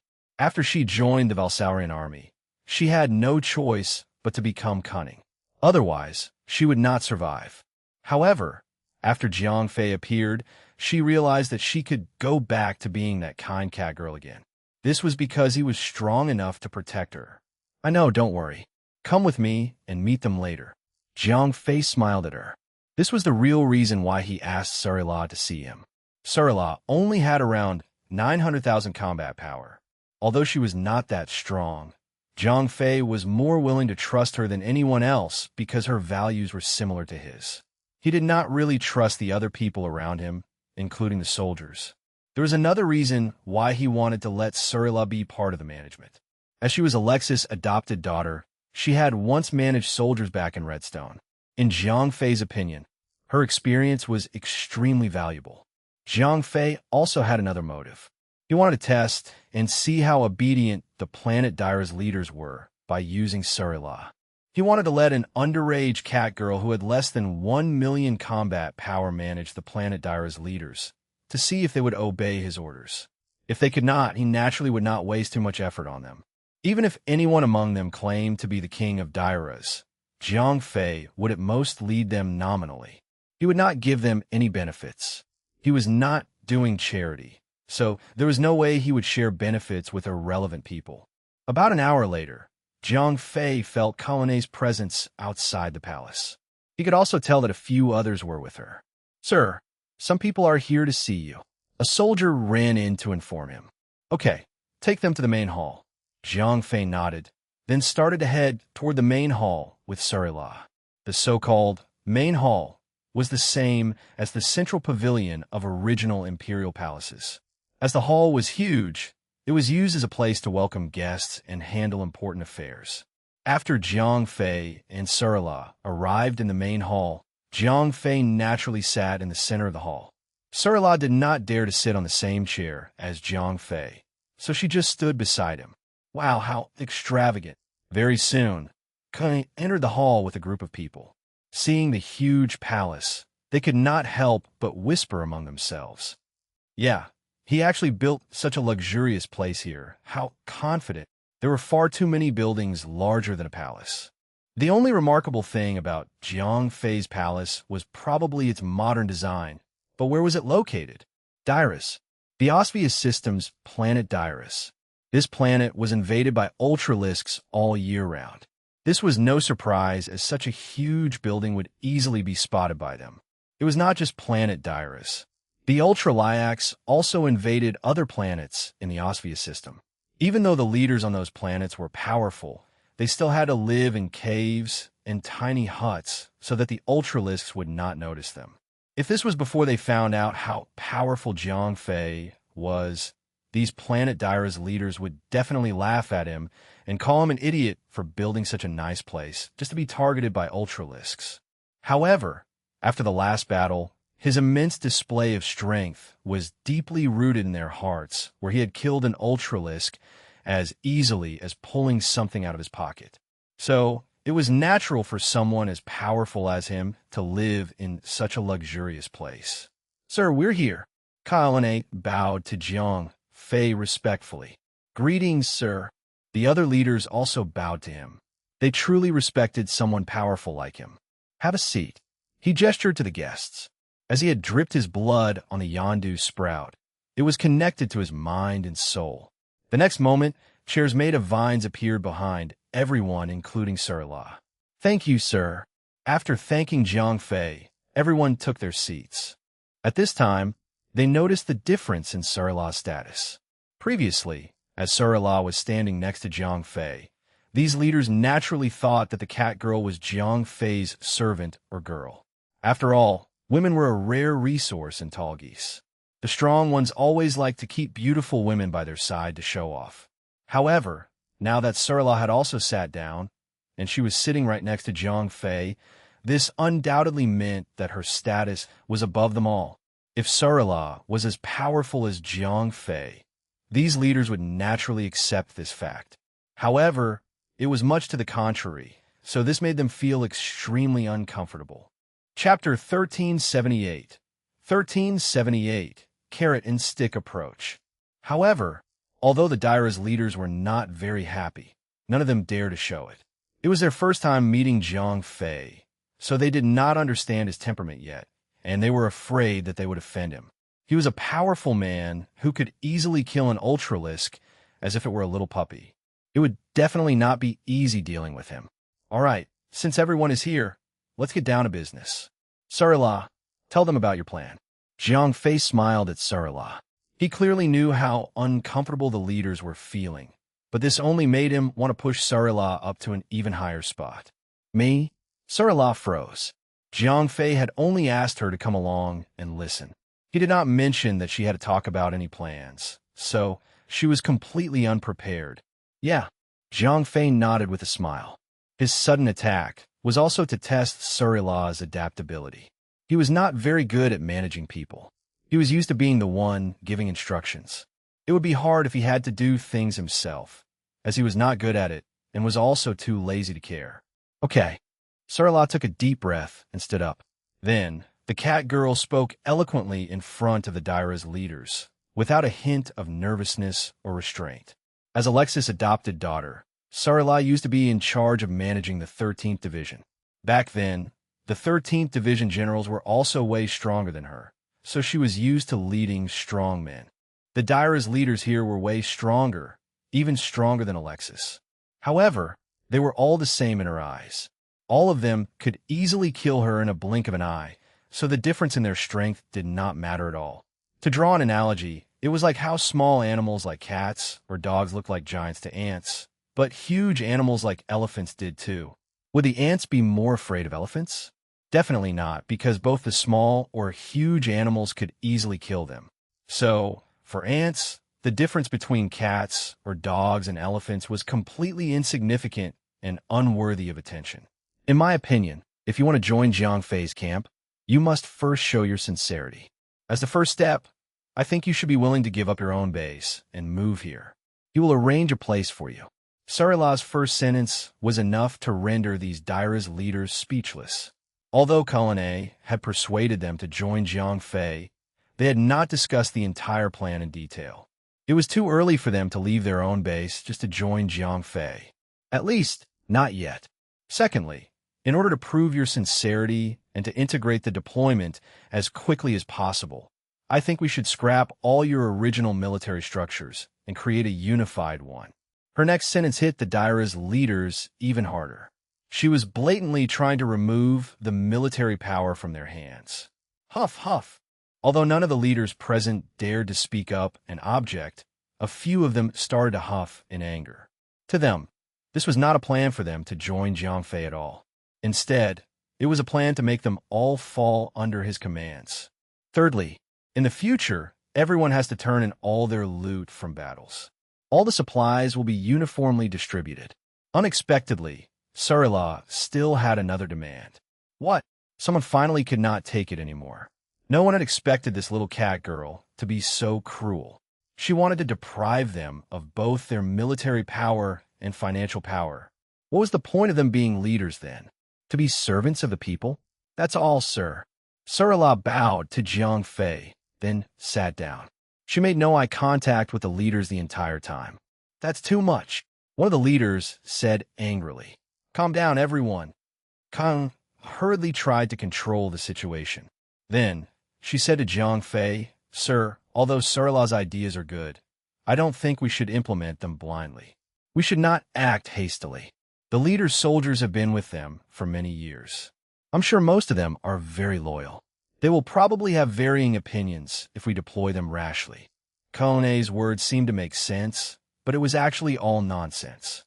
This was a normal excuse that any leader would give if they did not want to give up their troops. While it was actually a legitimate excuse, where were the soldiers? At the Valsaurian army's Tall Geese advanced outpost, it was nonsense to talk about things like loyalty here. In the Valsaurian army, soldiers were dependent on the strong, and this was even more so in the Tall Geese advanced outpost. As long as the Daira's leaders dared to bring their troops over, those soldiers would abandon them without hesitation and start following Jiang Fei instead. All he had to do was nod his head. This was because the soldiers would have a greater chance of survival if they followed him. Ho, you're right, Kang. Jiang Fei smiled slightly. This made her and the Daira's leaders think that he would relax the conditions for them to join him. However, in the next moment, Jiang Fei's face fell and he said, But I absolutely agree with everything Sarilah said. So for those who are objecting, feel free to leave now. Jiang Fei's words made the Daira's leaders speechless. What now? The leaders looked at each other. Some of them were regretting even coming here. If they hadn't, they would not be at risk of offending Jiang Fei. Now, if they turned around and left, it was equivalent to rejecting the powerful Jiang Fei in person. To offend a super strong person in the Tall Geese advanced outpost often equated to dying a terrible death. However, none of them were exactly willing to give up everything and join him.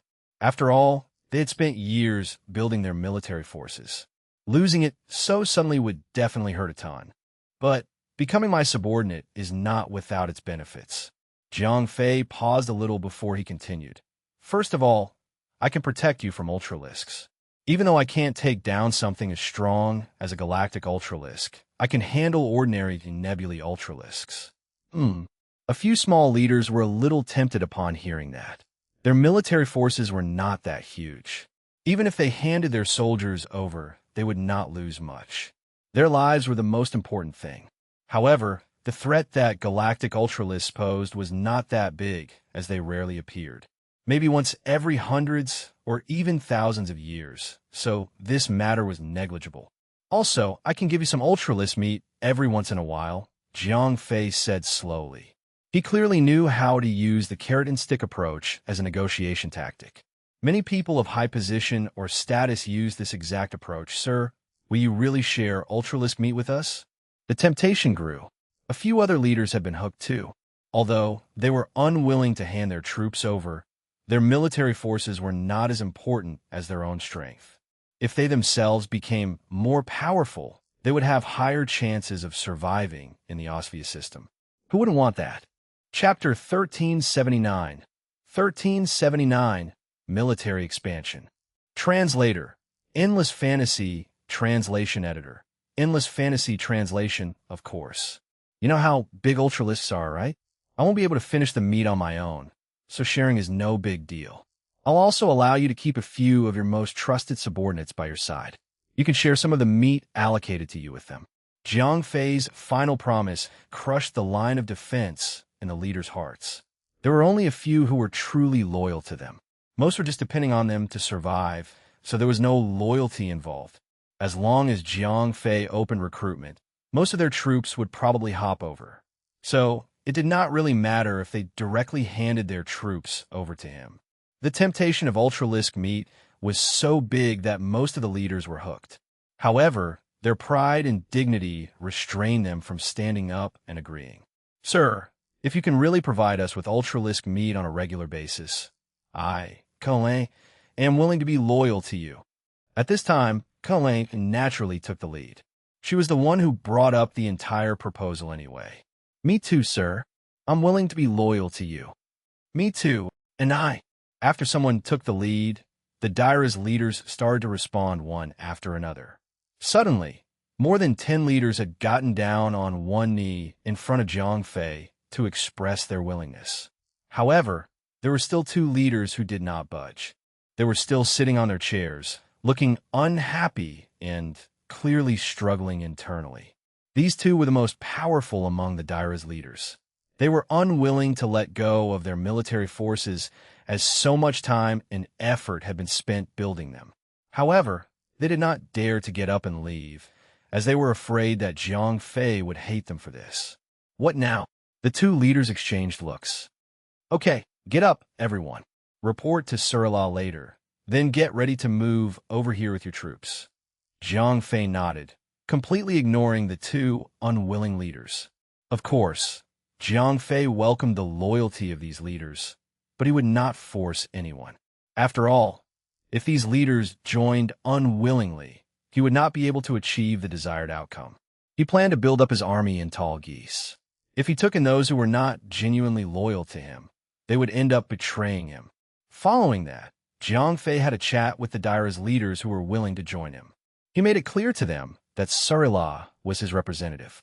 In the future, she would be the one managing all the military affairs. If they went against her orders, it would be equivalent to disobeying his orders. Although the leaders were very reluctant to accept this, Surila still became Jiang Fei's second-in-command because she had his support. At the same time, Colin had also risen in status, as she played a big part in making the whole thing happen.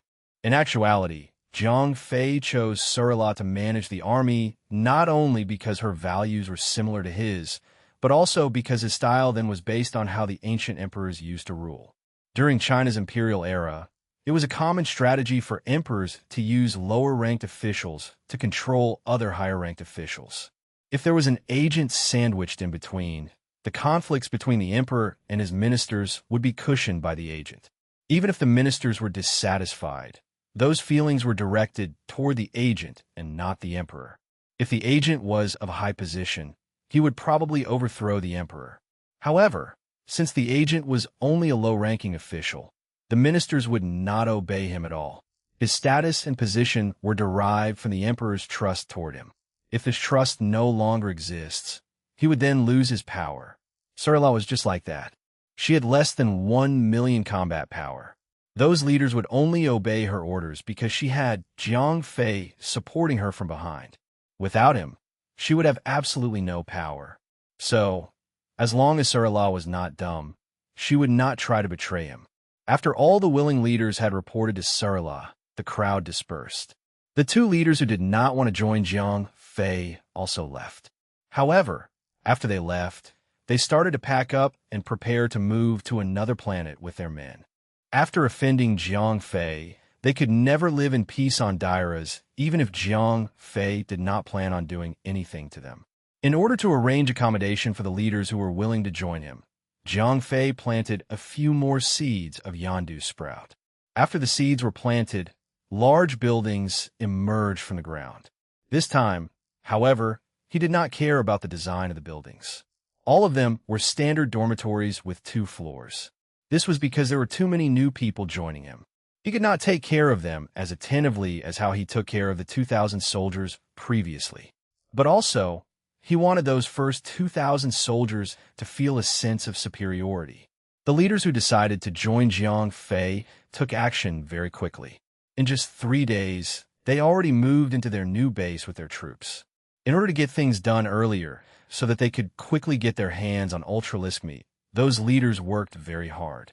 All of them only kept a small number of soldiers by their side, then handed the remaining of their troops over to Sarila. Originally, Jiang Fei had only 2,000 soldiers. Now, he had more than 50,000 of them. His army was now stronger than Alexis' 13th Division when it was at its peak. Back then, Alexis' 13th Division was made up of ordinary soldiers with an average combat power of about 80,000. Even those that followed Jiang Fei and survived had less than 100,000. However, these newly joined soldiers who could survive in the Austria system were obviously way stronger. They had an average of more than 200,000 combat power. If this army went outside the Austria system, it would definitely be considered an elite army with terrifying combat power.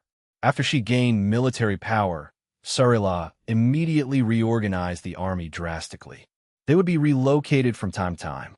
Although the Daira's leaders were supposedly generals in charge of their respective soldiers, everything was messed up after Sarila took charge.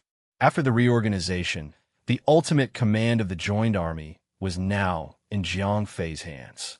As for the Daira's leaders who just joined Jiang Fei, their benefits were naturally inferior to that of the 2,000 soldiers who first joined him. The leaders would get the same amount of Ultralisk meat those soldiers were getting, which was a small piece of meat once every month. Even so, such a benefit was only available in the Tall Geese Advanced Outpost. Many Daira's leaders who did not join Jiang Fei began to regret their decision. Many of them tried to get close to Kolene in hopes that Jiang Fei would accept them. However, for now, Jiang Fei had no plans to expand his army anymore. He knew that one should not be too greedy. If he could not make these newly joined leaders become fully and genuinely loyal to him, there was no point in recruiting more people. If he did that, all his efforts would eventually be in vain. Chapter 1380, Judgment Day Meeting. After Sarila reorganized the newly joined soldiers, Jiang Fei finally had a few days of peace. For 2 months, Planet Dairas was calm and quiet. There were no more civil wars like before, and no Ultralisks invaded the planet. While he didn't know why the Ultralisks were not invading the planet, Jiang Fei was now the ruler of Planet Dairas. Although there were still a few forces that did not join him, those forces were smart enough. Even if they had any ill feelings toward Jiang Fei, they did not dare to take the risk of angering him by rushing into war against him. Dairas was welcoming its most peaceful period ever in history.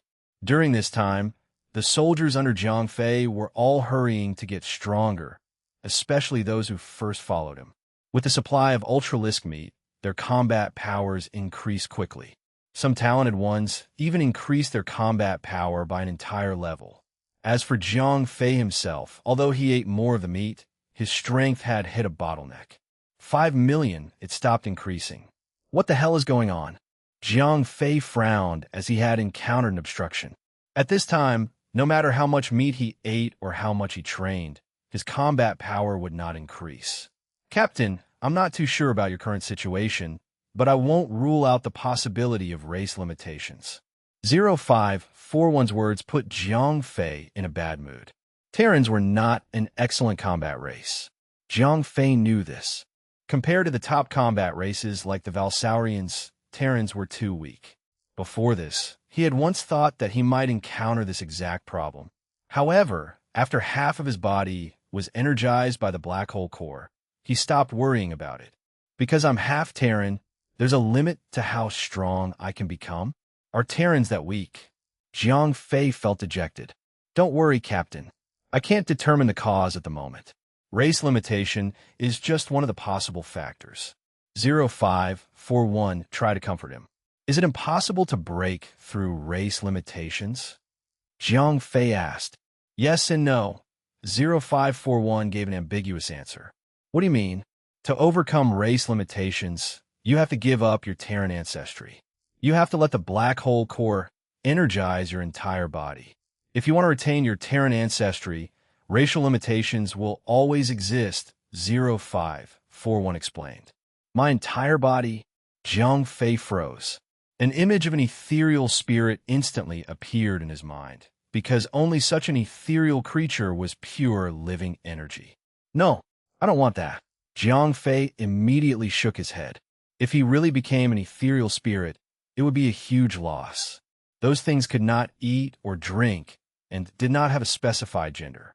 If he became such a creature, there would be no joy in living anymore. Captain, don't worry too much about it. I will investigate and find out the problem. It might not even be due to race limitations. 0541's state was worse than that of an ethereal spirit. He did not know the joys of living as a normal creature. He did not even have a body.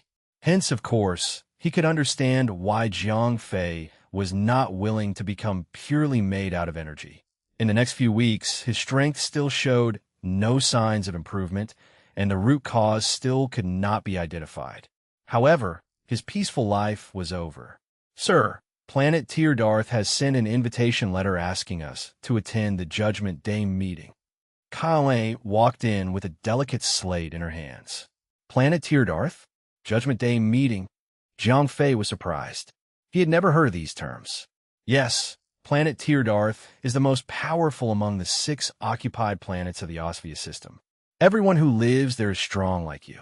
As for the meeting, its purpose is to discuss how to deal with Judgment Day. Kalane proceeded to explain a whole lot about Judgment Day to Jiang Fei. All the troops of the Tall Geese Advanced Outpost would be wiped out once almost every 3 years. Jiang Fei had only arrived in Dairas for a bit more than 2 months. Although this place was chaotic and people died frequently, they were still very far away from reaching the 3-year mark. The Judgment Day was the reason behind the complete wipeout of the Tall Geese Advanced Outpost troops. The so-called Judgment Day was an Ultralisk uprising that occurred every 3 years. Although Ultralisks invaded planets all year round, they would only do so to certain planets in small groups. While it would cause the targeted planets some losses, there were generally not a lot of casualties. However, on Judgment Day, thousands of Ultralisks would collectively invade the Osphia system. To make it worse, the Ultralisks were particularly irritable at this time. They would hunt all edible living energy. Every Ultralisk uprising, the entire Osphia system would be devoured. Only a few lucky ones would be able to escape this disaster. This was why the Tall Geese Advanced Outpost had a 100% turnover rate every 3 years. Jiang Fei had only arrived in the Osphia system for 2 or 3 months, so he was pretty unfortunate. The next Ultralisk uprising was about to begin, and so the strong men in Tall Geese were holding a special meeting in response to this, in order to find ways to survive. This meeting was held almost every Judgment Day, but they had never been able to stop the Ultralisk uprising. In the end, only a few strong or lucky ones would succeed in escaping. Most of the others would be buried in the mouths of Ultralisks. Okay, got it. When is the meeting? Jiang Fei asked. Tomorrow, Kalane replied while she handed the slate over to him. This was the invitation letter. Okay, inform Surla later. Both of you will come with me tomorrow, Jiang Fei said after a moment of contemplation. He wanted to bring Kalane along because she had lived in Tall Geese for a long time. She knew the people and the rules here better. If Surla followed him there, she could help him with planning. A day passed by in the blink of an eye. Although Jiang Fei's strength was still being limited by an unknown cause, he no longer had the time to care about this. After all, the most important thing now was how to survive the deadly Ultralisk uprising. The next day, Jiang Fei teleported to Planet Teardarth with the 2 girls. This was the largest and strongest planet among the 6 occupied ones. The gravity was 3 times that of Redstone. It was a very suitable place for the strong to train. What a pity. If such a good planet was not being threatened by ultralisks, all the strong ones would probably fight to live here. Jiang Fei sighed. Sir, do you have an invitation? Just as they stepped out of the teleportation point, a Ronabian bunny girl approached them. If you're enjoying this story, don't forget to like the video and subscribe. It really helps this channel keep growing. All right, let's continue. Chapter 1381. 1381. The Man Who Survived 3 Judgment Days. Translator. Endless Fantasy Translation Editor. Endless Fantasy Translation here. Sarala immediately showed the slate without Jiang Fei having to say or do anything. Oh, you're Jiang Fei from Planet Dyrus. This way, please. The bunny girl immediately confirmed his identity after seeing the slate. Although many Judgment Day meeting invitation letters were sent out, only 5 invitations were issued in the form of a slate. These 5 slates were sent to the 5 other occupied planets other than planet Teardarth. Only the rulers of these planets could receive slate invitations. They were not only high in status, but they were also terrifyingly powerful. Would the bunny girl who was in charge of welcoming guests dare to mistreat such a strong person like Jiang Fei? Never in her life. The 3 of them followed the bunny girl and soon arrived at the place where the meeting would be held. It was a majestic mountain, and its entire heart had been hollowed out. A magnificent palace stood within the mountain walls. It was not just on planet Teardarth. Almost all of the strong people on other planets lived in caves. This way, they were hidden from the outside world, and the ultralisks who did not have much intelligence would not easily find them. Jiang Fei was the only one in Tall Geese that dared to build such a huge palace in an open place. In the eyes of other powerful people, he was definitely the definition of a young and ignorant person. Although he had accomplished a considerable feat of killing 3 ultralisks, those 3 were not the strongest type. Moreover, the other strong ones in Tall Geese had only heard of such a thing. They had not seen his performance with their own eyes. So, even though they acknowledged Jiang Fei's status as a powerful person, they did not believe that he was strong enough to ignore the invasion of ultralisks. Sir, please have a seat while you wait here. I'll inform you when the meeting begins. In the meantime, if you need anything, please tell me. I will try my best to serve you. The bunny girl talked to Jiang Fei in a flirty manner after bringing the 3 of them to her room. How shameless! Sarala glared at the bunny girl. Although Jiang Fei had not accepted her, she assumed that she was his woman. Now that another woman was seducing him in front of her, it made her very unhappy. Okay, thank you. Jiang Fei waved, gesturing to the bunny girl to leave. He sympathized with these women. In Tall Geese, powerful women like Kalane were a minority. Most women had to depend on the strong to survive. So, of course, these women would be greatly attracted to someone young yet powerful like Jiang Fei. Moreover, since Judgment Day was coming, it was understandable that this bunny girl wanted to stick to him to ensure her survival. Any thoughts about the meeting? Jiang Fei asked Kalane and Sarala after the bunny girl left. I don't know about the others, but you have to be careful of one old guy. His name is Bard. Kalane was indeed well informed. Bard. Jiang Fei raised a brow. Yes, he's the ruler of Teardarth. I don't know how strong he is specifically, but I'm certain that he's very strong. Very, very strong. Kalane paused for a moment, then said something that shocked Jiang Fei. He's the only one among the strong ones who has survived 3 Judgment Days. Who knows if it might actually be more than 3? What? Jiang Fei was really surprised. Other than this guy and his men, very few people can survive Judgment Day. So, I think he's playing dirty. Sir, you have to be more careful when dealing with him, Kalane warned. Playing dirty? Jiang Fei's brows furrowed. Well, I heard this from someone who survived the last Judgment Day. It seems like Barg has ways to conclude a deal with the Ultralisks. He would direct them to attack the others, and the Ultralisks would let him off the hook at this price, Kalane said. For real.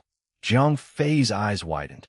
As Ultralisks were creatures of low intelligence, it was difficult to communicate with them, even through a language translating device. Ultralisks only knew how to kill. How could they possibly make a deal with other creatures? I'm not too sure. That guy didn't say much, and Bard killed him shortly after. Colleen shook her head. Okay, I'll pay more attention to him. Zhang Fei nodded. At the same time, he made a mental note to watch out for him. The three of them did not have to wait too long. Early the next morning, the bunny girl came to inform them that the meeting was about to begin. When she looked at Zhang Fei, there seemed to be some resentment in her eyes. It seemed like she was blaming him for not asking her to help him with anything the day before. All three followed her through the complicated underground passage. Soon, they arrived at a spacious underground hall, which was decorated magnificently. In the middle of the hall, there was a huge round table encircled by 24 chairs. Of the 24 chairs, 6 were red, located on 6 pointed tips of the hexagram on the table. There were 3 black chairs between every 2 pointed sides. Sir, please have a seat.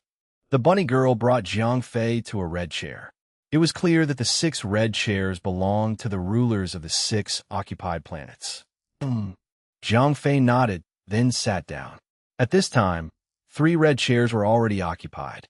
Both of you should sit too, Zhang Fei said to Kaina and Surila while he pointed to the chairs beside him. Sir, we came here with you without receiving an invitation letter, so there's no seat for us. Kalin shrugged. Had she not joined Zhang Fei, she would have been able to sit on one of the black chairs. Now, however, she was a subordinate, so she could only stand behind him. Okay, he realized he had been careless. They had obviously arranged the seats this way on purpose. The rulers of the 6 planets would be seated at the pointed tips of the hexagram, ranked in no particular order. This way, there would be no conflicts due to seating issues. Naturally, the smaller leaders would only be able to sit on the second-class black chairs. For those like Kaina who were subordinates, they had no right to sit even if they were sufficiently strong. The guests arrived one after another, and soon the chairs around the table were filled. Only one red chair was left empty. Zhang Fei guessed that it was Barga's seat. Looking around, among all the attendees present, Zhang Fei only knew one person, and that person was seated right next to him.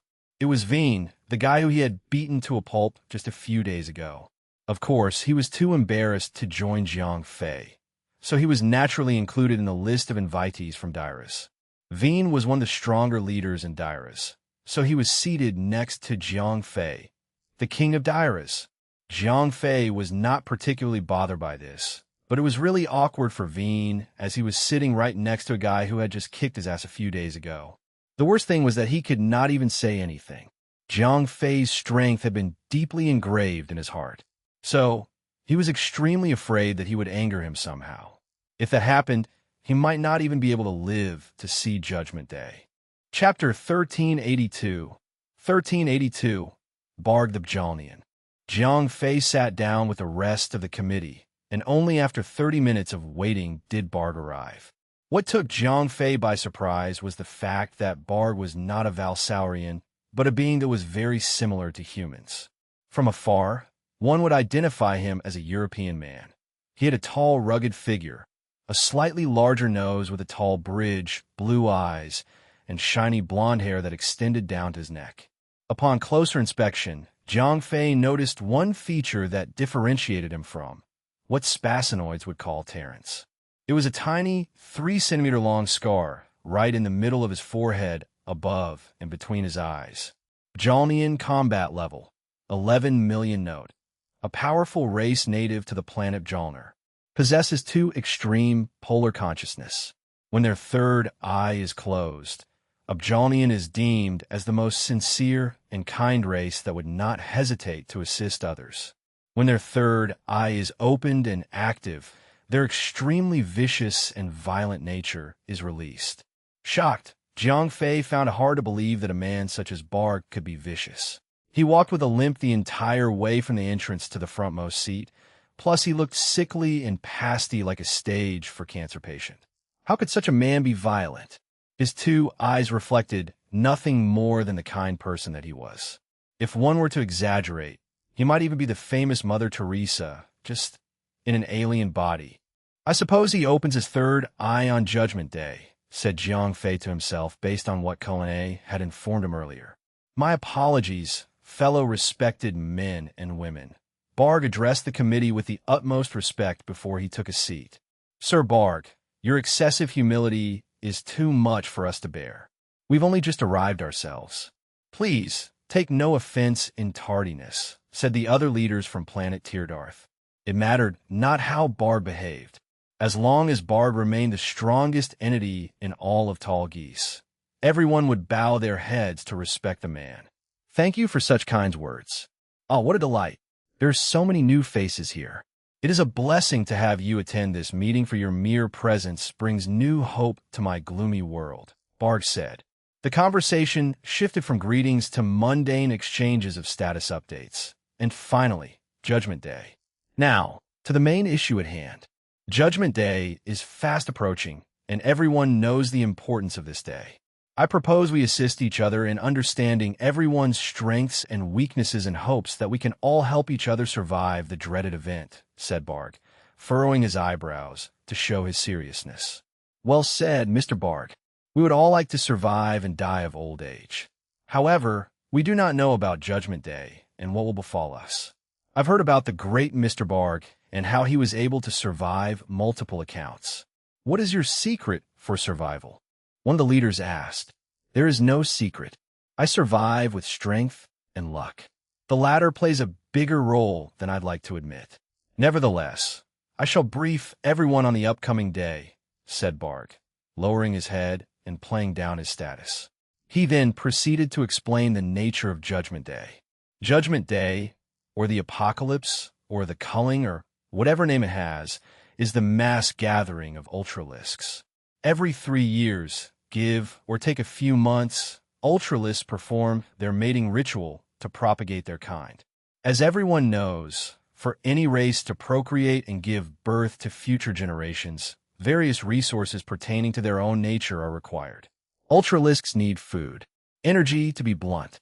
Hence, a month before the mating ritual takes place, they will hunt en masse and feed as much as they can. Hence, we need to survive the hunting period, and after a certain period, they will leave us alone. Everyone kept quiet, but some took down notes. What should we be wary about? Someone asked. If you mean what we should fear the most, that would be the overwhelming number of Ultralisks participating in this bloodbath. He paused a bit before he added, My apologies, that's the least of our problems, as, in rare cases, a galactic-type Ultralisk will appear. I was lucky enough to never encounter such a beast, or else. I wouldn't be sitting here talking with all of you, Barg said. Do you have any advice for us? Someone else asked, since Barg was the only person, generally speaking, without a valid consensus, who had survived 3 world-ending events. His past achievements lent credence to any advice he had on surviving Judgment Day. I'd suggest sticking with guerrilla tactics and avoid fighting directly with one. Due to the sheer number of Ultralisks, no matter how strong you are alone or in a group, it's impossible to fight against thousands of Ultralisks at the same time. That being said, one must have a certain level of strength to engage an Ultralisk. If you aren't confident in your own strength, it's best for you to just partner with another fighter. While everyone was busy soaking in all the knowledge that Barg was giving away, Jiang Fei raised his hand to interrupt him. What do you plan on doing during Judgment Day? Jiang Fei asked. Me? Barg replied, turning to look at the source of the question before saying, Honestly, I am one who will go with the flow. However, my priorities will always be tending to my children. They are still young and have much to learn. Jiang Fei nodded, displaying a reaction that was not out of the ordinary. However, despite Barg's sincere explanation of his actions, Jiang Fei managed to find a flaw in his reasoning. Barg was explaining what he would do like everything was according to plan. It was as if Barg had zero doubts about surviving Judgment Day and was placing his effort in helping others.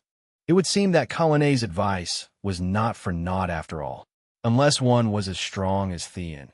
How else could a single person hold so much confidence in facing thousands of Ultralisks? The rest of the meeting was simply a Q&A session with Barg. Jiang Fei was not interested in that, as he continuously poured his attention into observing Barg's every action. Due to that, Jiang Fei may have missed some details about the meeting, but he noticed one glaring feature about Barg. While the others were still conducting the Q&A session normally, Barg had been consciously asking about their defenses, masking it by providing suggestions to improve their formation and troops. Brother Jiang Fei, what plans do you have to survive Judgment Day? Perhaps I could advise you on how to improve them? Barg asked when he noticed that Jiang Fei had not spoken since his last question. Truth be told, Barg was intrigued by Jiang Fei's existence. He was too young in the cosmic scale, yet he managed to wrestle over the throne of Dyrus. That alone spoke volumes of his capabilities. Not to mention, he had been noticing a certain glare and found that Jiang Fei had been observing him since the start of the meeting. It was not the same kind of look that the others were giving him while they paid attention to his words and advice. Jiang Fei was different. The look in that young Terran's eyes was not the same as the others, and it was a cause to be wary. Well, I don't have plans at the moment. At most, I'll simply run when I'm in danger, Jiang Fei answered vaguely. He had his own personal shuttle. If Thean was not there to save him at the last minute, he could escape easily. Run? Do you have the means to escape the Osvia system? Someone noticed Jiang Fei's words and quickly focused on him. At that instant, Jiang Fei became the center of attention. If there was a way to leave the entire system, they would not have to worry about an Ultralisk uprising. Crap! Jiang Fei murmured to himself when he accidentally ignited the flame of curiosity in the others. They were clearly dying to know how Jiang Fei was going to run. Just as Jiang Fei racked his brain, thinking of a way to clear the misunderstanding, a bright light flashed in front of him, and a small, metallic box teleported in. The box whirled a bit and revealed a small orifice, which projected a hologram of a Valsaurian army official. In accordance with the will of Lord Ano, Officer Jiang Fei and Officer Surla are hereby summoned to return to the Karldish fort. Please be ready to be teleported, said the Valsaurian officer. Chapter 1383. More than willing. Translator. Endless Fantasy Translation Editor. Endless Fantasy Translation. What did he say? Did he just reject a return order? That was an order to return to the Karldish fort, right? The entire room gasped in shock and had surprised outbursts. Just who has his back? Who knows? Whoever has that kid's back must have been powerful enough to recall him. Hold that thought. No one's going to discuss the fact that he's been given a chance to leave this damn place. Ino must be at his limits. Jiang Fei thought to himself. That outcome was only one of his guesses. Thean the Plunderer had publicly made himself known to Ano, and Jiang Fei was but a hitchhiker on that publicity. The truth was more embarrassing than Ano would like to admit. No matter how powerful and terrifying Jiang Fei's support was, Ano had to punish Jiang Fei for his crimes as a means to save face. Jiang Fei was akin to those sons of famous powerful politicians. He had been caught committing a crime, and to enforce justice, Jiang Fei needed to be punished. However, after a certain period of time, once the heat died down, the father or powerful individual of power would secretly remove the son from said punishment. As such, the public would not know what happened to Jiang Fei and thought that he was serving time for his crime. That way, the figure of power would be able to maintain the favor of the masses and avoid wronging the wrong person. In this case, Ano did not want to wrong Thean. Any civilization with an advanced enough social construct would tend to resort to such methods to handle wrongdoers. Jiang Fei just happened to be one enjoying the benefits. Surla was able to ride the wave of excitement, probably because of Trachis' plea. 0541. What do you think of this? Jiang Fei asked. The return order should be genuine since Ano would not want you to die in the middle of an Ultralisk uprising. He is desperate to do something for you lest his treasures get looted away by Thean. 0541 said. I'm not hearing an answer, Jiang Fei added. 0541's had reached a point where his behavioral pattern was completely human. He could even avoid revealing his answer and mask it over with wisecracks. All right, I do not think that you should leave so soon. 0541 finally caved in and answered. Your reason being? To be fair, fighting against a wave of Ultralisks will prove to be challenging training for you.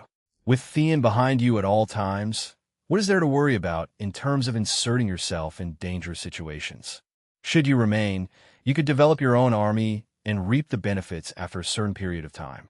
Should you fail and lethal threats are looming close, Theon would surely help you go through such a threat. From where I stand, I see no reason to leave, 0541 explained. That was what I was thinking actually, Jiang Fei said. However, instead of worrying about his own well-being, Jiang Fei was taking the remaining soldiers of the 13th Division into consideration. If he left, all of his soldiers, those who had claimed to pledge their fealty to him, would surely die during the Ultralisk uprising. Theon did not care about the rest of the army besides Jiang Fei. As safe as he was right then, Jiang Fei wanted to leave a surviving route for his troops. Basically, Jiang Fei did not face any risk of dying. He could reap the benefits of the cloak of protection he had been wearing and do whatever he wanted. There's one more thing, 0541 added. What? Remember Meteor? The Federation hypercruiser that we took over during the war? Jiang Fei asked. Correct. That ship is currently approaching this system. It is being dispatched to pick you up.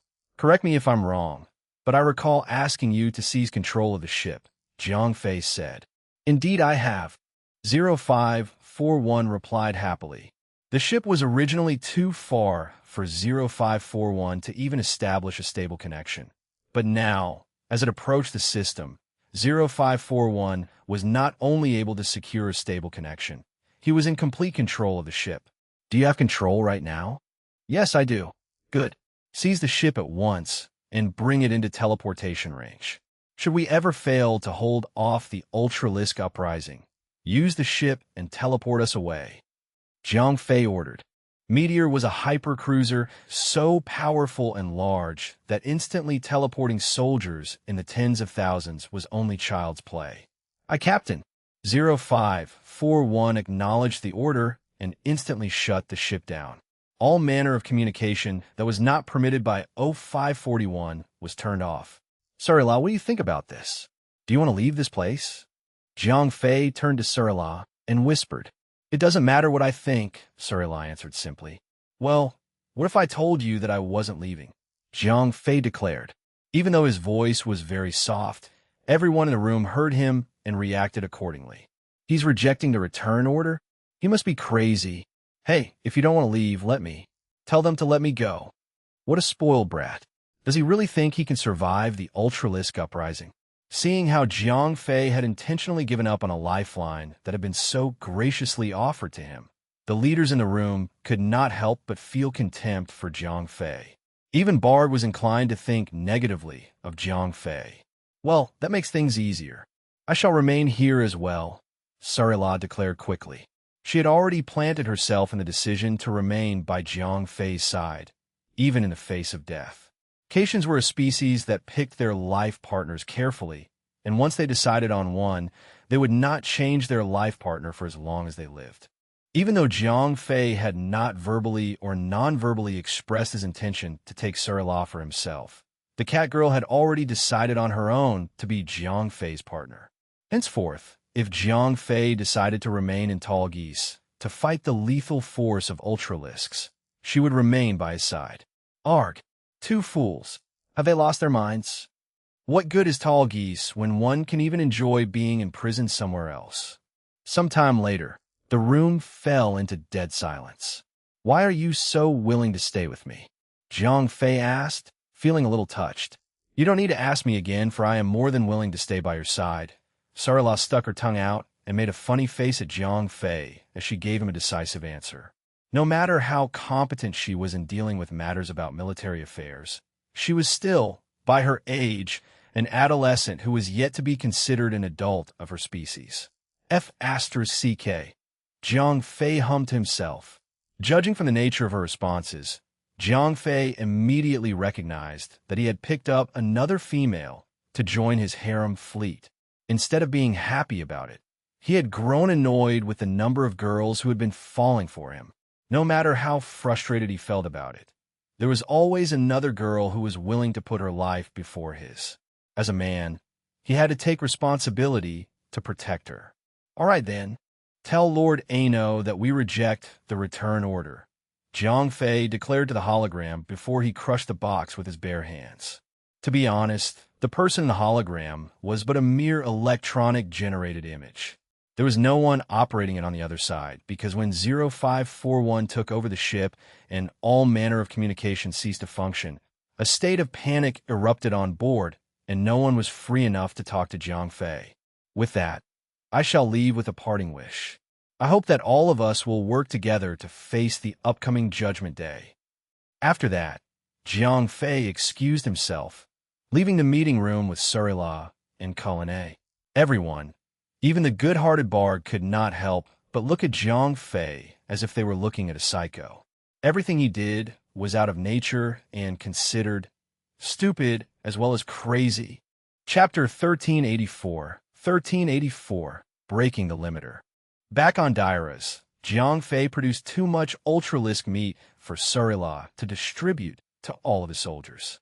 Judgment Day was quickly approaching, and it would be a waste if Jiang Fei kept the meat for himself and did not use it to strengthen his soldiers. Fervor rose once more when everyone received more Ultralisk meat that they could ingest safely. To feed was to grow stronger, and logically speaking, they would have a higher chance of surviving the upcoming threat. News about Ultralisk meat being vastly distributed amongst those under Jiang Fei's banner spread throughout the planet, and soon, even other planets got wind of it. In no time, leaders of different settlements extended their request through Cullinan in hopes that they could be one of those valuable Ultralisk meat recipients. If the rumors about their enhancing capability were true, it would only be natural for them to covet the meat of an Ultralisk. Leaders of various settlements from other planets in the system had reached out via different methods in hopes of receiving some Ultralisk meat. Although they provided a plethora of reasons, their ultimate goal was the same as the rest: to strengthen their fellow men in an attempt to survive Judgment Day. I couldn't care less about them all. Let them rot for thinking I'm that gullible, Jiang Fei bellowed after Cullinan was done with her report. Those leaders would never bend the knee for him. Yet when death was looming over, every one of them came to him, basically begging him. Jiang Fei was always striving for efficiency. He believed in training one good man to be as strong as 10, rather than raising an army of 100 who were not as good as that one man. Why waste resources when he could simply pour them all into his own men? At the very least, they were trustworthy to a certain extent. Already against the leaders of his own planet, Jiang Fei was not any nicer to the leaders of the settlements on other planets. During the previous Ultralisk attack, they had been anything but helpful. Jiang Fei alone killed the beasts, so why should he share the meat with those who would rather cross their arms in leisure? Jiang Fei had grown old enough to behave in a selfish and egocentric manner. He would no longer be giving out freebies to those with sob stories and crocodile tears. I cleaned that up a bit before telling the others. That being said, I think what you're doing might be considered offensive. You could be making enemies before facing the Ultralisk, kinda suggested worriedly. I doubt they would dare to come and fight me before Judgment Day, Jiang Fei scoffed. When their habitat itself was already against the living, coming to incite war with another settlement would only lead to doom. Jiang Fei knew that no wise leader would want to challenge him. Not before Judgment Day arrived anyway. It's hard to determine. Some may be desperate enough to do something rash, Cullinan insisted. If there were people desperate enough to fight to survive, they might resort to breaking the pot, bringing Jiang Fei down with them should they find it necessary. It doesn't matter. Let them try. Let them know that I, Jiang Fei, do not stir trouble, but welcome it, said Jiang Fei with a certain aura. It was only natural that the stronger he grew, the more confident he was. After he discussed the matter with Cullinan for a short while, Jiang Fei returned to his room while Cullinan went out to do his bidding. Once there was no one around, Jiang Fei began to talk about the nature of his own limitation with 0541. Have you figured out the problem? Aye, Captain. So far, I have not reached a conclusive answer yet.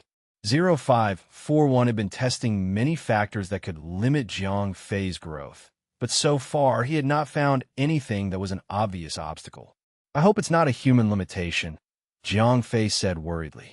Even though he would never give up on being human, he would genuinely be disgruntled if the limit on his growth was indeed due to his genes. We cannot eliminate that possibility just yet. 0541 tried to reason with him, but he was not doing so well. Truth be told, Jiang Fei's current condition closely matched the limitations of a race. However, there was still one more option left on the table. Is there a way to completely ascertain that? Jiang Fei asked. I've already gone through all possible tests except one, 0541 said, hesitantly. Which is the limit break. Sounds direct. It is. Every life form has a limiter embedded in their genes, and one way to break past that limit is to expose oneself to a life and death situation. However, if your strength remains stagnant after said event, 0541 ended his sentence there. Still, Jiang Fei knew what he was going to say. If he failed to grow stronger after a decisive battle, Jiang Fei would have hit the threshold of a human strength. Unless Jiang Fei gave up on being human entirely, Jiang Fei would remain as strong as he was forever. A life and death battle?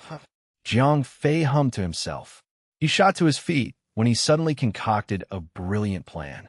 Finding a decisive battle any day now would be impossible, but what about the upcoming uprising of the Ultralisks?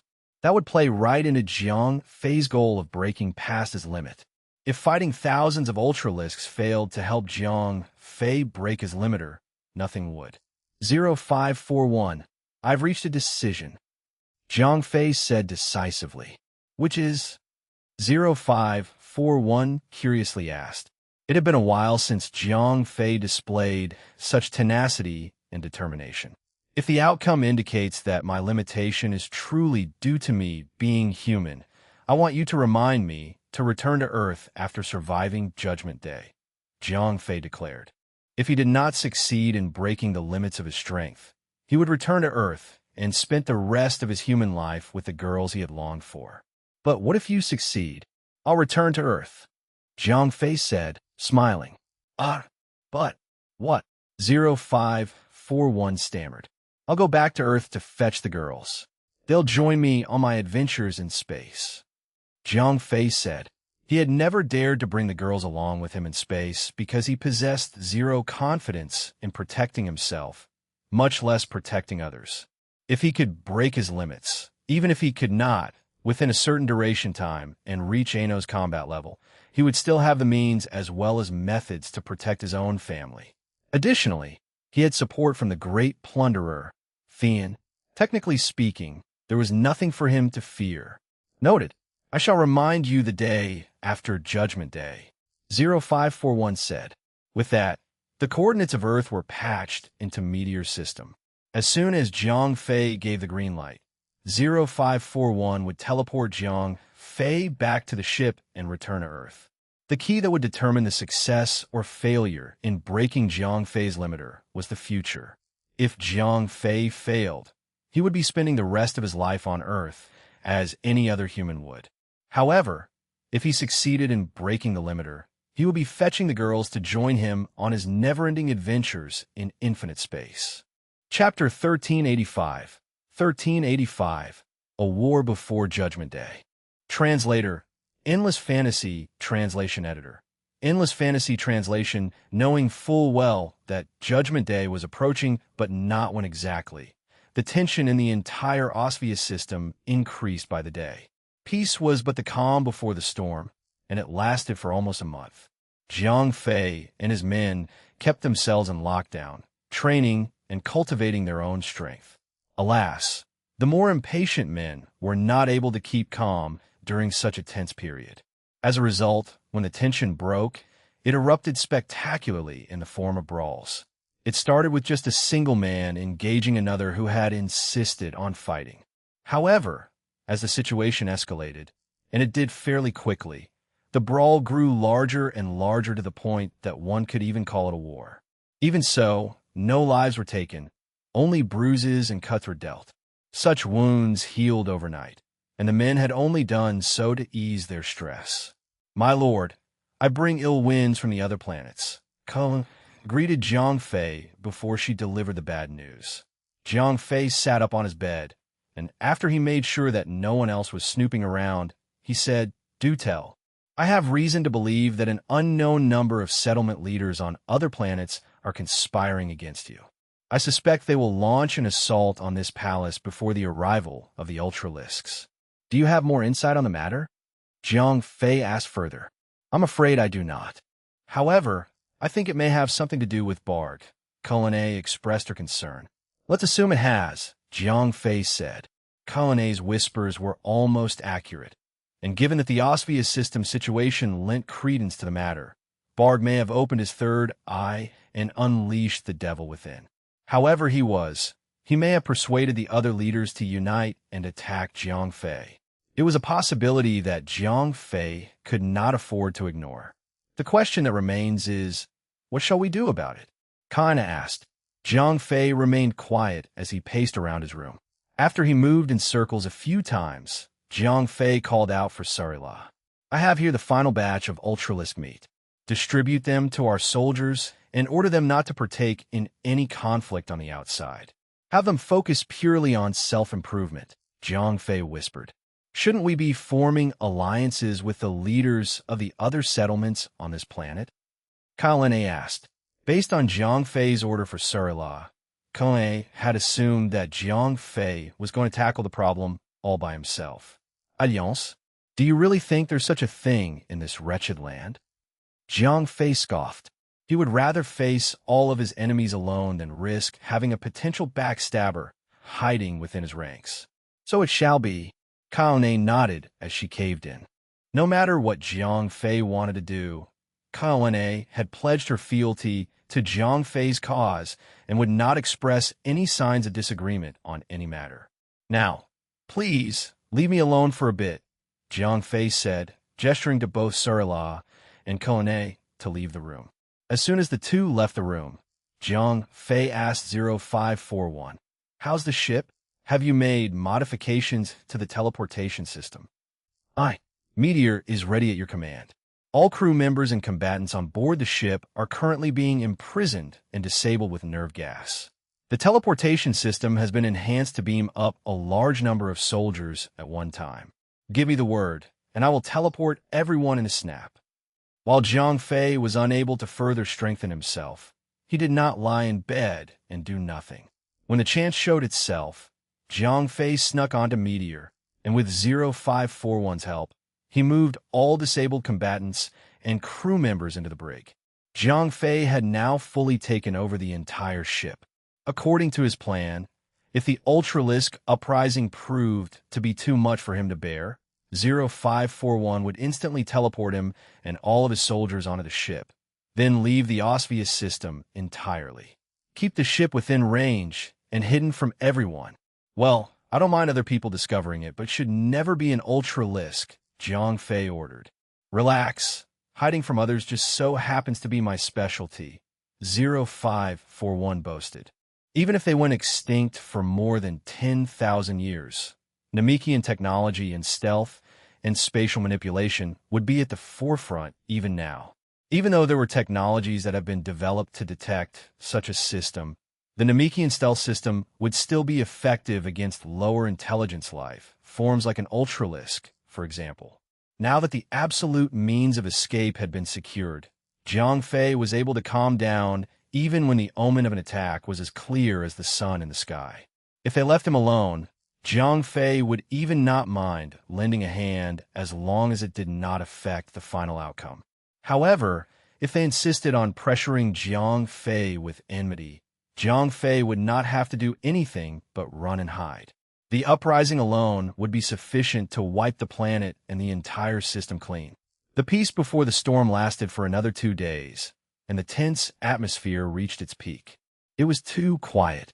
Stressed men were no longer fighting each other, and there seemed to be peace in all 6 planets in the Osvius system. "They're coming. I can feel it." Colonne came to Jiang Fei and reported her findings. Come on. Better for them to regret now than later," Jiang Fei scoffed.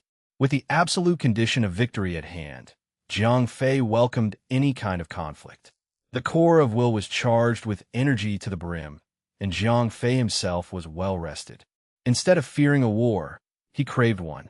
At the very least, if he could trigger the decisive battle before the dawn of Judgment Day, he would strike gold. One night passed.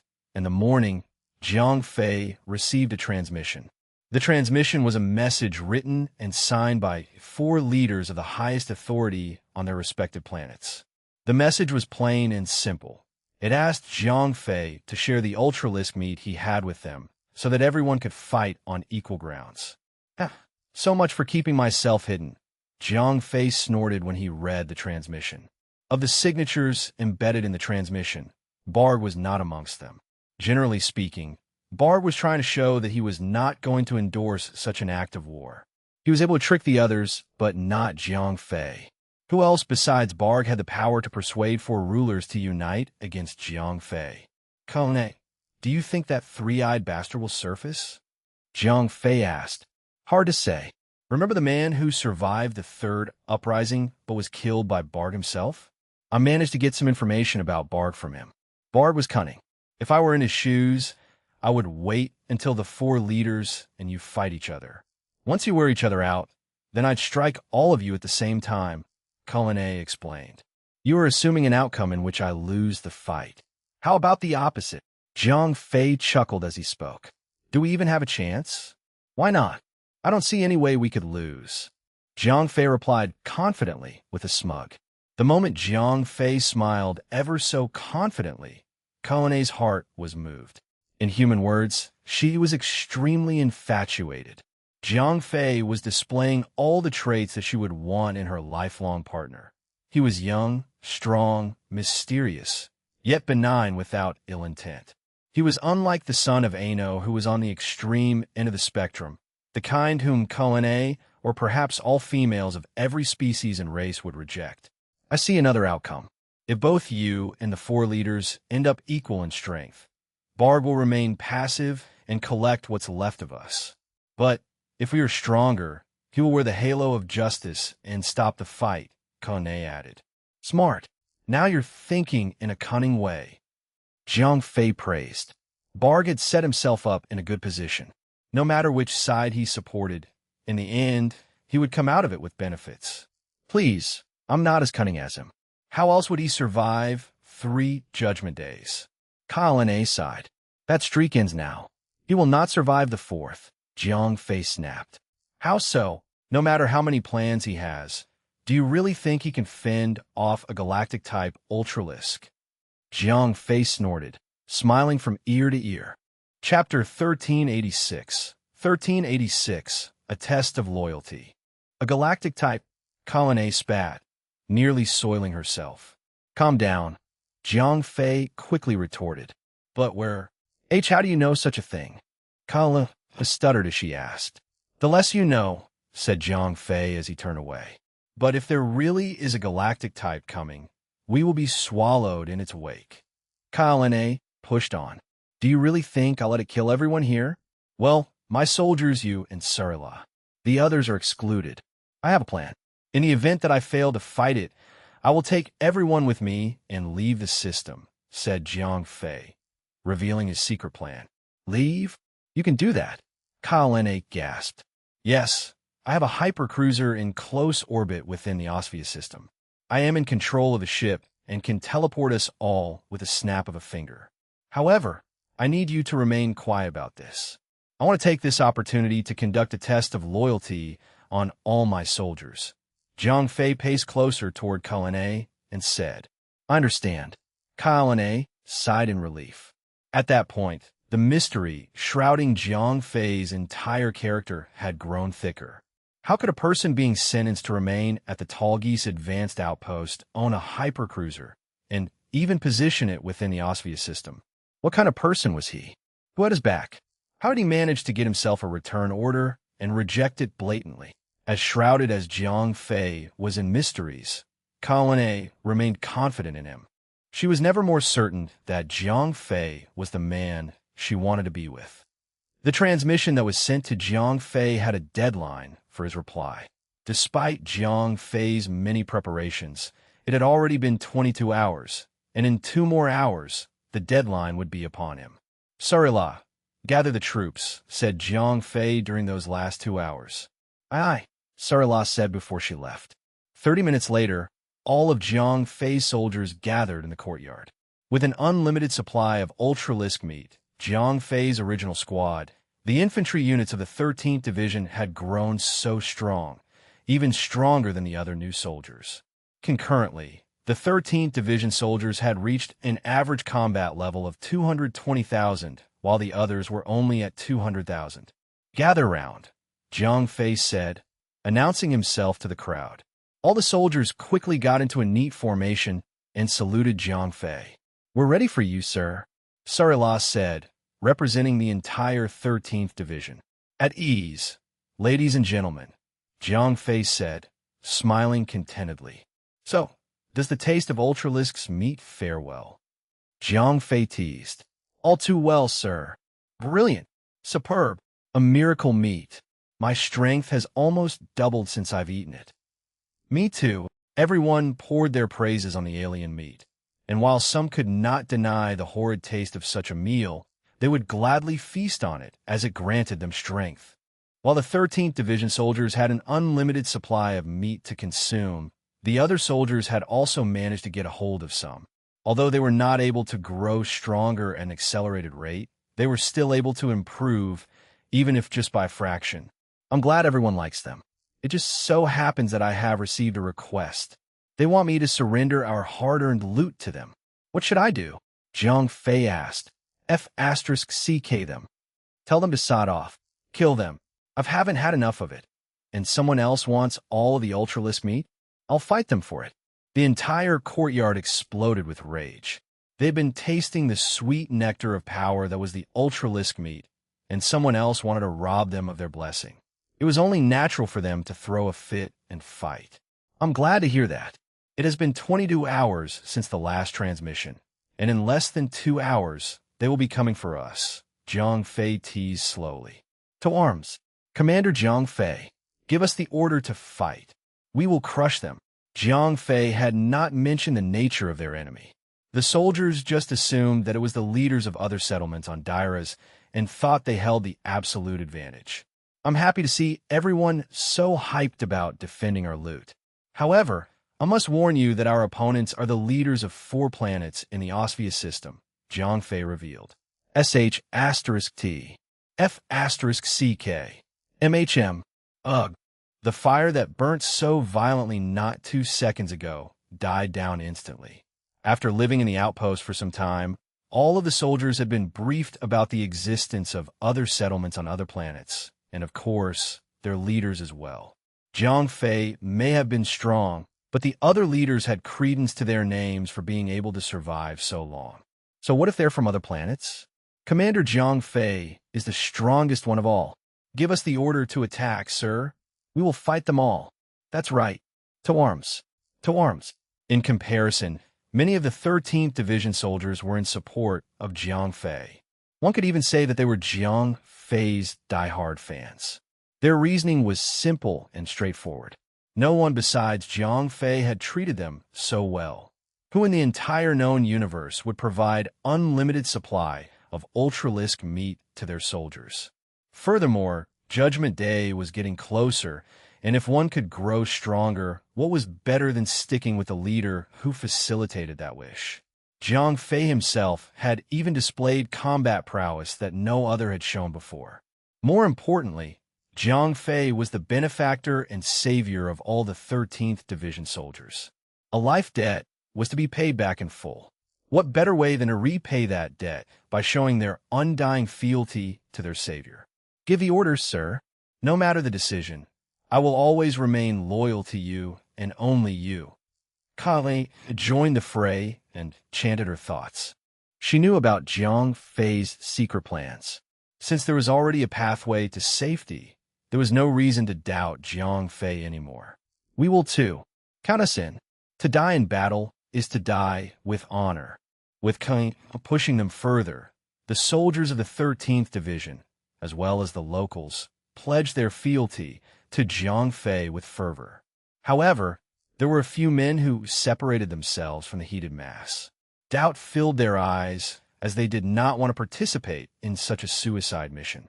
I, Jiang Fei, am honored to have such loyal soldiers. Please, stand with me if you wish to fight with me.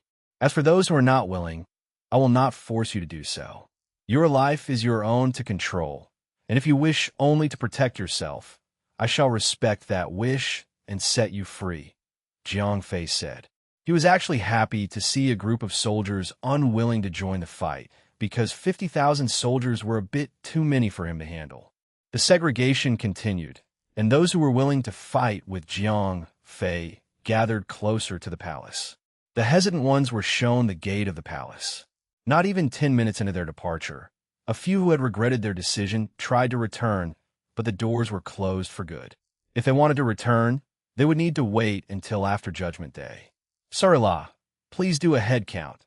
Jiang Fei ordered once those who refused to serve left the palace ground.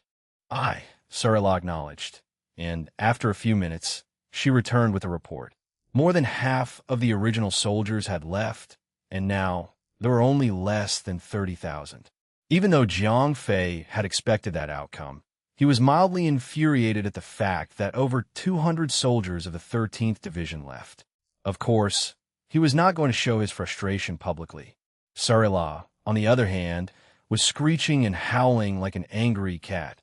Chapter 1387. 1387. Ununited Front. Translator. Endless Fantasy Translation Editor. Endless Fantasy Translation, what had been done could not be undone. The soldiers made a decision to leave the army, and Jiang Fei was not going to accept them any longer. What else could they do besides seek shelter elsewhere? As the last of the disowned soldiers left the compound, the time limit for Jiang Fei to reply to the 4 leaders' transmission expired. 24 hours had passed, and the 4 leaders of the 4 planets were agitated. Even if Jiang Fei chose to reject them, he could at least give them a worded reply. Jiang Fei was recognized as a strong individual, but in the face of 4 leaders from 4 planets, the Terran boy was still too conceited on his front. The absence of his reply, be it intended or unintended, was an act akin to a slap on the face. A few minutes after they confirmed the absence of his reply, the 4 leaders went to work immediately. Armies were mobilized, and the main teleportation hub on Dairas was turned on. It is up to us to teach that Jiang Fei a lesson he won't forget, said a Valsaurian with pulsating muscle veins visible all over his face. As one of the great planet leaders in the Osvius system, he had never suffered such humiliation. The anger he felt was more similar to the anger those in power felt when they were treated unfairly. It was unjustified and self-centered. I concur, said another leader, an Alderaanian. Like the twins Jiang Fei met before, this leader had the same similar features except for the shivering cold aura around him. His white, pupilless eyes only enhanced that feature of his. Gentlemen, should we discuss how we are going to divide the hall after Jiang Fei's defeat? Said the strongest of the 4 leaders, a Decronian who was larger than average. Equally, said the last of the 4 leaders, a Valsaurian who was not as menacing-looking as the one before. Even so, there was a glint in his narrow eyes, the kind that schemers and swindlers generally had. State your reason? I have the largest and strongest army. I see no need for the lot of you to have an equal share, the Decronian snorted. Huffs of flame spew out of his nostrils as he breathed. Lord Bison, having the largest and strongest army doesn't lend credence to your claim to deny us an equal share. Although no one can deny the strength of your army, I don't see a way for you to crush that boy alone. If you can and you do, no one here will lay claim to the hall. You may have them all as long as you can defeat him alone. However, we have all agreed to participate in this endeavor, so the hall must be shared equally, the Alderaanian retorted. Abel, perhaps you wish to surrender to me now, or shall I destroy you and take your army for mine? Bison glared at the Alderaanian, standing his ground. Calm down, Lord Bison. Abel has only stated his opinion, a valid opinion I might say. If you are truly as strong as you claim, perhaps you should fight Jiang Fei and claim his prize for yourself, said the smaller, more timid Valsaurian. Sai, I know what you are plotting. You want me to fight Jiang Fei alone, And when I am at my most vulnerable, you will strike me down and claim both of us, Bison snarled. Brute might be his ultimate language of war, but he was not without brains. Had he not been the leader of a planet in Osvia, he would have fallen into his cunning trap. Lord Bison, you are wise, but your intelligence is wasted on thinking that I have such a plot in play, Sai said, shrugging innocently without a shred of shame, even when his plot had been clearly exposed. Say something, would you, Rufus? Abel turned to the menacing-looking Valsaurian. The brutish Valsaurian kept his words to himself, crossing his arms as he stood there, stoic. It was not until Abel came over to nudge a response from him that he spoke. Lord Bison is stronger than all of us combined. He doesn't need our help to defeat Jiang Fei. Compared with us, he holds the authority to claim the entire hall to himself, Rufus declared with a straight face. Contrary to how he looked, the man excelled not with his brute strength, but with his sharp mind. His statement was clearly meant to fan the flames on Bison. Bison was not having it. Despite appearing together on Dairas with their armies to fight Jiang Fei together, the other three leaders were clearly plotting against one another. Even if he had not proposed the venture against Jiang Fei, the other three leaders would surely have their own plans to defeat him after he was done with Jiang Fei. That was how it was in the system known as Osvia, a habitable planetary system where trust was only as worth as the dirt on the ground. Bison had only managed to hold it together for so long because it had not been 3 years. The rest of the leaders were not as strong.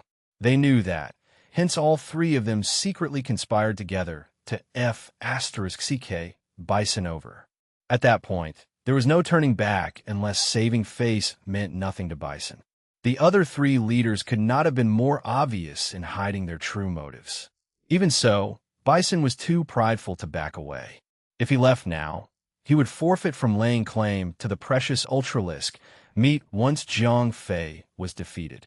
However, if he did accept the challenge and fight Jiang Fei alone, he would have to fight the other three forces that would be waiting for him to be incapacitated. You think I am weaker than Jiang Fei? Bison caved. He believed in his strength and truly believed that Jiang Fei was no more than a conceited brat. On the other hand, he could not give up on the Ultralisk meat.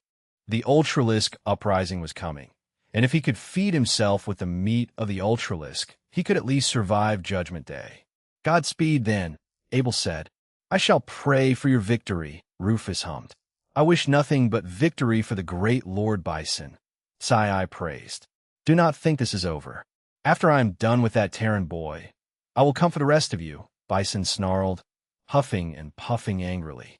Bison left the rear camp and joined his army to make the first charge while the rest remained behind to spectate the clash of two titans.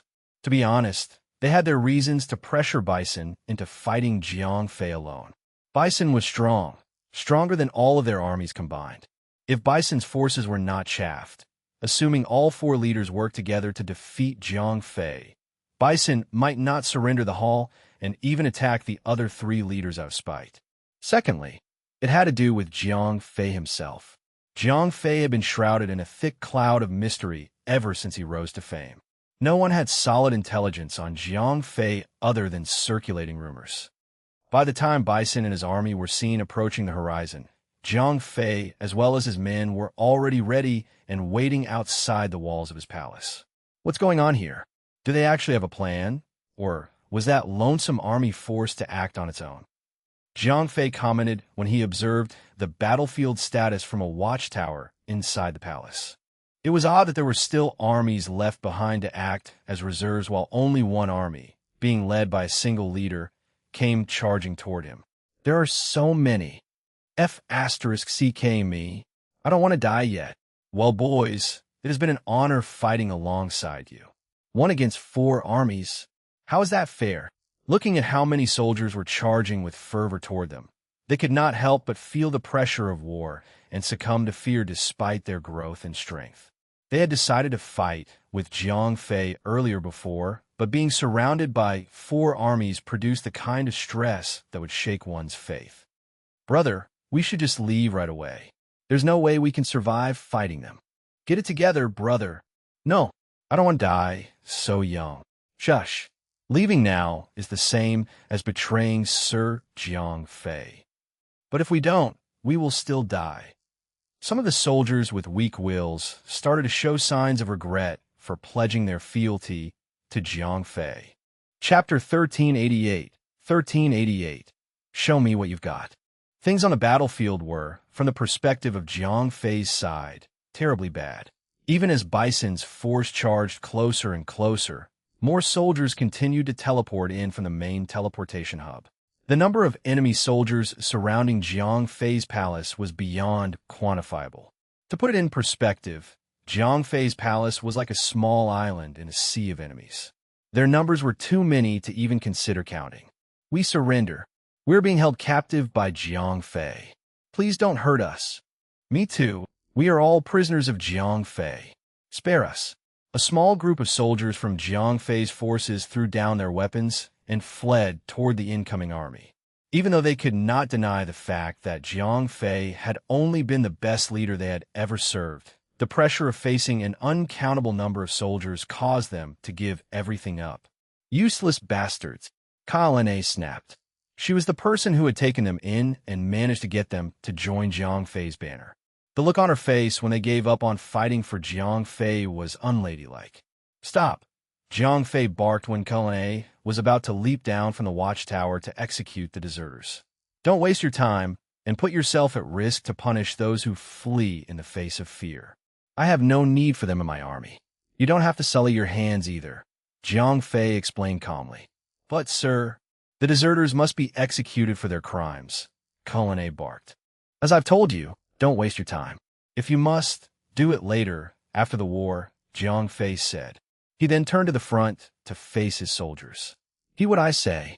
Unless you are my ally, I will never surrender the flesh of the Ultralisk. If you are true to your words, stand your ground, as I promise nothing but victory. With that being said, if you do not believe in me, I will not force either one of you to stay. Leave now and do not regret it, exclaimed Jiang Fei. His words sent both waves of excitement and shock to all his soldiers. Any normal army would have gotten ready to fight, and if there were soldiers who wanted to leave the battlefield, they would be executed for treason. Jiang Fei's actions and words were contradictory to any contemporary warfare strategy. Brother, this is our chance. Let's leave now. No, I have lived my entire life fleeing in the face of danger. Now that I've finally found myself a master who has been nothing but fair, I will fight for him until my very last breath. Stop being such a hot-headed brute. Fine, I'll leave on my own. No good lord is worth dying for. Go. It matters not to me. If the rumors about Judgment Day are true, you are not going to live either. I am willing to lay my life for Sir Jiang Fei's sake. At least, I get to die on my own terms. As the chattering continued, a few men left the army, and there were now less than 100 of them. Brother, why do you insist on dying for Jiang Fei? That's Sir Jiang Fei. Look at him. See how confident he is? Do you think a man could smile so confidently before danger if he had no plans for dealing with it? I trust Sir Jiang Fei with my life, and I believe he has a plan to fight them. So what if our enemies are the armies of 4 planets? They will be defeated nonetheless. There were many keen-eyed soldiers amongst the masses, and they noticed the confidence Jiang Fei had been exuding since the start. It gave them a sense of security that was worth betting on. While only a few who truly believed in Jiang Fei remained, a larger portion of Jiang Fei's soldiers were merely riding the bandwagon. Since most remained, they stuck behind too. No matter the reason, only an insignificant number of soldiers had chosen to leave. It did not matter to Jiang Fei, but for those deserters, they came to regret their decision minutes after Jiang Fei made an announcement. Good.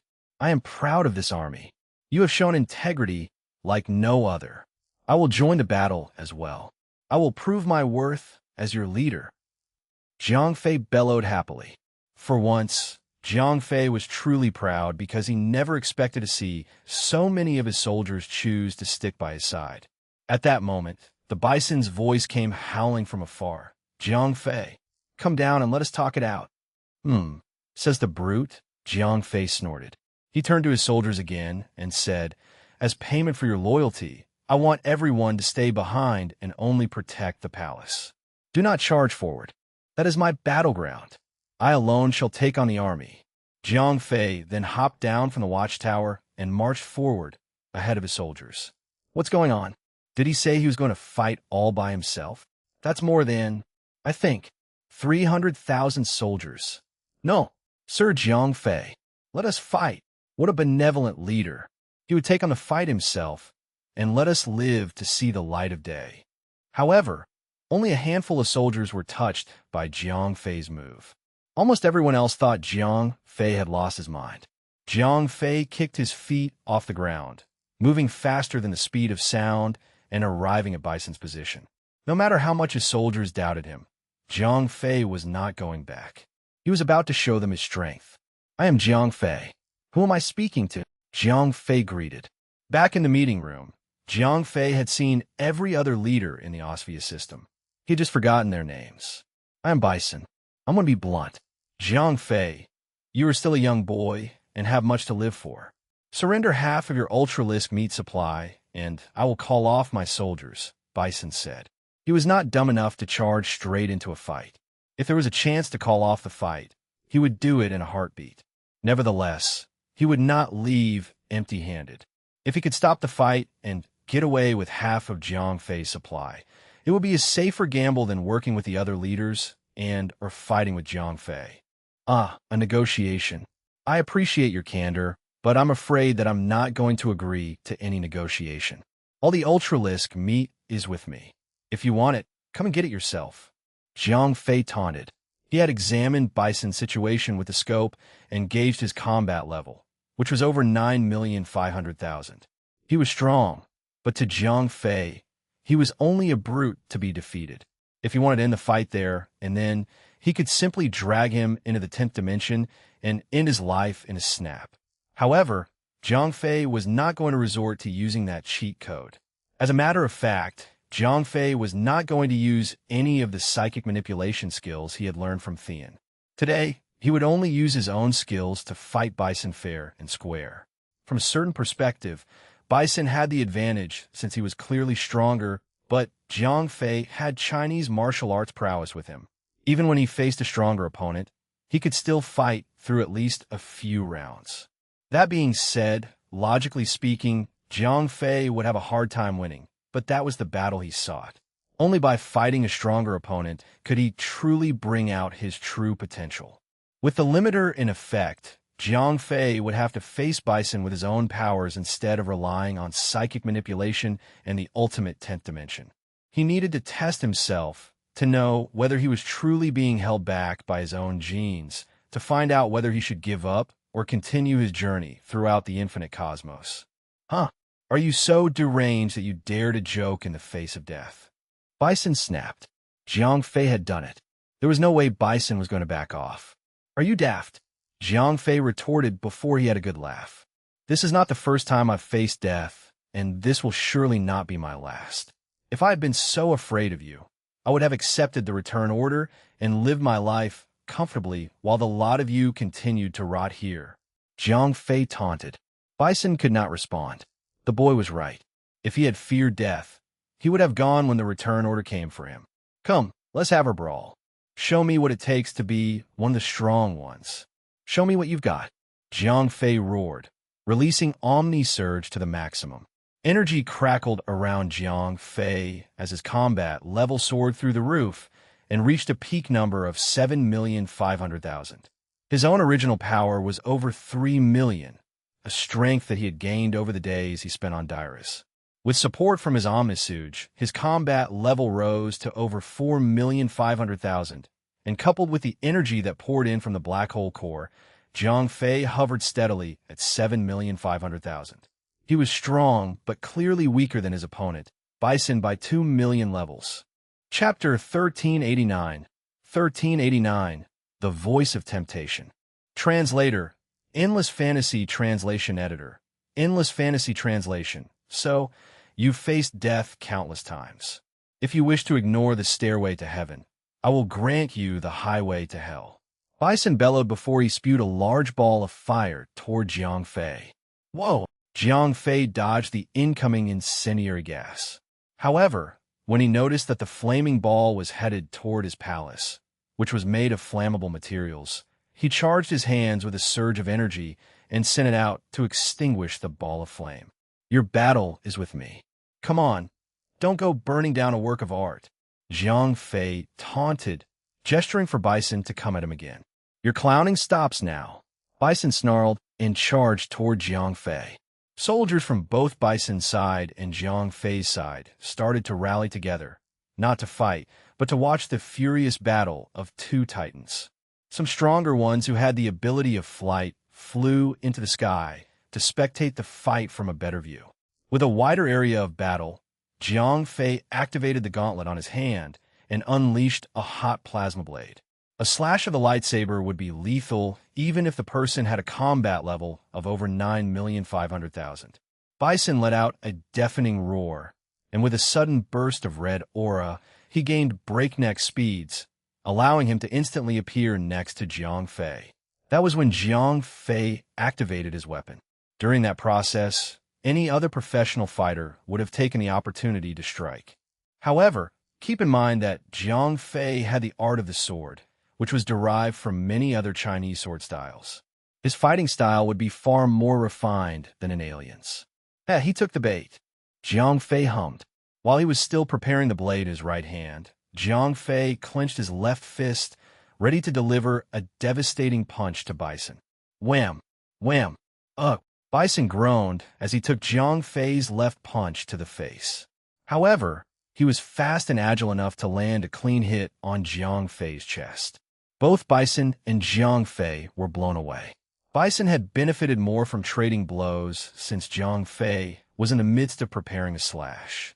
Bison's punch on his chest had prevented him from executing his next move. That being said, both of them learned a lot from the encounter. Bison was shocked to learn that Jiang Fei was not as weak as he seemed. His skill in the fighting arts was good. Jiang Fei, on the other hand, acknowledged Bison's exploding strength. Trading blows was no longer an option. Bah, a 2 million gap in combat level really does make a difference. If not for the battlesuit, I would have broken a rib or two. Jiang Fei grunted. He took a deep breath and prepared his lightsaber for another round. Boy, I'm giving you one last chance to surrender half of what you've got. I won't be holding back anymore. Bison snorted. Bison was sure that even though Jiang Fei was skilled in the fighting arts, he was still structurally weaker than him.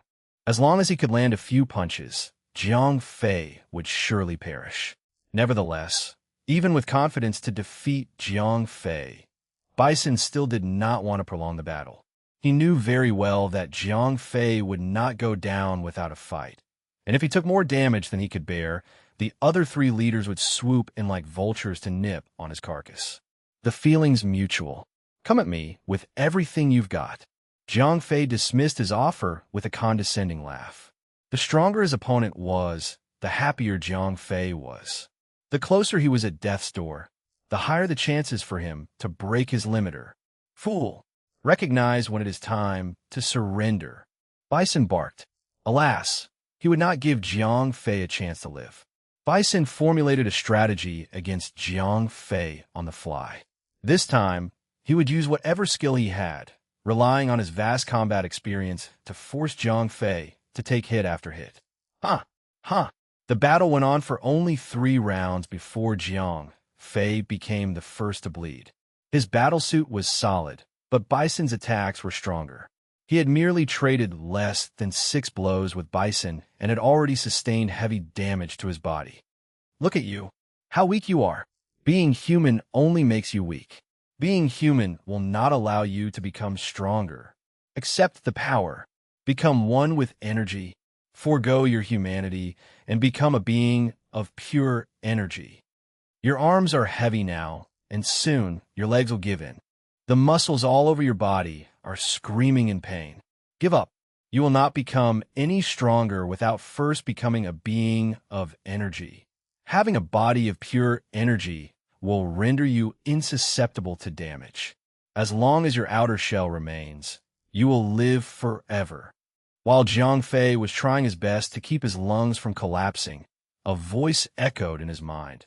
whispering words of temptation. The voice was persuading Jiang Fei to accept the black hole core so that it could fully convert Jiang Fei into a being of pure energy. What the F asterisk CK? 0541. Is that you? Jiang Fei shouted telepathically. Huh? I didn't say anything. 0541 replied. Bison noticed that split second when Jiang Fei was distracted, and he took advantage of it. Pay attention to me, boy. You dare allow yourself to be distracted? Bison bellowed as he tackled Jiang Fei with a shoulder charge and landed a clean double fist punch to his chest. The blow was so powerful that Jiang Fei broke the sound barrier multiple times while he was blown away. He then crashed into the ground, and even though the battlesuit negated some damage, Jiang Fei still suffered from internal bleeding. Ha! Tui! Jiang Fei spat out a mouthful of blood. It was not the time to worry about anything else. He needed to pay attention since fighting Bison would require everything he had. That's it. Surrender all of your Ultralisk meat, and I will let you live, Bison demanded, increasing his demand for Ultralisk meat. You'll have to beat it out of me first. Jiang Fei scoffed. He dusted himself off and charged at Bison with his lightsaber, ready to cleave into him. You'll regret this. Bison hummed. He never thought that he could land such a clean hit on Jiang Fei, but then again, Jiang Fei being distracted mid-fight helped. The battle between two titans continued, and the apparent loser was only becoming easier to discern. Jiang Fei's movement had gotten increasingly draggy ever since he took a blow to his chest. Blood was coming out not just from his mouth, but also from his nose and ears. Oh no, our leader is losing. What are we going to do? What are we going to do? Panic ensued as Jiang Fei was clearly losing. If he fell in battle, nothing good could happen to them. Fei, please be all right. Sarila prayed hard while she witnessed the fight from the sky above. What is going on with Jiang Fei? He was genuinely confident before, but now he is taking a beating. Kyle N.A. commented. Kyle N.A. was convinced that Jiang Fei was truly a strong individual. She refused to believe that he would allow himself to take such a beating willingly. Huh, how I? Jiang Fei groaned the moment he had some breathing room. The pain from sustaining so many blows was numbing his senses. All he could feel right then was his organs rupturing inside him. In a battle of energy-based assaults, Jiang Fei suffered greatly from using physical force instead. Damn it, I should have learned about my own weaknesses. Jiang Fei said to himself. Only then did he realize that martial arts did not allow him to fight all kinds of enemies out there. To be more accurate, martial arts only allowed him to fight enemies of the same combat level easier. Such weakness, such fragility, so shall a human ever be. You of all humans have proved how weak a human is. You are the epitome of humanity's weakness. Surrender to the flow of power. Become one with energy. Only then will you become the strongest in the universe. The voice of temptation surged in his mind. It was clearer this time. F***CK off. Who the F***CK are you? Jiang Fei, who was furious beyond recognition, bellowed at the top of his collapsed lungs. What the? Did I knock your brains out? Bison said, thinking that Jiang Fei had taken too much damage, causing him to hallucinate an enemy that did not exist. Chapter 1390, Omni-Surge, Surging. Get your head in the game, boy. Bison growled before he landed a clean physical punch on Jiang Fei's face. To say that he was pulling his punches was fair since Bison had yet to infuse his explosive power behind his fist. Even so, Jiang Fei was clearly not ready for it. The punch, albeit not delivered at full power, sent him flying for a good distance before he hit the ground, skidding against the soft grass. When his vision returned, he began to see double. The dizziness of the highest magnitude put Jiang Fei on the verge of regurgitating all of his breakfast from last week. Jiang Fei struggled, but after he spat out a mouthful of blood, he felt better and managed to set himself straight. Although the voice in his head had a sense of temptation, it was causing him to lose consciousness. It was similar to the feeling of inhaling a lungful of chloroform. He was unable to focus properly in the fight, much less try to get Omni-Surge to deliver constant power to himself. It fluctuated up and down faster than the world's wildest roller coaster. Thankfully, after being punched in the face, the painful and powerful concussion to the head managed to pull Jiang Fei back to reality. Even though the current dizziness he felt dancing in his head was killing him, it was 100% caused by Bison's punch, not the irritating voice in his head. At least for now, he could focus on the battle and get it over with. Despite temporarily solving his worst problem, Jiang Fei had to suffer through another. Physically, he was breaking all over like a rotten wooden hut after a hailstorm. Bison's surging power could be felt reverberating down to his rattling bones. Even so, Jiang Fei was not going to give up. Such a noun had been removed from his dictionary. The muscles all over his body were screaming, begging even, for Jiang Fei to stop. His bones, albeit still intact, were on the verge of shattering like pieces of glass. Nonetheless, he was going to fight. Acknowledging his will to fight, Omni-Surge burst with power, granting Jiang Fei a surge of potent strength that increased his overall combat level. The energy that was already crackling around Jiang Fei buzzed about like an exposed Tesla coil at maximum output. His current combat level was now over 8 million. Fascinating, Bison hummed. Instead of feeling intimidated, Bison chuckled when he saw how Jiang Fei only grew stronger after he took damage. Bison was a veteran in Osvia, and he had survived more battles than he could even remember.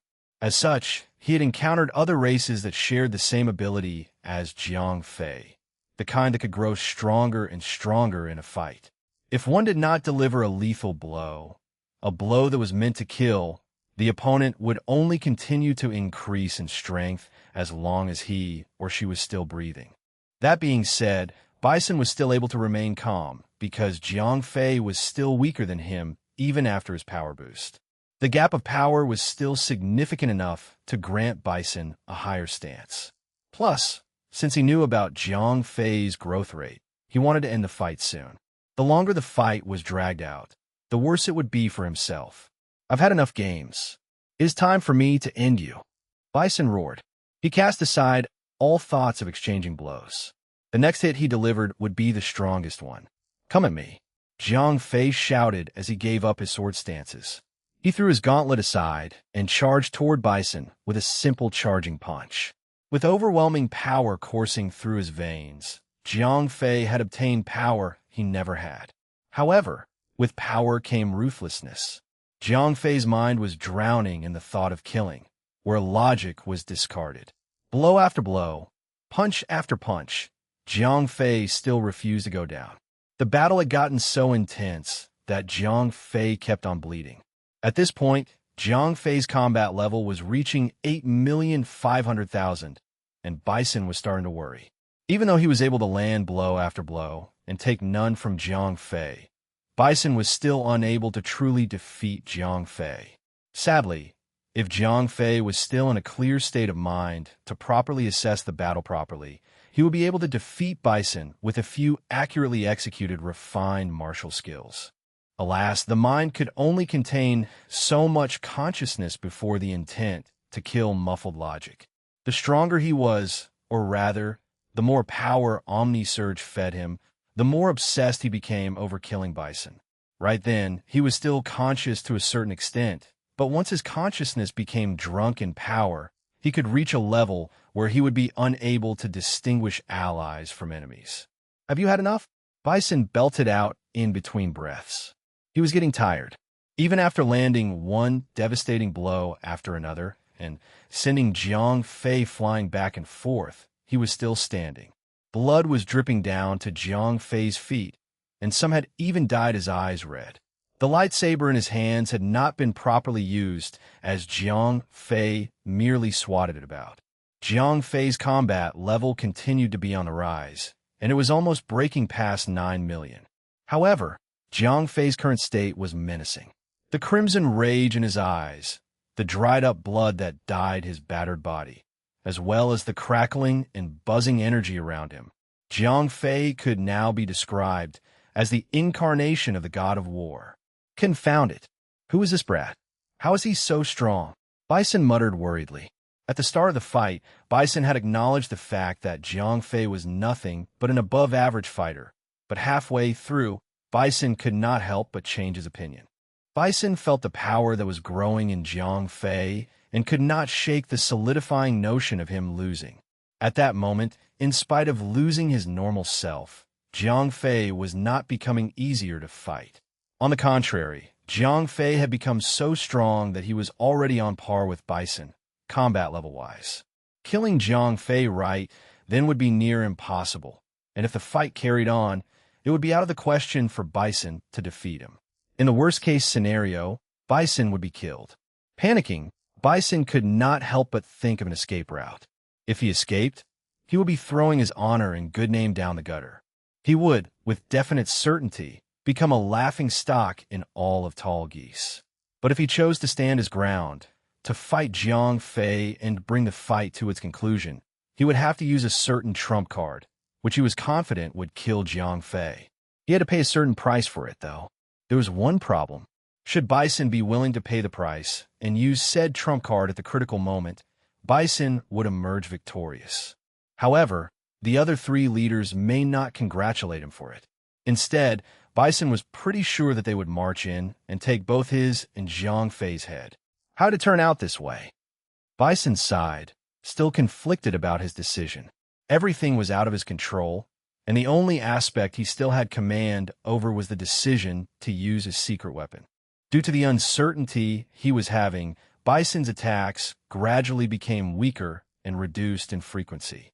Unbeknownst to both Bison and Jiang Fei, Bison had just stopped short of the critical breaking point in Jiang Fei's growth. Prior to Bison's retreat, Jiang Fei was sustaining a great deal of pressure and stress from him. His mind was in a mess, and he was only fighting based on instinct. All of his move sets were messy and out of order, unpredictable yet inefficient. Jiang Fei may have been wearing a luxurious battlesuit. It had sustained too much damage. It was at the point where its external cosmetic appeal had been chaffed away. If Jiang Fei was his normal self, he would have recalled the days when he hung out with Han Tianyu. That rich F***er would have discarded the battlesuit and replaced it with another, even if it only sustained a single scratch. While Bison was still delivering lethal attacks on Jiang Fei, the limiter in his genes was gradually being moved. Even though Jiang Fei himself was not aware of it, his body was experiencing a shift in power state. But, just as it reached a breaking point, Bison was clouded with uncertainty and reduced his attack rate. That caused Jiang Fei to feel less pressured, which gradually made Jiang Fei's body give up on breaking its limit. However, while the limiter was closed, Omni Surge still worked perfectly. By the time Bison started to show signs of hesitation and pulled his punches, Jiang Fei's combat level had pretty much gone beyond 9 million. HNNGG. ARF. Two fists, packed with the explosive force of hydrogen bombs, collided with each other. Jiang Fei had been blown back every single time without fail. Yet this time, Bison was blown off his feet despite weighing at least 4 times Jiang Fei's weight. Panic was clearly reflected in his narrow eyes. He was shaken to the core when it dawned on him that Jiang Fei was no longer on par with him. He was stronger. Damn it, Bison muttered as he slapped himself in the face. At that point, he realized he needed to focus. Chapter 1391. On the brink of desperation. What should I do? Do I run to survive, or do I fight the boy until one of us is dead? Bison asked the same question over and over again in his head. Despite being injured and pressured, Bison could not shake the thought out of his head. At that moment, when Jiang Fei tried to get up, he slipped and fell to the ground. His body was giving in, and that allowed Bison to finally decide on an answer. F***ck it. Judgment Day is coming, and the chances of survival are just as good as fighting Jiang Fei. Better to die with honor than to suffer a few days of humiliation. Any normal being would have noticed the sudden change in Bison's stature. If Jiang Fei was fully conscious at that time, he would have caught the abrupt burst of killing intent in Bison and promptly prepared himself for an incoming attack. Unfortunately, Jiang Fei was drowned in pure instinct and a flooding desire to fight for victory. "This is the end," Bison snarled as he took out a bottle of viscous liquid. He broke the seal at the top and swallowed all of its content in one go. Bison was mad, not at himself, but at Jiang Fei. Well, all conscious beings possessed emotions to a certain extent. While some would argue that all humans were born evil, others would say otherwise. In the vast universe of uncountable civilizations and races, egoism, or a sense of geocentrism that everything revolved around an individual's own race or self, existed even in the most advanced species. Bison was most certainly not the brightest or the most knowledgeable being in all of Tall Geese. He still thought that he was the strongest. He bore too much hatred for Jiang Fei since he had forced him to resort to his trump card. If he had not been stupid enough to succumb to his greed to claim what was Jiang Fei's, he would not have been in that situation. From his vantage point, however, he was not at fault. He came to Jiang Fei and did not recognize that he was the one who brought the war to him, asking for a share of the Ultralisk meat. It, by all means, belonged to Jiang Fei since he had single-handedly defeated all three of them. Since he had rejected the request, Bison thought he had every reason to put the blame on Jiang Fei. Off, albeit still dazed, Jiang Fei twitched from the sensation of raw power that came from Bison. There was a deafening roar, and the next instant, he was in front of Jiang Fei, thrusting his fist at beyond supersonic speeds. His combat level was boosted up to over 10 million, granting him an enormous power surge, unlike anything he had ever felt. The fist delivered by Bison was so fast that even if Jiang Fei was conscious and sharp-minded, he would have still failed to react to it. That punch was strong, and finally, after being thrown off his feet like a rag doll so many times, the battlesuit, which had been protecting him from countless hits, was completely destroyed. The suit was the only defense Jiang Fei possessed, and now he had lost it. D. Bison roared as he chased Jiang Fei. He charged a ball of energy so saturated that it glowed with intense brightness. Its brightness rivaled that of the orbiting star itself. Before Jiang Fei could even bounce off the ground once, Bison sped in front of Jiang Fei and made him eat the energy ball. Jiang Fei was on the verge of losing consciousness completely. The bioarmor he had on was completely useless as a protective suit, as it literally vaporized the moment the energy ball made contact with it. Wham! Before Jiang Fei could fling himself away from the blast, Bison flashed toward himself again, delivering another devastating punch to his face. "Let's see how long you can keep this up." Wham! Bam! Boom! Slam! "Have you given up? You know you want to. There is no way you can make a comeback now that all of your insides are ruined. You're weak. You're fragile. You couldn't protect anyone, not even yourself. Take the power and turn yourself into a being of pure energy. Surrender to fate and defeat your enemies. Join me and you will never suffer defeat. Forever." Just as Jiang Fei's mind was about to collapse, the voice with words of temptation returned to his sea of thoughts. The voice spoke in such an alluring tone that Jiang Fei could not help but believe in its words. Right before Bison delivered the final killing blow, Jiang Fei flung his eyes open and telepathically said, 0541, prepare for a full energy conversion. Wake up! Huh? The heck is going on? Jiang Fei was seconds from completing the order when his mind was dragged out from the darkest corner of his own sea of thoughts. It was like being poured with a pail of cold water, and Jiang Fei was now awake. What's going on? Who was talking? Who saved me? Jiang Fei asked himself before he could make sense of what was going on. Dumb student, wake up and focus solely on your opponent. I won't help you again. Theon's voice rang in his mind as clear as the bells of Big Ben. The great plunderer was true to his words and had kept his promise to watch over Jiang Fei.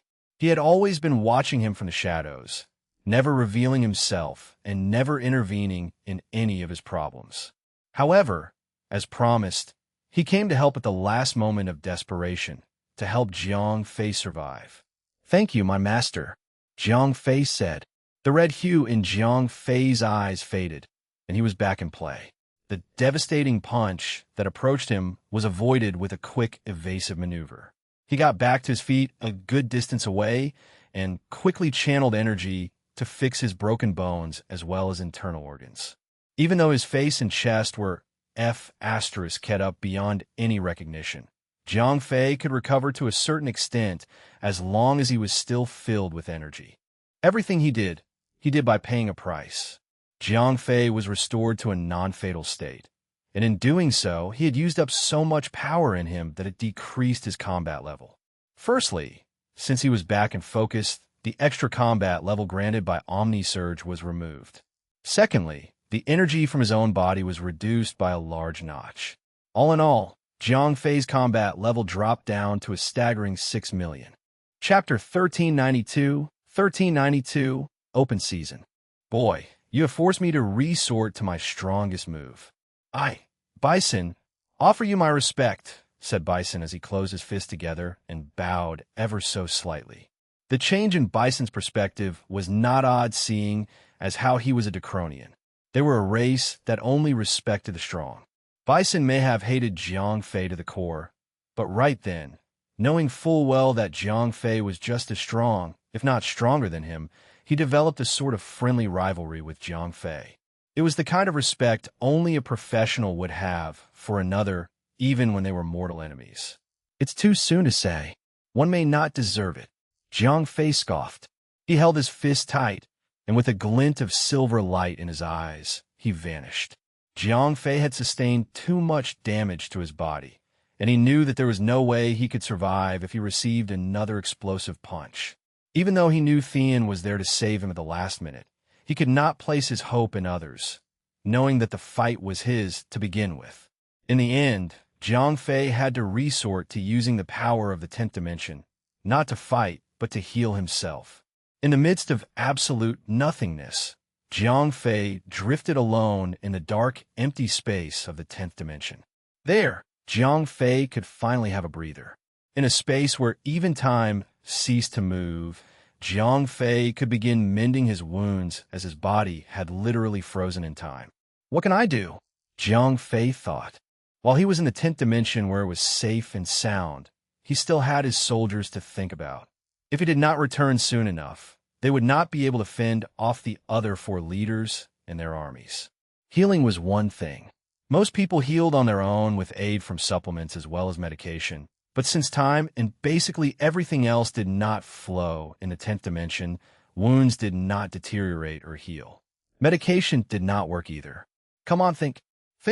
The only aspect that worked in the 10th dimension was consciousness. One could do anything provided that one had a strong enough mental power. Henceforth, if Jiang Fei wanted to save himself, he needed to concentrate his thoughts on affecting the Planck-length strings to affect his body's healing properties. F***ck me. I should have mastered quantum physics. Like I even could, Jiang Fei mumbled. He had only remembered some of the strings' properties and how different frequencies generated different particles. Most of the things he remembered were related to destroying stuff, not changing or fixing them. Damn it, looks like I have to learn on the fly. Trial and error. While Jiang Fei was trying to learn how to heal himself in the 10th dimension, events were transpiring out in the world. Where did he go? Bison asked when he noticed that Jiang Fei had just vanished. The spatial dimension around the spot where Jiang Fei used to be was not affected in any way, at least not in the way a teleportation would affect it. Sir Jiang Fei, he's gone. It's over. It's all over. No one noticed Bison when they were all focused on Jiang Fei's sudden disappearance. Despite having no evidence of Jiang Fei's death, his sudden disappearance could only be treated as such. Fei, no, this cannot be. Surila howled. Compared with the sudden panic that befell Jiang Fei's soldier, Surila had it worse. Jiang Fei was already seen as the chosen one, the only partner she would ever have, and his death meant the end of the world for her. It was the same for any other member of Kate's Sith. The male partner was their everything. Although Jiang Fei may not have verbally or even symbolically accepted Surila as his partner, Surila thought otherwise. Jiang Fei's death only made the world go dark. Nothing would ever save her from such abyssal despair. No, Fei, no. Sarila continued to wail, and when came to comfort her, she stood up. I'll have your head. Sarila howled with madness and charged toward the battlefield with daggers in her hands, ready to slice. Her spirit was admirable, but she was colossally weaker in terms of strength. Her speed was even far slower than the speed of sound. The way Bora saw it, she moved like a slug. She was so weak that she could not even match the surging field of energy that Bison was releasing involuntarily. The impact of her collision with the raging storm around Bison was severe. The muscles around both her arms were torn to shreds as she tried to slice her way closer to Bison. Even so, she got up to her feet and struggled to reach the one who killed her, Jiang Fei. Begone. Due to the respect I had for Jiang Fei, I shall let you live. Bison hummed coldly. He could not help but sympathize with Sarila because he had developed some form of relationship with Jiang Fei earlier. Are you all right? Come, get up, Kane said as she helped Sarila up. Fei! Sarila sobbed away, ignoring Kane's efforts to console the despaired little kitten. It is done. Your master is gone. Surrender all of your ultralisk meat, and I promise not to attack you, Bison said, still maintaining a stoic demeanor. The effects of the potion he drank earlier were fading and causing his combat level to drop to its original value. However, the aftermath of the potion was severe enough to make him suffer for a few days. Nevertheless, despite his feeble state, no one from Jiang Fei's side could even come close to him, let alone fight him. Congratulations! Such a spectacular fight from the great Lord Bison. Before the solemn atmosphere dispersed, the three leaders from the other planets approached Bison. As expected, the vultures are here to pick on me in my weakened state. Bison snorted. Now, that's no way to speak. We are here only to propose a business transaction. Sai said, laughing like a hyena. We are selling you a means to live. Perhaps you would like to purchase it with whatever you have. Abel joined in, laughing as he proposed his sinister offer. Ignoring the cat girls behind him, Bison paced slowly toward the other three leaders, crossing his arms with such defiance that it exuded strength. What if I offer one your heads instead? Bison scoffed. While he fought with Jiang Fei, Bison had already thought about the betrayal of the other three scumbags. If they showed any signs of hostility, which they did, Bison would retort with a threat to fight until the end. He knew that they would not take the risk since Judgment Day was drawing close, and they could not afford to chance anything. As for himself, he had already chosen an honorable death when he drank the potion. He would not give up a fight, not when he had already paid the price. Dying in battle would always be better than dying by the hands of any creature. Sai flinched when Bison showed his defiance. It was obvious that Bison was not going to surrender without a fight. As smart as he was still trying to win over one of the three leaders to even the scales. He may have been in a weakened state, but Bison was still a member of the fearsome Decronian. The fear he inflicted on all three of them was genuine, and if they were not firmly united, they would never defeat him. Should we move on? Rufus asked. Screw it. If we don't defeat him now, none of us will be safe later on. Sai spat. That's true. Once he recovers, he will come for us all. The man never forgives and never forgets. That is certain. Abel chimed in. So be it. Lord Bison has stated his offer, and we shall take none of it, Rufus said in his deep, husky voice before breaking into a menacing smile. Chapter 1393, one last time. Translator. Endless Fantasy Translation Editor. Endless Fantasy Translation. So you wish to die. Come one, come all. I will grant you your wishes. Bison scoffed, still crossing his arms. Go! Sai roared enthusiastically, yet he remained unmoved. Go! Rufus roared with might, yet he, too, remained stationary. Come now. Instead of becoming the circus itself, perhaps you two clowns could stop jesting around? Abel sneered when the two Valsaurian leaders remained rooted to the ground. That being said, Abel himself was also guilty of not attacking.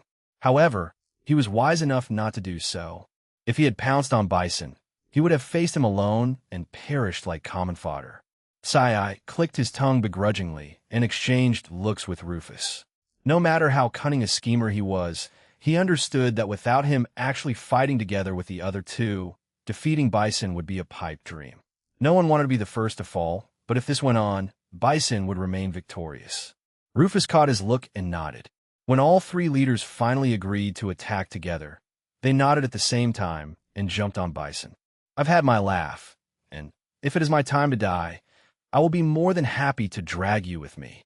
Bison laughed and started to fight furiously. From a spectator's viewpoint, Bison only resorted to assault, not defense. All of his moves were meant to kill, as if he did not care to live after the fight. His objective was clear: to die fighting and drag along as many as he could. That was his current fighting style, and the other three leaders knew it. They could not be more careful. Whenever they tried to squeeze in an attack, they would always make sure that it was a safe maneuver to protect themselves from being caught in Bison's offense. As such, they had only attacked once for every 20 attacks for Bison. Logically speaking, the three leaders would possess the absolute advantage if they thought to work together. Unfortunately, due to their cowardly nature, they were pushed further and further back. Nonetheless, Bison's advantageous stance existed only because of his current state.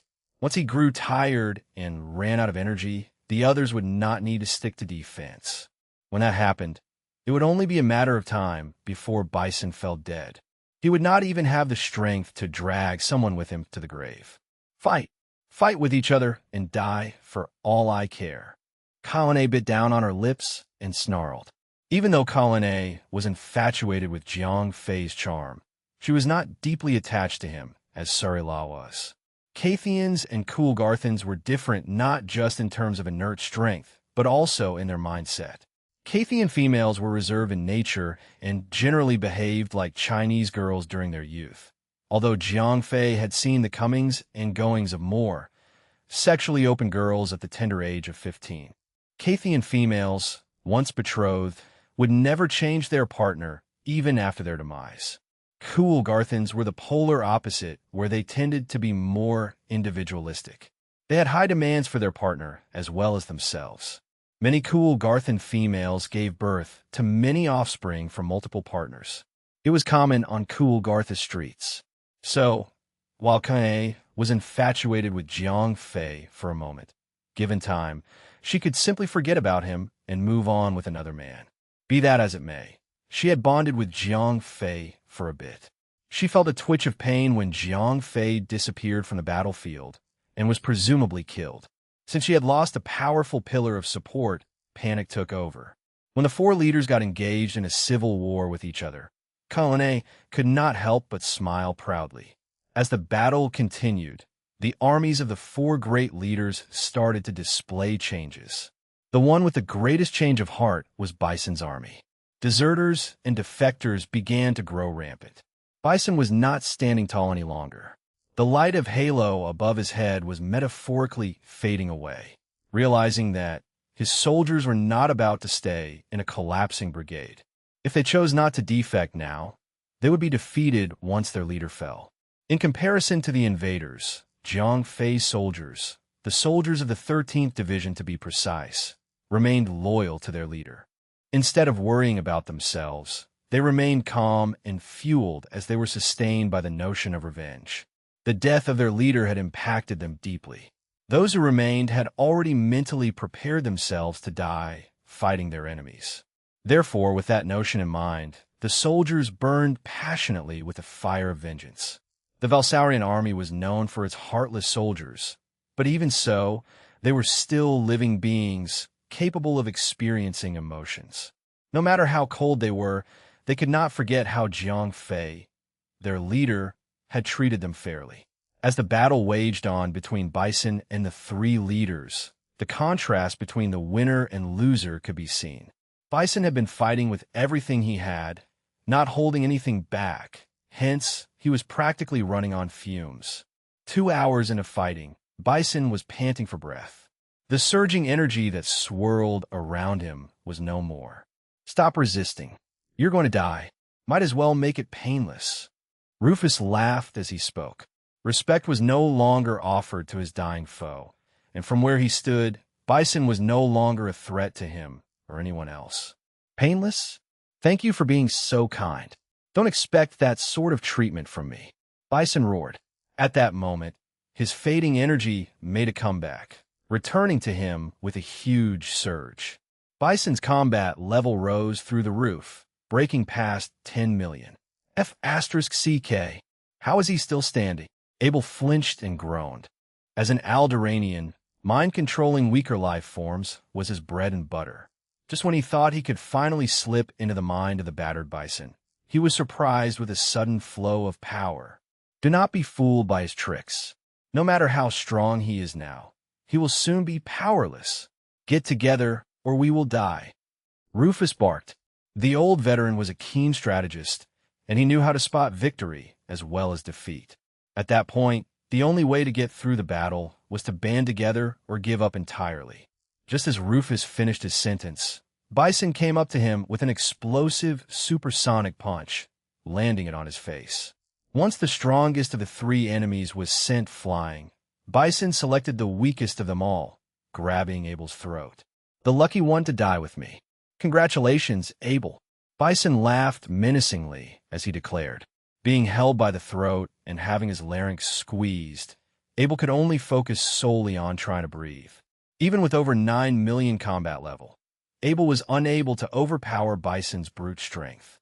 Physically, it was impossible because Abel was of regular human size while Bison was at least twice that.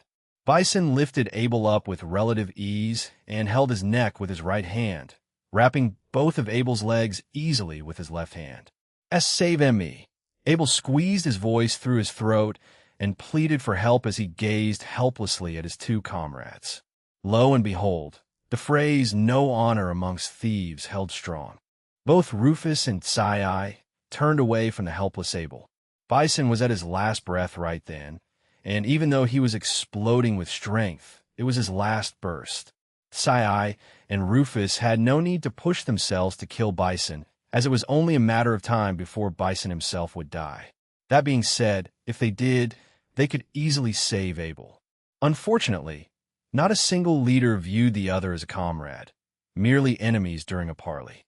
Moreover, if Bison killed Abel, Sai and Rufus would have one less person to share their loot. Both Sai and Rufus could split Bison's, Zhang Fei's, and additionally, Abel's fortune. How could they say no to an offer to have one less share? Forget it. You're all alike. Not a single one of you would shed blood for another. Fear not, Abel. You may be the first to die, but I shall join you shortly. Bison laughed. The grip of his hands grew stronger by the second, and the fear reflected in his hollowed eyes grew more intense. Bison smirked and exerted a little more force. Blood, like rain, sprayed out from Abel's severed body when Bison tore him slowly to inflict as much pain as possible. Beaky, beaky, beaky. Bones from his spine to his limbs broke apart. His muscles tore from their sockets and ligaments before completely snapping off. As his throat and larynx were completely held shut, Abel's screams, albeit muffled, could be heard even from a mile away. "This is goodbye, traitor," Bison said as he exerted the final twist. Abel, the strongest fighter on his own respective planet, did not even manage to use his strongest ability. He was rendered useless from extreme laceration, blood loss, internal mutilation, and, well, from being twisted apart like a common washcloth. He was still not dead, not yet anyway. To finish him off completely, Bison spewed white-blue flames, the hottest he could spew, and burned Abel's remains. That way, Abel would die even if he sacrificed all of his power to regenerate. Once his death was confirmed, Bison let out a long sigh. At the same time, the surging power around him died down. This time, permanently. His combat level dropped to only 5 million. At his current state, Bison was only another common soldier. He could stand out amongst others, but never on the same level as the leaders of the settlements. His fate was then sealed. Chapter 1394. Killing him is not going to be that easy. Bison. Rufus roared. The shock from seeing a living person being killed in such a horrendous manner was still fresh. Perhaps the only way Rufus could forget about it was by killing Bison. It's not going to be that easy. Bison bellowed. He shot back to his feet. His stance was extremely overwhelming. He stood still, glaring at the incoming Rufus. Rufus was shaken to the core, and when he saw how confident as well as dignified Bison was, he froze. He failed to understand how he, a powerful leader with a combat level of over 9 million, was scared stiff by a severely weakened opponent who only measured a little over 4 million. Like a deer in headlights, Tsai remained stationary, shivering because of fear, be it to Abel's gruesome death, or how Bison exuded formidability just by standing stoically, or even how Rufus was shaken to the core. Tsai could not react. His mind was now flooded with only one emotion: fear. Bison stomped his way forward, and with a perfectly angled thrust, he tossed out a punch. Oof! Rufus gasped at the sight of Bison being knocked back by a simple, desperate attempt to block his punch. What the? Rufus could not understand what had just happened. Bison's punch was so weak that it failed to even penetrate a basic energy barrier. Bison had suffered from severe damage when he was blown away with a simple push. When Bison finally spat out a mouthful of blood, Rufus understood what had transpired. He stopped shaking and started laughing. I see now, Bison. You're on your deathbed now. Huh. To think that I fell into your trap. Such a trick. Rufus laughed as he said. Bison was truly drawing close to his last breath. Even though the punch was delivered from a perfect angle, it was just for show. If Bison were still strong as before, that punch would have been lethal. To think that Bison could still pull a trick like that, even on his last breath, that made Rufus laugh at himself. Bison was, to put it simply, going to die. The damage he had sustained from the current and previous fight with Zhang Fei was too much for him. He was still able to live now, but without an armor like Zhang Fei's, a single punch, even an unpowered one, would end his life. I'm going to kill you now. If you want to get up to more tricks and tomfoolery, you best present it now. Rufus snorted as he cracked his knuckles, slowly walking closer to Bison. Bison was too weak to even lift his fingers right then. All he could do was look up at Rufus when Rufus finally stood right next to him, staring down. Didn't you say something? Killing you wasn't going to be that easy? I'll show you how easy it can be. Rufus snorted, lifting his leg up to show how he was going to stomp on Bison's face. To be fair, it was only an act. Rufus was embarrassed when he had been scared by a mere pose, and he was merely acting tough to reclaim his lost pride. Rufus scoffed before he cracked the most sinister smile. Instead of merely dropping his feet on Bison's head, he charged up his fist and held it high before dropping it down at supersonic speed. That was everything Rufus could do. He poured everything he had into the punch to deal the final killing blow. If it hit its target, Bison would die or sustain lethal damage, which he would die from later. Thump! When the metaphorical iron fist dropped from above, it stopped abruptly a few inches from Bison's forehead. Both Rufus and Bison were in a state of shock. The only difference was the cause. Rufus was in great pain, while Bison was surprised. Not a second later, Rufus pulled away, groaning in great pain as blood was spilling from his fist.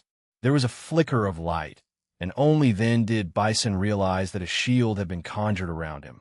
The shield was incredibly strong, so strong that even though Rufus landed a punch with everything behind it, it failed to make a dent on it. You're right about one thing. Killing Bison isn't going to be easy. A voice rang from behind, and it belonged to someone Bison was incredibly glad to hear from. Am I hallucinating? Bison asked himself when he got to his feet and saw the face of his previous opponent, smiling in a carefree manner while waltzing over to his side. My lord, you're alive. Colonnade gasped, failing to hold back her voice. Why did you save me? Bison asked bluntly. He was unable to accept the outcome. Zhang Fei was alive, and he had saved him from certain death. Who are you? Rufus roared. Just then, he wanted to retreat to his army and seek help from his comrade. He had seen how Tsai was rendered motionless. His eyes could no longer focus, so clearly something had been done to him. Save you? Oh, right, 2 reasons actually, said Jiang Fei, pausing for dramatic effect. You've been a great help in stalling the fight. My soldiers were all unarmed because of you. Secondly, Jiang Fei continued, but paused again as he turned to look Bison directly, ignoring the still stunned Rufus behind them. Want to join me? Jiang Fei asked simply. Bison widened his gaze, but after only 1 second, Bison laughed loudly for a while. You are an interesting one. That's the word on the street, Jiang Fei said, smiling innocently. Phoenix. Bison bellowed. I will join you, and if you help me kill both Sai and Rufus, I will even bend the knee. Bison said, smiling happily. As a Decronian, Bison would only show respect to those with power and strength. It was not strange for them to bow their heads to anyone stronger than them. In this case, Jiang Fei had yet to prove himself since technically he had not defeated Bison in a fair match. That was why Bison had requested Jiang Fei to kill Sai and Rufus. Even though it was a request for assistance, Bison treated it as a means for Jiang Fei to prove himself. No matter the method, as long as Jiang Fei achieved the desired outcome, Bison would gladly surrender. I accept that deal, Jiang Fei howled. Within a second, Jiang Fei flashed away from Bison and reappeared in front of the unmoving Sai. He placed his hands on his forehead and injected molded energy into his body. When Sai realized what Jiang Fei was about to do, he tried to block the mental energy that Jiang Fei surgically injected into his head but failed. Don't fight it. It'll only make it worse, Jiang Fei said as he brought himself closer to his face. Even so, Sai struggled against it. While his body was not listening to his commands, he still tried to flush out the foreign energy that was invading his body. However, as Jiang Fei warned, the energy within Sai's body wreaked havoc. In just a few seconds, Sai's internal organs were ruptured. Just as Sai was about to flush out Jiang Fei's energy, he sustained further damage on the inside and collapsed both mentally as well as physically. When he was on his knees, Jiang Fei placed both his hands on his head and injected an amount of psychic energy so refined that Sai's mind was wiped clean before he even realized what it was going to do to him. It was a skill that Thean had taught Jiang Fei, the mind wipe. It was an incredibly powerful skill, which eliminated an opponent's consciousness, and it required specific conditions. Jiang Fei would need to be physically close to his opponent, in contact preferably, and inject a refined wave of psychic energy for 3 seconds at least, depending on the type of being. 3 seconds was for the general masses, more if the opponent was stronger. On a battlefield, realistically speaking, would an opponent allow you to inject energy into his or her body for 3 seconds? Jiang Fei had only gained the opportunity to use the skill because Sai himself was momentarily stunned for a brief second, granting Jiang Fei a wide enough opening to attack with a psychic assault. Once Jiang Fei had successfully paralyzed him, he was frozen again, which opened himself up to further attacks. Rufus, on the other hand, feared an opponent he could not understand, granting Jiang Fei even more breathing room to execute the skill properly.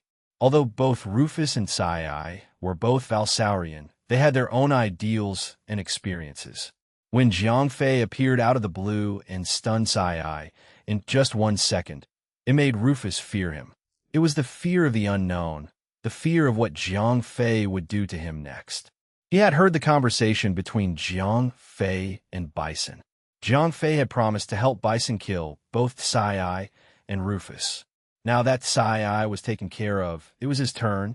He's all yours, Jiang Fei shouted as he tossed Sai, now a body voided of a mind. Jiang Fei had promised Bison that he would help him kill Rufus and Sai, but since he was bound to the absolute no-killing rule, Jiang Fei chose to use Mind Wipe instead. Technically speaking, Sai was still alive but living without a soul. Jiang Fei was playing with fire, since wiping a person's mind was similar to killing a person.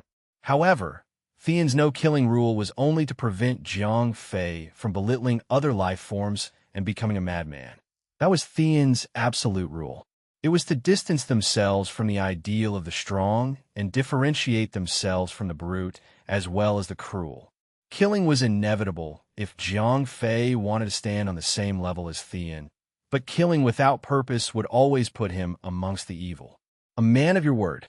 Thank you, Bison said. Even though Jiang Fei did not kill Cai, he had recognized Jiang Fei's strength and considered the condition met. He acknowledged that Jiang Fei's true power lay not in physical strength, but in his psychic power. If he had resorted to using it earlier during his fight with Bison, Jiang Fei would have defeated him easily without sustaining a single scratch. Chapter 1395, The Miracle. Jiang Fei could not care less about what Bison was going to do to Cai, be it kill or maim, as long as he completed his task. At that moment, his remaining target was Rufus. To be honest, he had his own motives. He wanted to set things straight and recruit Bison into his own banner. F***CK. Rufus gasped in horror. He felt a shiver run down his spine when he looked straight into Jiang Fei's eyes. To Jiang Fei, Rufus was nothing but prey to be hunted down. The look of a hungry predator. That was the look in Jiang Fei's eyes. It was scary enough that even Rufus dared not do anything to him. At that point, although it was too late, he regretted not saving Cai earlier. Right then, Rufus was sure about one thing. He needed to escape for his life. Instead of physically taking off, Rufus resorted to the most cowardly way of escaping.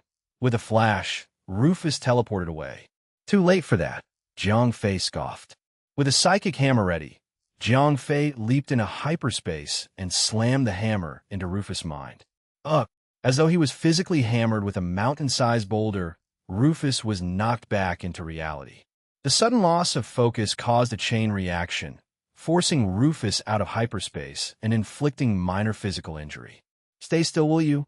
Jiang Fei howled like a hungry wolf before he shot a psychic needle into Rufus' mind. Instead of being momentarily dazed, the attack felt like a piercing hot needle had gone through his brain. It was incredibly painful for someone like him to endure, and it drove him to the point of despair.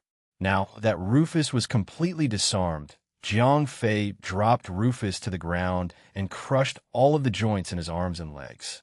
Not only did Rufus lose the will to fight, but he also lost the ability to move his arms and feet.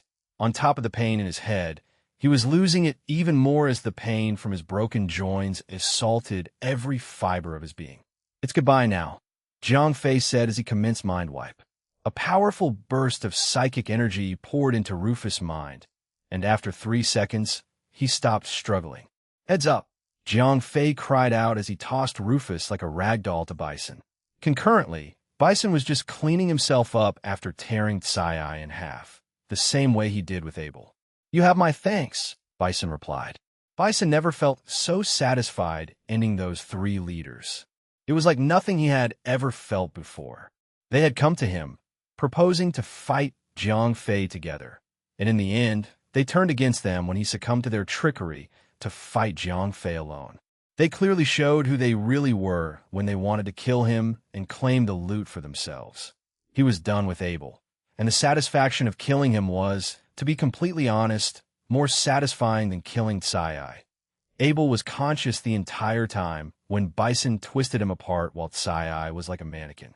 Pulling a mannequin limb from limb felt empty. That being said, the deed was done and the last one remained in his hands, motionless and brain-dead. Oh well, Jiang Fei sighed. Bison was indeed a brute. When he killed Cai, Jiang Fei was still able to steal a glance despite being busy. He witnessed how Bison literally tore Cai apart. The entire grassland around him was dyed a crimson red. Pieces of limbs and internal organs lay about. Thank you for helping me. From today onwards, and for all the days to come, I, Bison, shall serve Sir Jiang Fei until my last breath. I hereby pledge my undying fealty to the great leader of Dairas, said Bison as he knelt for Jiang Fei. I've heard enough. Rise and stand proud, Jiang Fei said, helping the giant to his feet. Although he was cruel, Bison was a straightforward man. Even though Jiang Fei could not accept his cruel aspect, Jiang Fei could still use a man with a knack for ripping limbs. Furthermore, since Jiang Fei was bound to the no-killing rule, Bison could help him achieve his goals in case there were people who needed their limbs to be torn apart. In conclusion, Jiang Fei had defeated 2 leaders of Osvia and recruited Bison to be under his banner. There was a certain glint in his eyes as he smiled with satisfaction, and the remaining soldiers of Tsai, Rufus, and Abel were frightened to the core. It cannot be helped. They were called in to join their leaders to fight Jiang Fei, and now that their leaders had been killed, what could they expect next? We're doomed. I guess it's a good day to die. I've heard that Jiang Fei's a kind-hearted person. We may get lucky enough to be spared. If that rumor is true, I'll never set foot on Dairas for the rest of my life.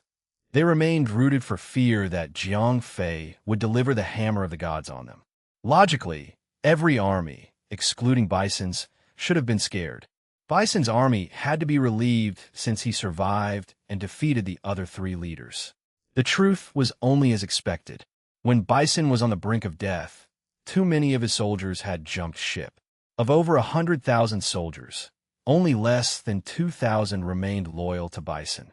The other 100,000 soldiers had clearly done something wrong, and since Bison survived, like the soldiers of the 3 leaders, they were scared stiff.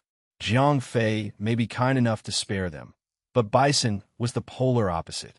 The fact that he would tear his enemies apart for betraying him made them think about what he would do to his own men for doing the same. While most of them were scared to the point of soiling themselves, a small portion of soldiers were smacking themselves in the face. Those were the soldiers who had left Jiang Fei's banner willingly. Even though Jiang Fei had clearly stated that he would not seek retribution from them, they knew well enough that Jiang Fei would no longer accept them. Without protection from a higher power, they were as good as dead on Judgment Day. Fei, is it really you? Are you real? Am I dreaming? Sarala howled as she rushed and hugged Jiang Fei tightly. The mental toll inflicted on her mind when Jiang Fei disappeared from the battlefield lasted for far too long. Even now, she had yet to fully recover. To be honest, she had fallen too deep into despair. The whole world became gray without a shed of light. The thought of ending her own life was just hanging there in her mind. Without Jiang Fei, without the chosen one to serve, there was literally no other purpose to live. Kale, albeit affected by Jiang Fei's death, had been checking on Sarala to make sure that she would not do something as stupid as ending her own life for a man. Fortunately, after several hours, Jiang Fei returned to the land of the living. Not only did he appear unharmed, but Kalane could also sense a certain strength from him. While Kalane was relieved for Jiang Fei, Sarala could not help but feel over the moon as if she was the luckiest, happiest female in all of Kate Sith. "Silly girl, I'm right here," Jiang Fei said as he gently caressed Sarala's head, consoling the poor kitten. Jiang Fei subconsciously smiled. It was only a faint smile, yet it exuded the highest of confidence. "My lord, did you achieve a new level of power?" Kalane asked. She noticed the subtle changes in Jiang Fei's behavior and demeanor. Prior, Jiang Fei was shrouded in mystery, but one could still feel a certain level of power from within.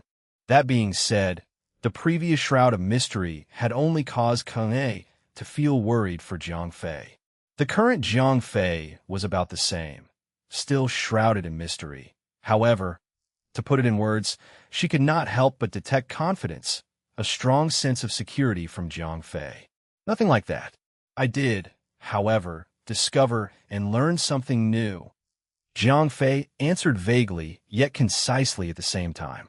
He must have received a blessing, a miracle. No matter. The stronger he is, the better it is for me, Kung thought to herself. Sarala, if you're all better now, could you please do a head count for me? Do include the men from Bison's army. Only the loyal ones, said Jiang Fei as he lifted Sarala's chin up to look directly into her teary eyes. Sarala wiped away her tears and nodded. After some time, she returned with a report. We have over 27,000 men, about 30,000 including Sir Bison's men. Oh, by the way, while I was doing the head count, some of our men who left before the war expressed their desire to return. Fei, do we take them back? Sarla reported and added a question after. No, since they chose to leave in times of hardship, they have no right to remain by my side to share my victory, Jiang Fei declared. Although Jiang Fei had no intention of seeking retribution from those who chose to defect, he was strict enough to reject them when they chose to return. It may have been indirect, but Jiang Fei would be the cause of their deaths later when Judgment Day arrived. Chapter 1396, The Root Cause of Race Limitation. Call our men to return, and ask the rest to get out of my sight, Jiang Fei ordered Sarla. He was not planning on killing the soldiers under the three leaders. First of all, those soldiers were unorganized and posed no threat to him at all. Secondly, Theon's rule prevented him from doing so. If intelligent creatures numbering in the hundreds of thousands were slaughtered, Theon would probably punish him even if he was not the one who did the dirty work. Okay, Sarla immediately proceeded to execute his order. Soon, all of the soldiers under Jiang Fei returned to the palace, and the soldiers of the other leaders fled in utter disorder. The soldiers of the other leaders were extremely grateful that Jiang Fei was willing to let them go. No one dared to remain near his palace. They were not even brave enough to stay on planet Dairas any longer. All of them immediately escaped through the teleportation point. However, as Jiang Fei managed to clean up the mess so quickly, it angered someone, Barg, the ruler of planet Tyrdarth, and the only one in the entire Osvius system who had survived 3 Ultralisk uprisings. In actuality, Barg was behind the war between the leaders of the 4 major planets and Jiang Fei. He brainwashed the 4 leaders and made them think that they were not strong enough to survive the Ultralisk uprising. Then, Barg further revealed that Jiang Fei had a lot of Ultralisk meat in his hands, and they could eat the meat to quickly increase their strength, which would then increase their chances of surviving Judgment Day. Bison and the other 3 leaders could not resist the temptation, so they jointly attacked Jiang Fei. However, there were some disagreements between the 4 of them, so Bison eventually turned to Jiang Fei, and the other 3 died tragically. Originally, according to Barga's plan, Jiang Fei and the leaders should have suffered huge losses in the battle. After that, he would just find the perfect opportunity to fish in troubled waters. In the beginning, things developed without a hitch. Jiang Fei was killed by Bison, and Bison, as well as the other 3 leaders, fought each other desperately to the brink of death. Later, however, Jiang Fei actually resurrected. Moreover, he was full of confidence when he appeared, as if he was ready to rule the world. Just a few minutes after Jiang Fei appeared, Barg watched Jiang Fei kill Sai instantly and capture Rufus easily, as if Rufus was a sick puppy. It shocked Barg and made him afraid to come out. Jiang Fei obtained victory way too quickly. Barg did not even have time to play the good guy by appearing and trying to mediate the dispute. After Jiang Fei dealt with the leaders, it became even harder for Barg to suddenly make an entrance. If Sai and the others were present, Barg would be the third party. He could appear as a mediator and benefit from both ends. Since it was over for Sai and the others, however, Barg would have to fight Jiang Fei if he showed himself. Barg was not confident about winning against Jiang Fei, so all he could do was hide in the dark sadly. I can't believe I didn't get anything out of this. And that F***king kid got everything. This isn't over. Barg cursed in his heart, then sneaked into the crowd and left Dairas unnoticed. Fei, thank God you're fine. I was worried to death. Once Jiang Fei returned to the palace, Sarla quickly pulled him toward her. She checked his arms carefully to make sure that he had no hidden injuries. Yeah, what happened just now, sir? Kalne asked curiously. Although Bison was not speaking, he was listening attentively. After all, he was new there, so even though he was curious, he could not speak his mind. Nothing much. I just wanted to improve my combat skills while I instigated their internal conflicts. Jiang Fei shrugged. His words were partially true. Of course, he was not going to mention what happened in the 10th dimension. You're amazing, sir. Bison gave Jiang Fei a thumbs up. He believed what Jiang Fei said. In Bison's opinion, Jiang Fei's fight with him previously was a complete act. When Bison drank the potion, Jiang Fei pretended to die. In actuality, Jiang Fei went to hide on the sidelines. When they got rid of their common enemy, the conflict between the leaders of the 4 planets broke out. Only then did Jiang Fei come out of the dark to clean up the mess. In Bison's eyes, Jiang Fei was not only physically strong, but also mentally strong. Jiang Fei probably had enough mental strength to kill him instantly. Moreover, he really admired Jiang Fei's considerable ingenuity. There was no way he could have come up with a plan like that. In actuality, Bison had misunderstood the whole situation. Jiang Fei was not pretending. He had to hide in the 10th dimension because he was heavily injured. The conflict among the 4 leaders after he ran away was a complete fluke. It was not part of Jiang Fei's calculations at all. However, Jiang Fei ended up benefiting a whole lot in the 10th dimension.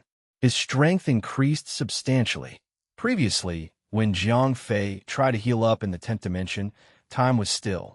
So, he could only heal by pulling on energy strings through mental force. That would allow him to change the composition of basic particles, and Bison's energy, which had accumulated in his body, would then be transformed away, healing his injured parts. Everything sounded simple, but it was quite complicated to execute. First of all, Jiang Fei did not understand the relationship between the properties of particles and the vibration frequency of the energy strings. Without a formula to refer to, Jiang Fei had to explore everything by himself. While exploring, Jiang Fei still had to bear the risks. He could even collapse and turn into an artificial black hole like that Ultralisk previously. Fortunately, his luck was obviously not that bad. Although his experiments produced bad results, they were under control and did not bring him irreparable losses. During his continuous attempts, Jiang Fei discovered a special film in his body through microscopic vision. The film was also made out of energy strings, but unlike other films, this film was fixed to the energy circuit in Jiang Fei's body. What the hell is this thing? Although Jiang Fei did not know what that film was, he could clearly see that if his energy continued to increase, he would be limited by the film sooner or later. Is this what's causing my race limitation? A thought flashed through Jiang Fei's mind. It had long been confirmed that race limitation existed, but the cause of it was unknown. Someone once thought that race limitations were genetic. However, there was a problem with that school of thought. Elemental people also had race limitations. They were made out of elements like stones or flames, so what genes did they even have? If they also had race limitations, that meant it had nothing to do with genes. Nevertheless, when Jiang Fei saw the thin film made out of energy strings, some speculation sparked in his mind. Chapter 1397. 1397. Boost in confidence. If this is really the cause of race limitation, however, what's happening to me now? Jiang Fei muttered to himself. Right then, his energy peak was still some distance away from the film. It was not obstructing or limiting his energy from increasing yet. Sigh. 0541 isn't here, so I don't have anyone to discuss this with, Jiang Fei grumbled. As time had stopped there, 0541 was also frozen. So, Jiang Fei had to decide things on his own. What should I do? Do I break this film? Jiang Fei was caught in a dilemma. Although he felt like the film was the so-called race limitation, what if he was wrong? Jiang Fei could easily break it with his mental strength, but he could not muster up the courage to do it. If this was the cause of his race limitation, Jiang Fei's future would be full of promise if he destroyed it. But what if it was something else?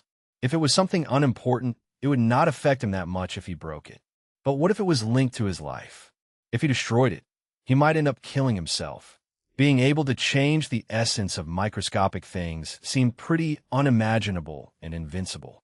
This was a fundamental change. No matter how many injuries Jiang Fei had suffered on the outside, and no matter how strong his enemies were, the remnants of their energy in his body could be removed. However, while Jiang Fei was going through such changes, he was at risk. Nobody had done such a thing before. If he made a mistake, the consequences would be unimaginable. Therefore, before making any decisions, Jiang Fei had a plan for the worst, and come up with a complete emergency plan. Otherwise, if he made a mistake, he would probably fall into a state of utter danger. Forget it. I'm going to leave it alone for now. Anyway, it's not limiting me yet. Jiang Fei decided not to disturb the film. His energy peak still had not touched the film. Although he was unsure whether his bottleneck situation was due to race limitations, at least he could confirm that it had nothing to do with this film. If this film was unrelated to the problem, there was no point in taking risks. His immediate priority was to lessen his injuries. Fortunately, even though his continuous attempts ended up in failure, he did not cause an uncontrollable chain reaction. After trying hundreds or thousands of times, Jiang Fei's efforts finally paid off. No amount of pain can stop me from trying. Jiang Fei was struggling with the energy strings. When he failed repeatedly, the pain from his collapsing body constantly irritated his nerves. In the beginning, the severe pain was like torture to him. However, after being tortured for a long time, he found some pleasure in the pain. As Jiang Fei continued to strum the energy strings, he began to wonder if he was masochistic. Pop! Jiang Fei plucked at an energy string once again. As the vibration frequency of the energy string changed, an energy particle originally belonging to Bison actually transformed origin force in his body. F*CK. Jiang Fei was also shocked by this amazing discovery. D*MN. What was that frequency again? However, as he got way too excited, he actually forgot the frequency of that energy string. Calm down. Calm down. Jiang Fei tried to control his emotions as much as he could, then tried his best to recall the frequency of the energy string before he tried again. Yes, that's it. After 3 consecutive attempts, Jiang Fei finally found the frequency again. Awesome. Obviously, Jiang Fei was overjoyed at this time. Since he had mastered the vibration frequency, it meant that he had acquired an extremely godly ability. Come on, what's mine is mine, what's yours is also mine. Jiang Fei laughed out loud. Then, he began to transform the energy strings that mass-produced Bison's energy particles. Boom! As Jiang Fei only needed the same frequency, he could change tens of billions of energy strings at the same time. In an instant, all of Bison's energy that had accumulated in Jiang Fei's body was transformed into Jiang Fei's origin force. Okay, let's get out of here. After clearing Bison's energy, Jiang Fei immediately left the 10th dimension. The remnants of foreign energy in his body had been removed. Considering his immense amount of strength, any physical injuries he had were absolutely insignificant. With just 2 potions, his wounds recovered instantly. When Jiang Fei returned to the outside world, Bison had killed Abel and was in a weak state. When Tsai and Rufus were about to kill Bison, Jiang Fei suddenly thought that he should take Bison in as his subordinate.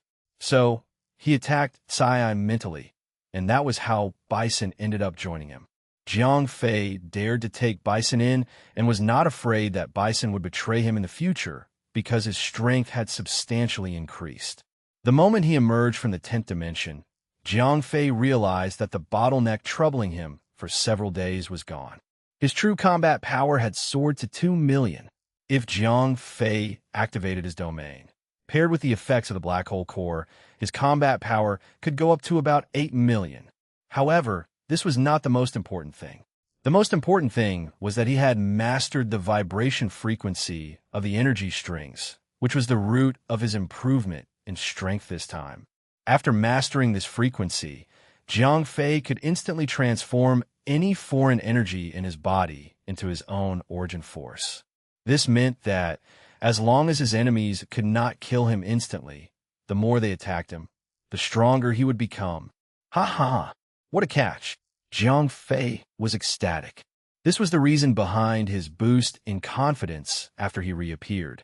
Now that he had such a godly ability, combined with his Omni Surge, Jiang Fei would definitely become stronger and stronger. This was as long as he did not encounter an enemy that could kill him in one shot. Any such battle would aid his growth. The more terrifying the enemy, the bigger the stepping stone. Colin, please find out when the Ultralisk Uprising will take place. I want the specific time. Sarila, reorganize the soldiers. So many of them have left, so some teams are probably lacking a few troops. After returning to his room, Jiang Fei instructed the two women. Yes, sir. The two girls nodded. By the way, Bison, you should pick out a few of your men to be your bodyguards. The rest of your troops should be handed over to Sarila. Jiang Fei treated Bison equally. Although Bison was way stronger than Jiang Fei's other subordinates, Jiang Fei did not want to give anyone any special treatment. Yes, sir. Bison did not return home after he swore to be loyal to Jiang Fei. Although he was the ruler of a planet, the Ultralisk uprising was approaching. So, there was not much point in clinging to the memories he had of his life on that planet. Chapter 1398, Ultralisk Uprising, Incoming.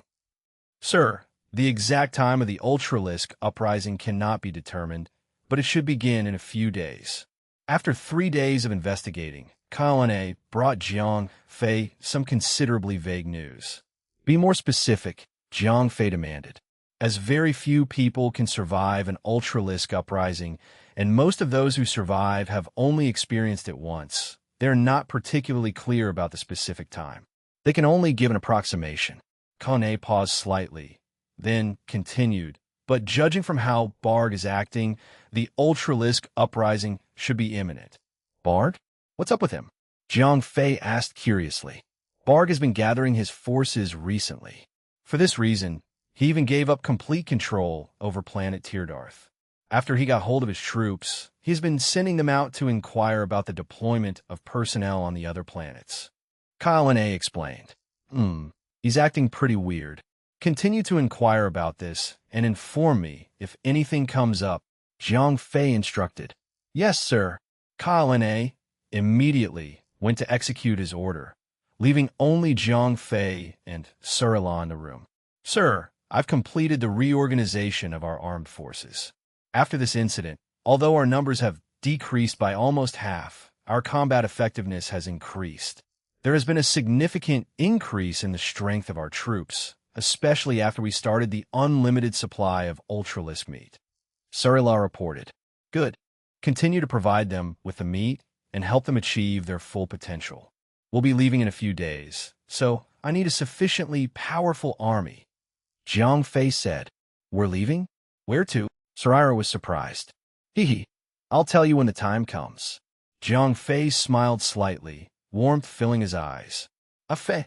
Seeing the expression on his face, Sarila's heart shriveled.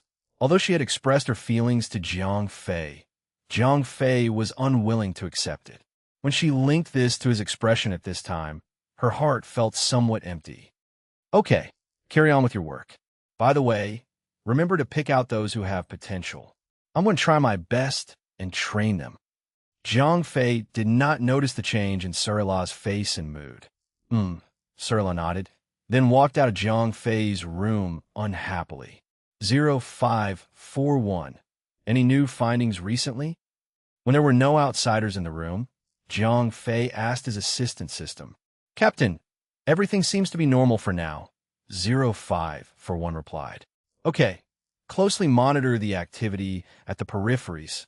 If something comes up, report it to me immediately. Jiang Fei ordered. Yes, Captain.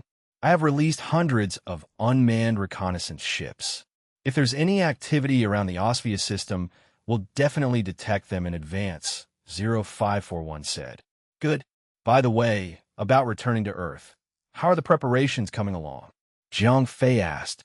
Captain, I have calculated the path back to Earth. We can leave at any time, 0541 replied.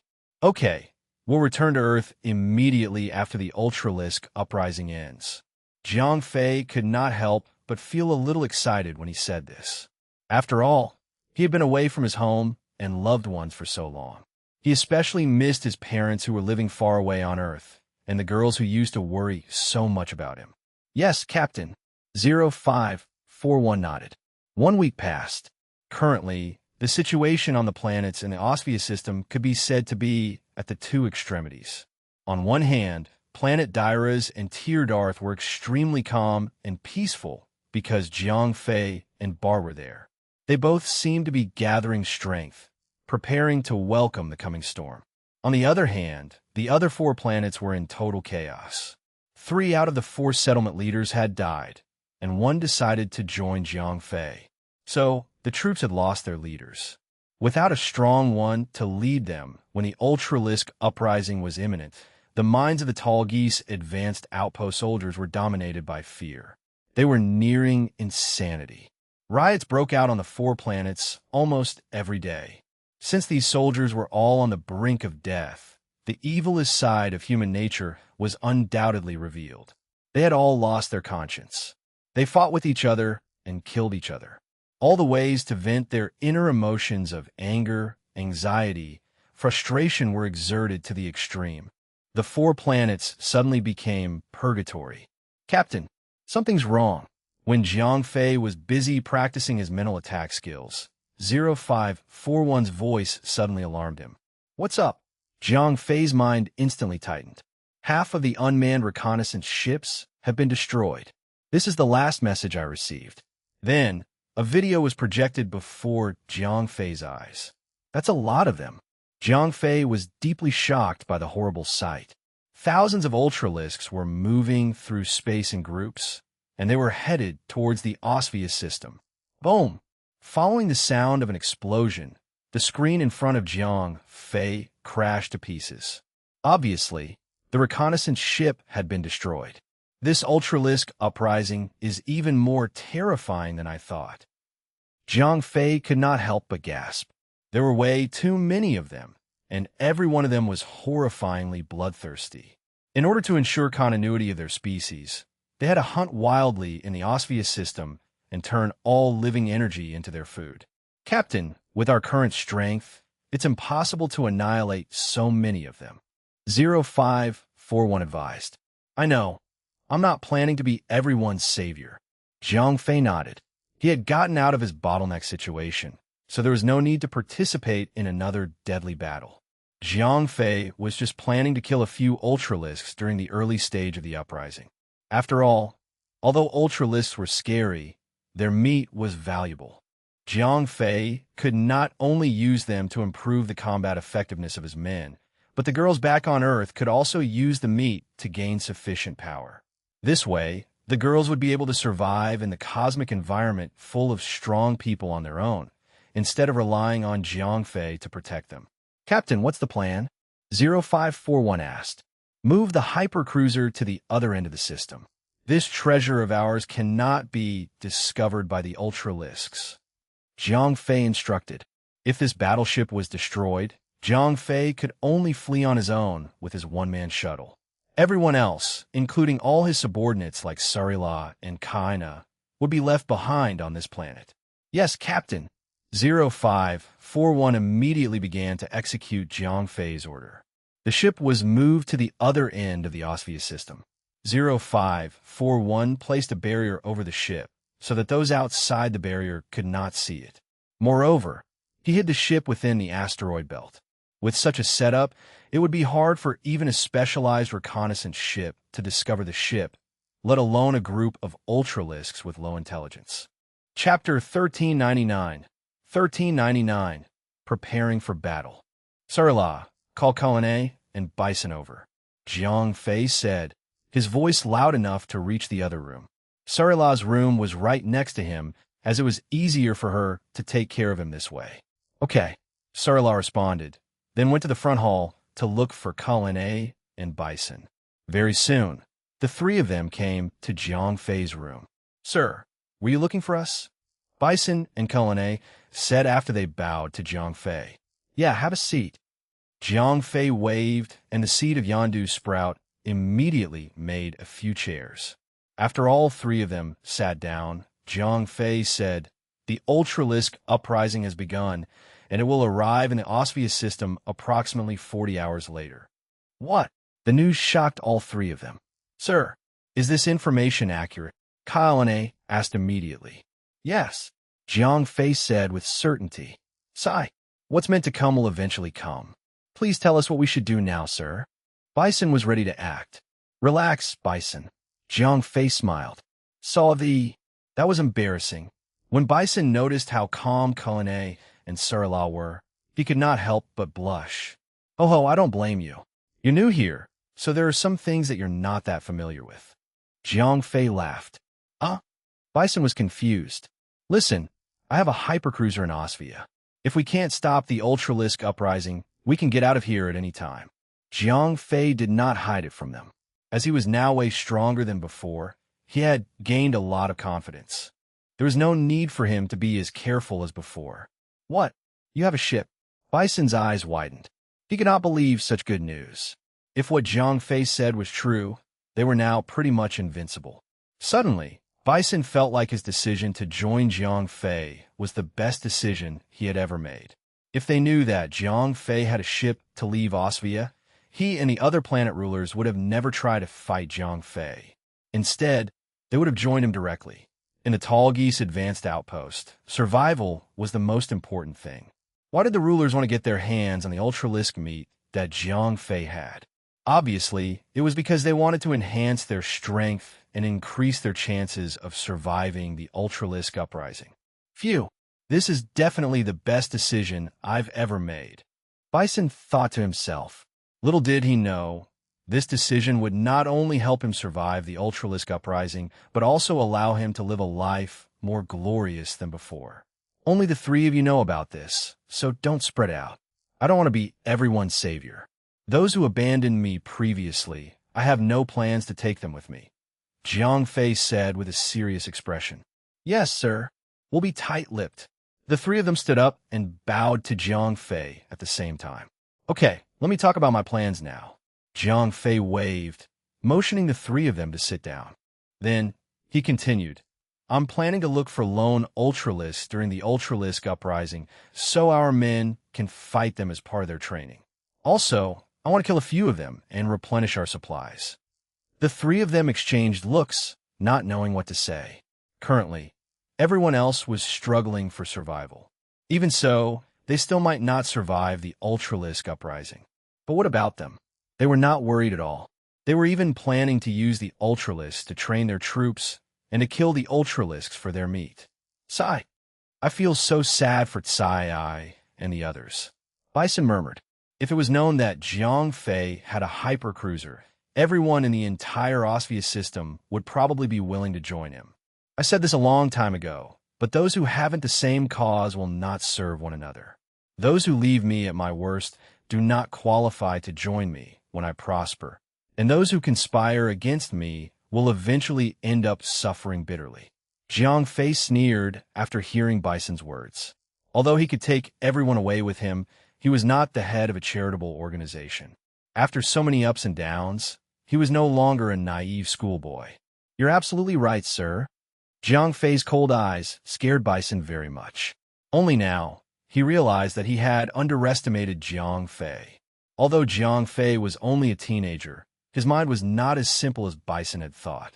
Jiang Fei already had plans to screen his men long before he arrived at Tall Geese. Thank God I made the right choice. Bison secretly rejoiced. All right, now, let me tell the three of you what you have to do. Jiang Fei was going to assign tasks to the three of them. Please feel free to do so, sir.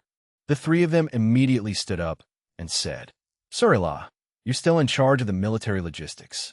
Also, remember to pick out the soldiers with potential. Jiang Fei told Surila. Yes, sir. Surila nodded. Kawane, help me monitor Barga's every move. I'm pretty sure that the old guy is up to something. You must pay close attention to his movements. I don't want to end up falling for one of his tricks at a critical moment. Jiang Fei ordered. Yes, sir. Kawane said firmly. Bison.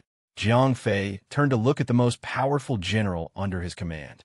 At this time, as he had been nourished with Ultralisk meat, Bison had completely gotten rid of the side effect from the potion he drank previously. Yes, sir. Bison saluted Jiang Fei. Now, he completely regarded himself as Jiang Fei's subordinate. After all, Jiang Fei was so powerful, courageous, and wise. It was not disgraceful for a Decronian to submit to such a strong person. From today onwards, you're in charge of commanding all of my troops. When the Ultralisks attack, I want you to lead the soldiers and fight at least 2 Ultralisks. Try your best to keep the soldiers alive. Jiang Fei had pretty high hopes for Bison. In the face of those terrifying galactic ultralisks, ordinary soldiers were simply cannon fodders.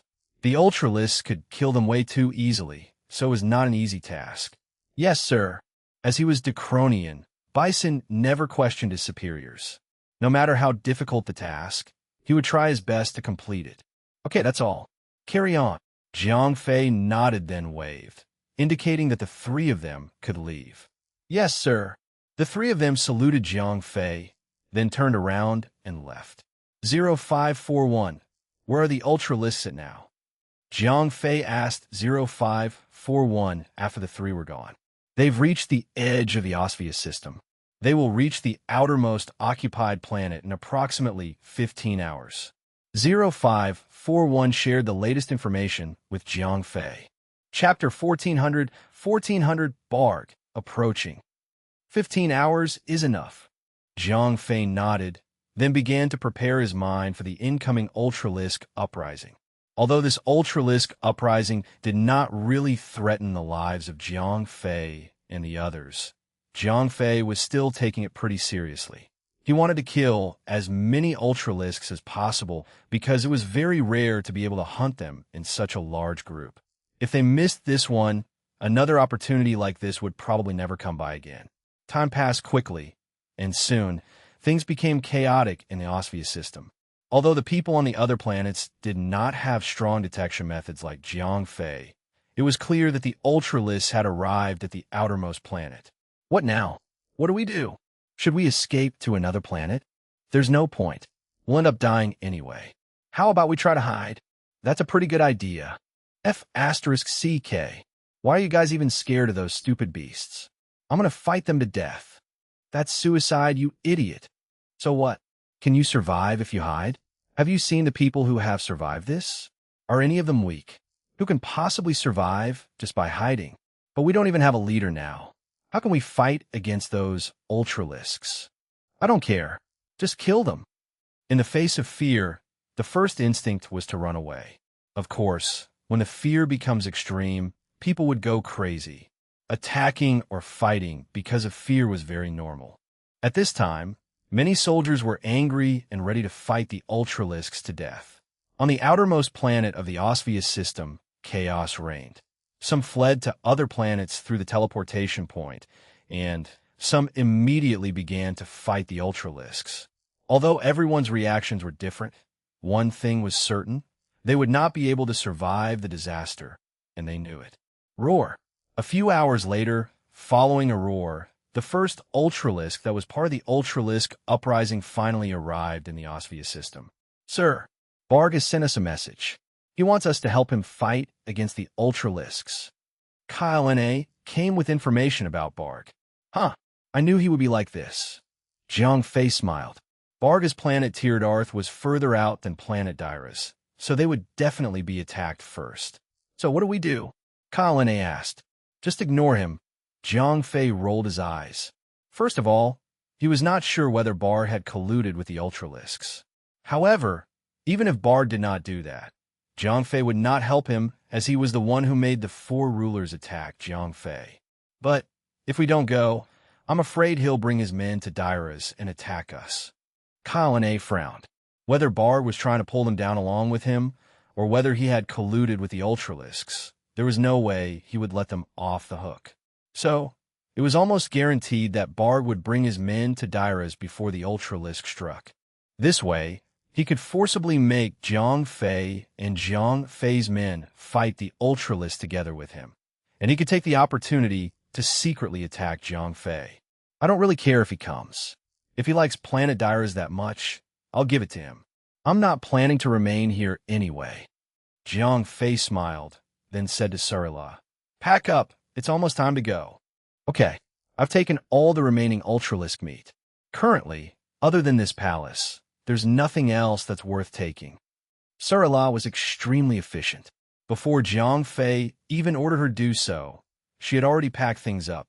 Now, Jiang Fei's army could run away at any time. Bison, assemble the army and get ready for battle. We will never come back to this stupid planet. Jiang Fei nodded with satisfaction, then instructed Bison. Yes, sir.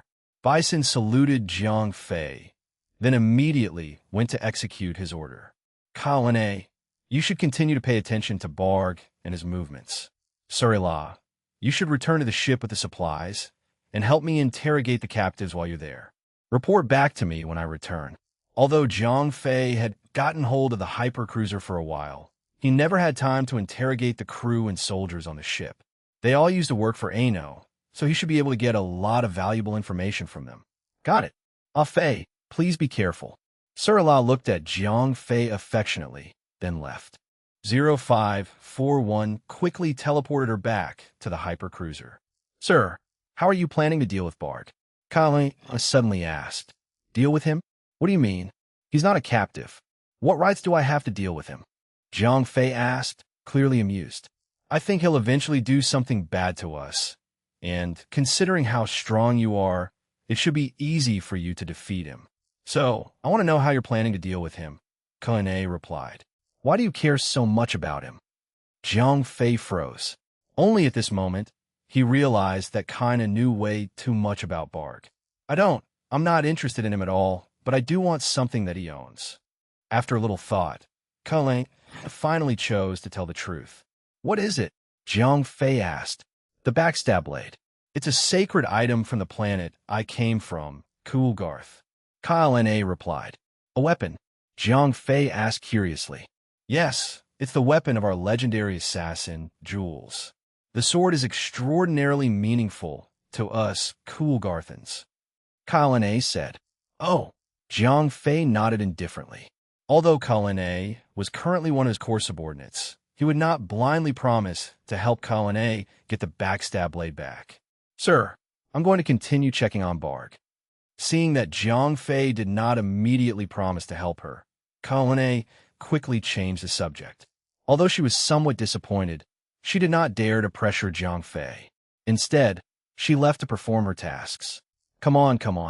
The more people, the merrier. It's best if this chaotic battle can further increase my strength. Zhang Fei smiled. He was very eager to fight now. Due to the existence of Omni-Surge and the unique vibration frequency of the energy strings, Zhang Fei could increase his power without limit in battles. More than 10 hours passed by in a flash. When Bison finished assembling the army and they were preparing to take off, the outermost planet had already been conquered by the Ultralisks. The soldiers there either managed to escape or were killed. At this time, other than a few soldiers who were hiding, everyone had been slaughtered. The planet had now become the Ultralisk's outpost. Sir, Barg's men have left planet Teardarth. They're headed towards us. Kyle N.A. came back with information about Barg. Sure enough, Barg could not sit still. He was taking the initiative to come to Zhang Fei. And that's it for this part. Thanks so much for listening. If you loved it, hit subscribe so you don't miss the next one, and drop a comment letting me know what story you want to see next. See you in the next part.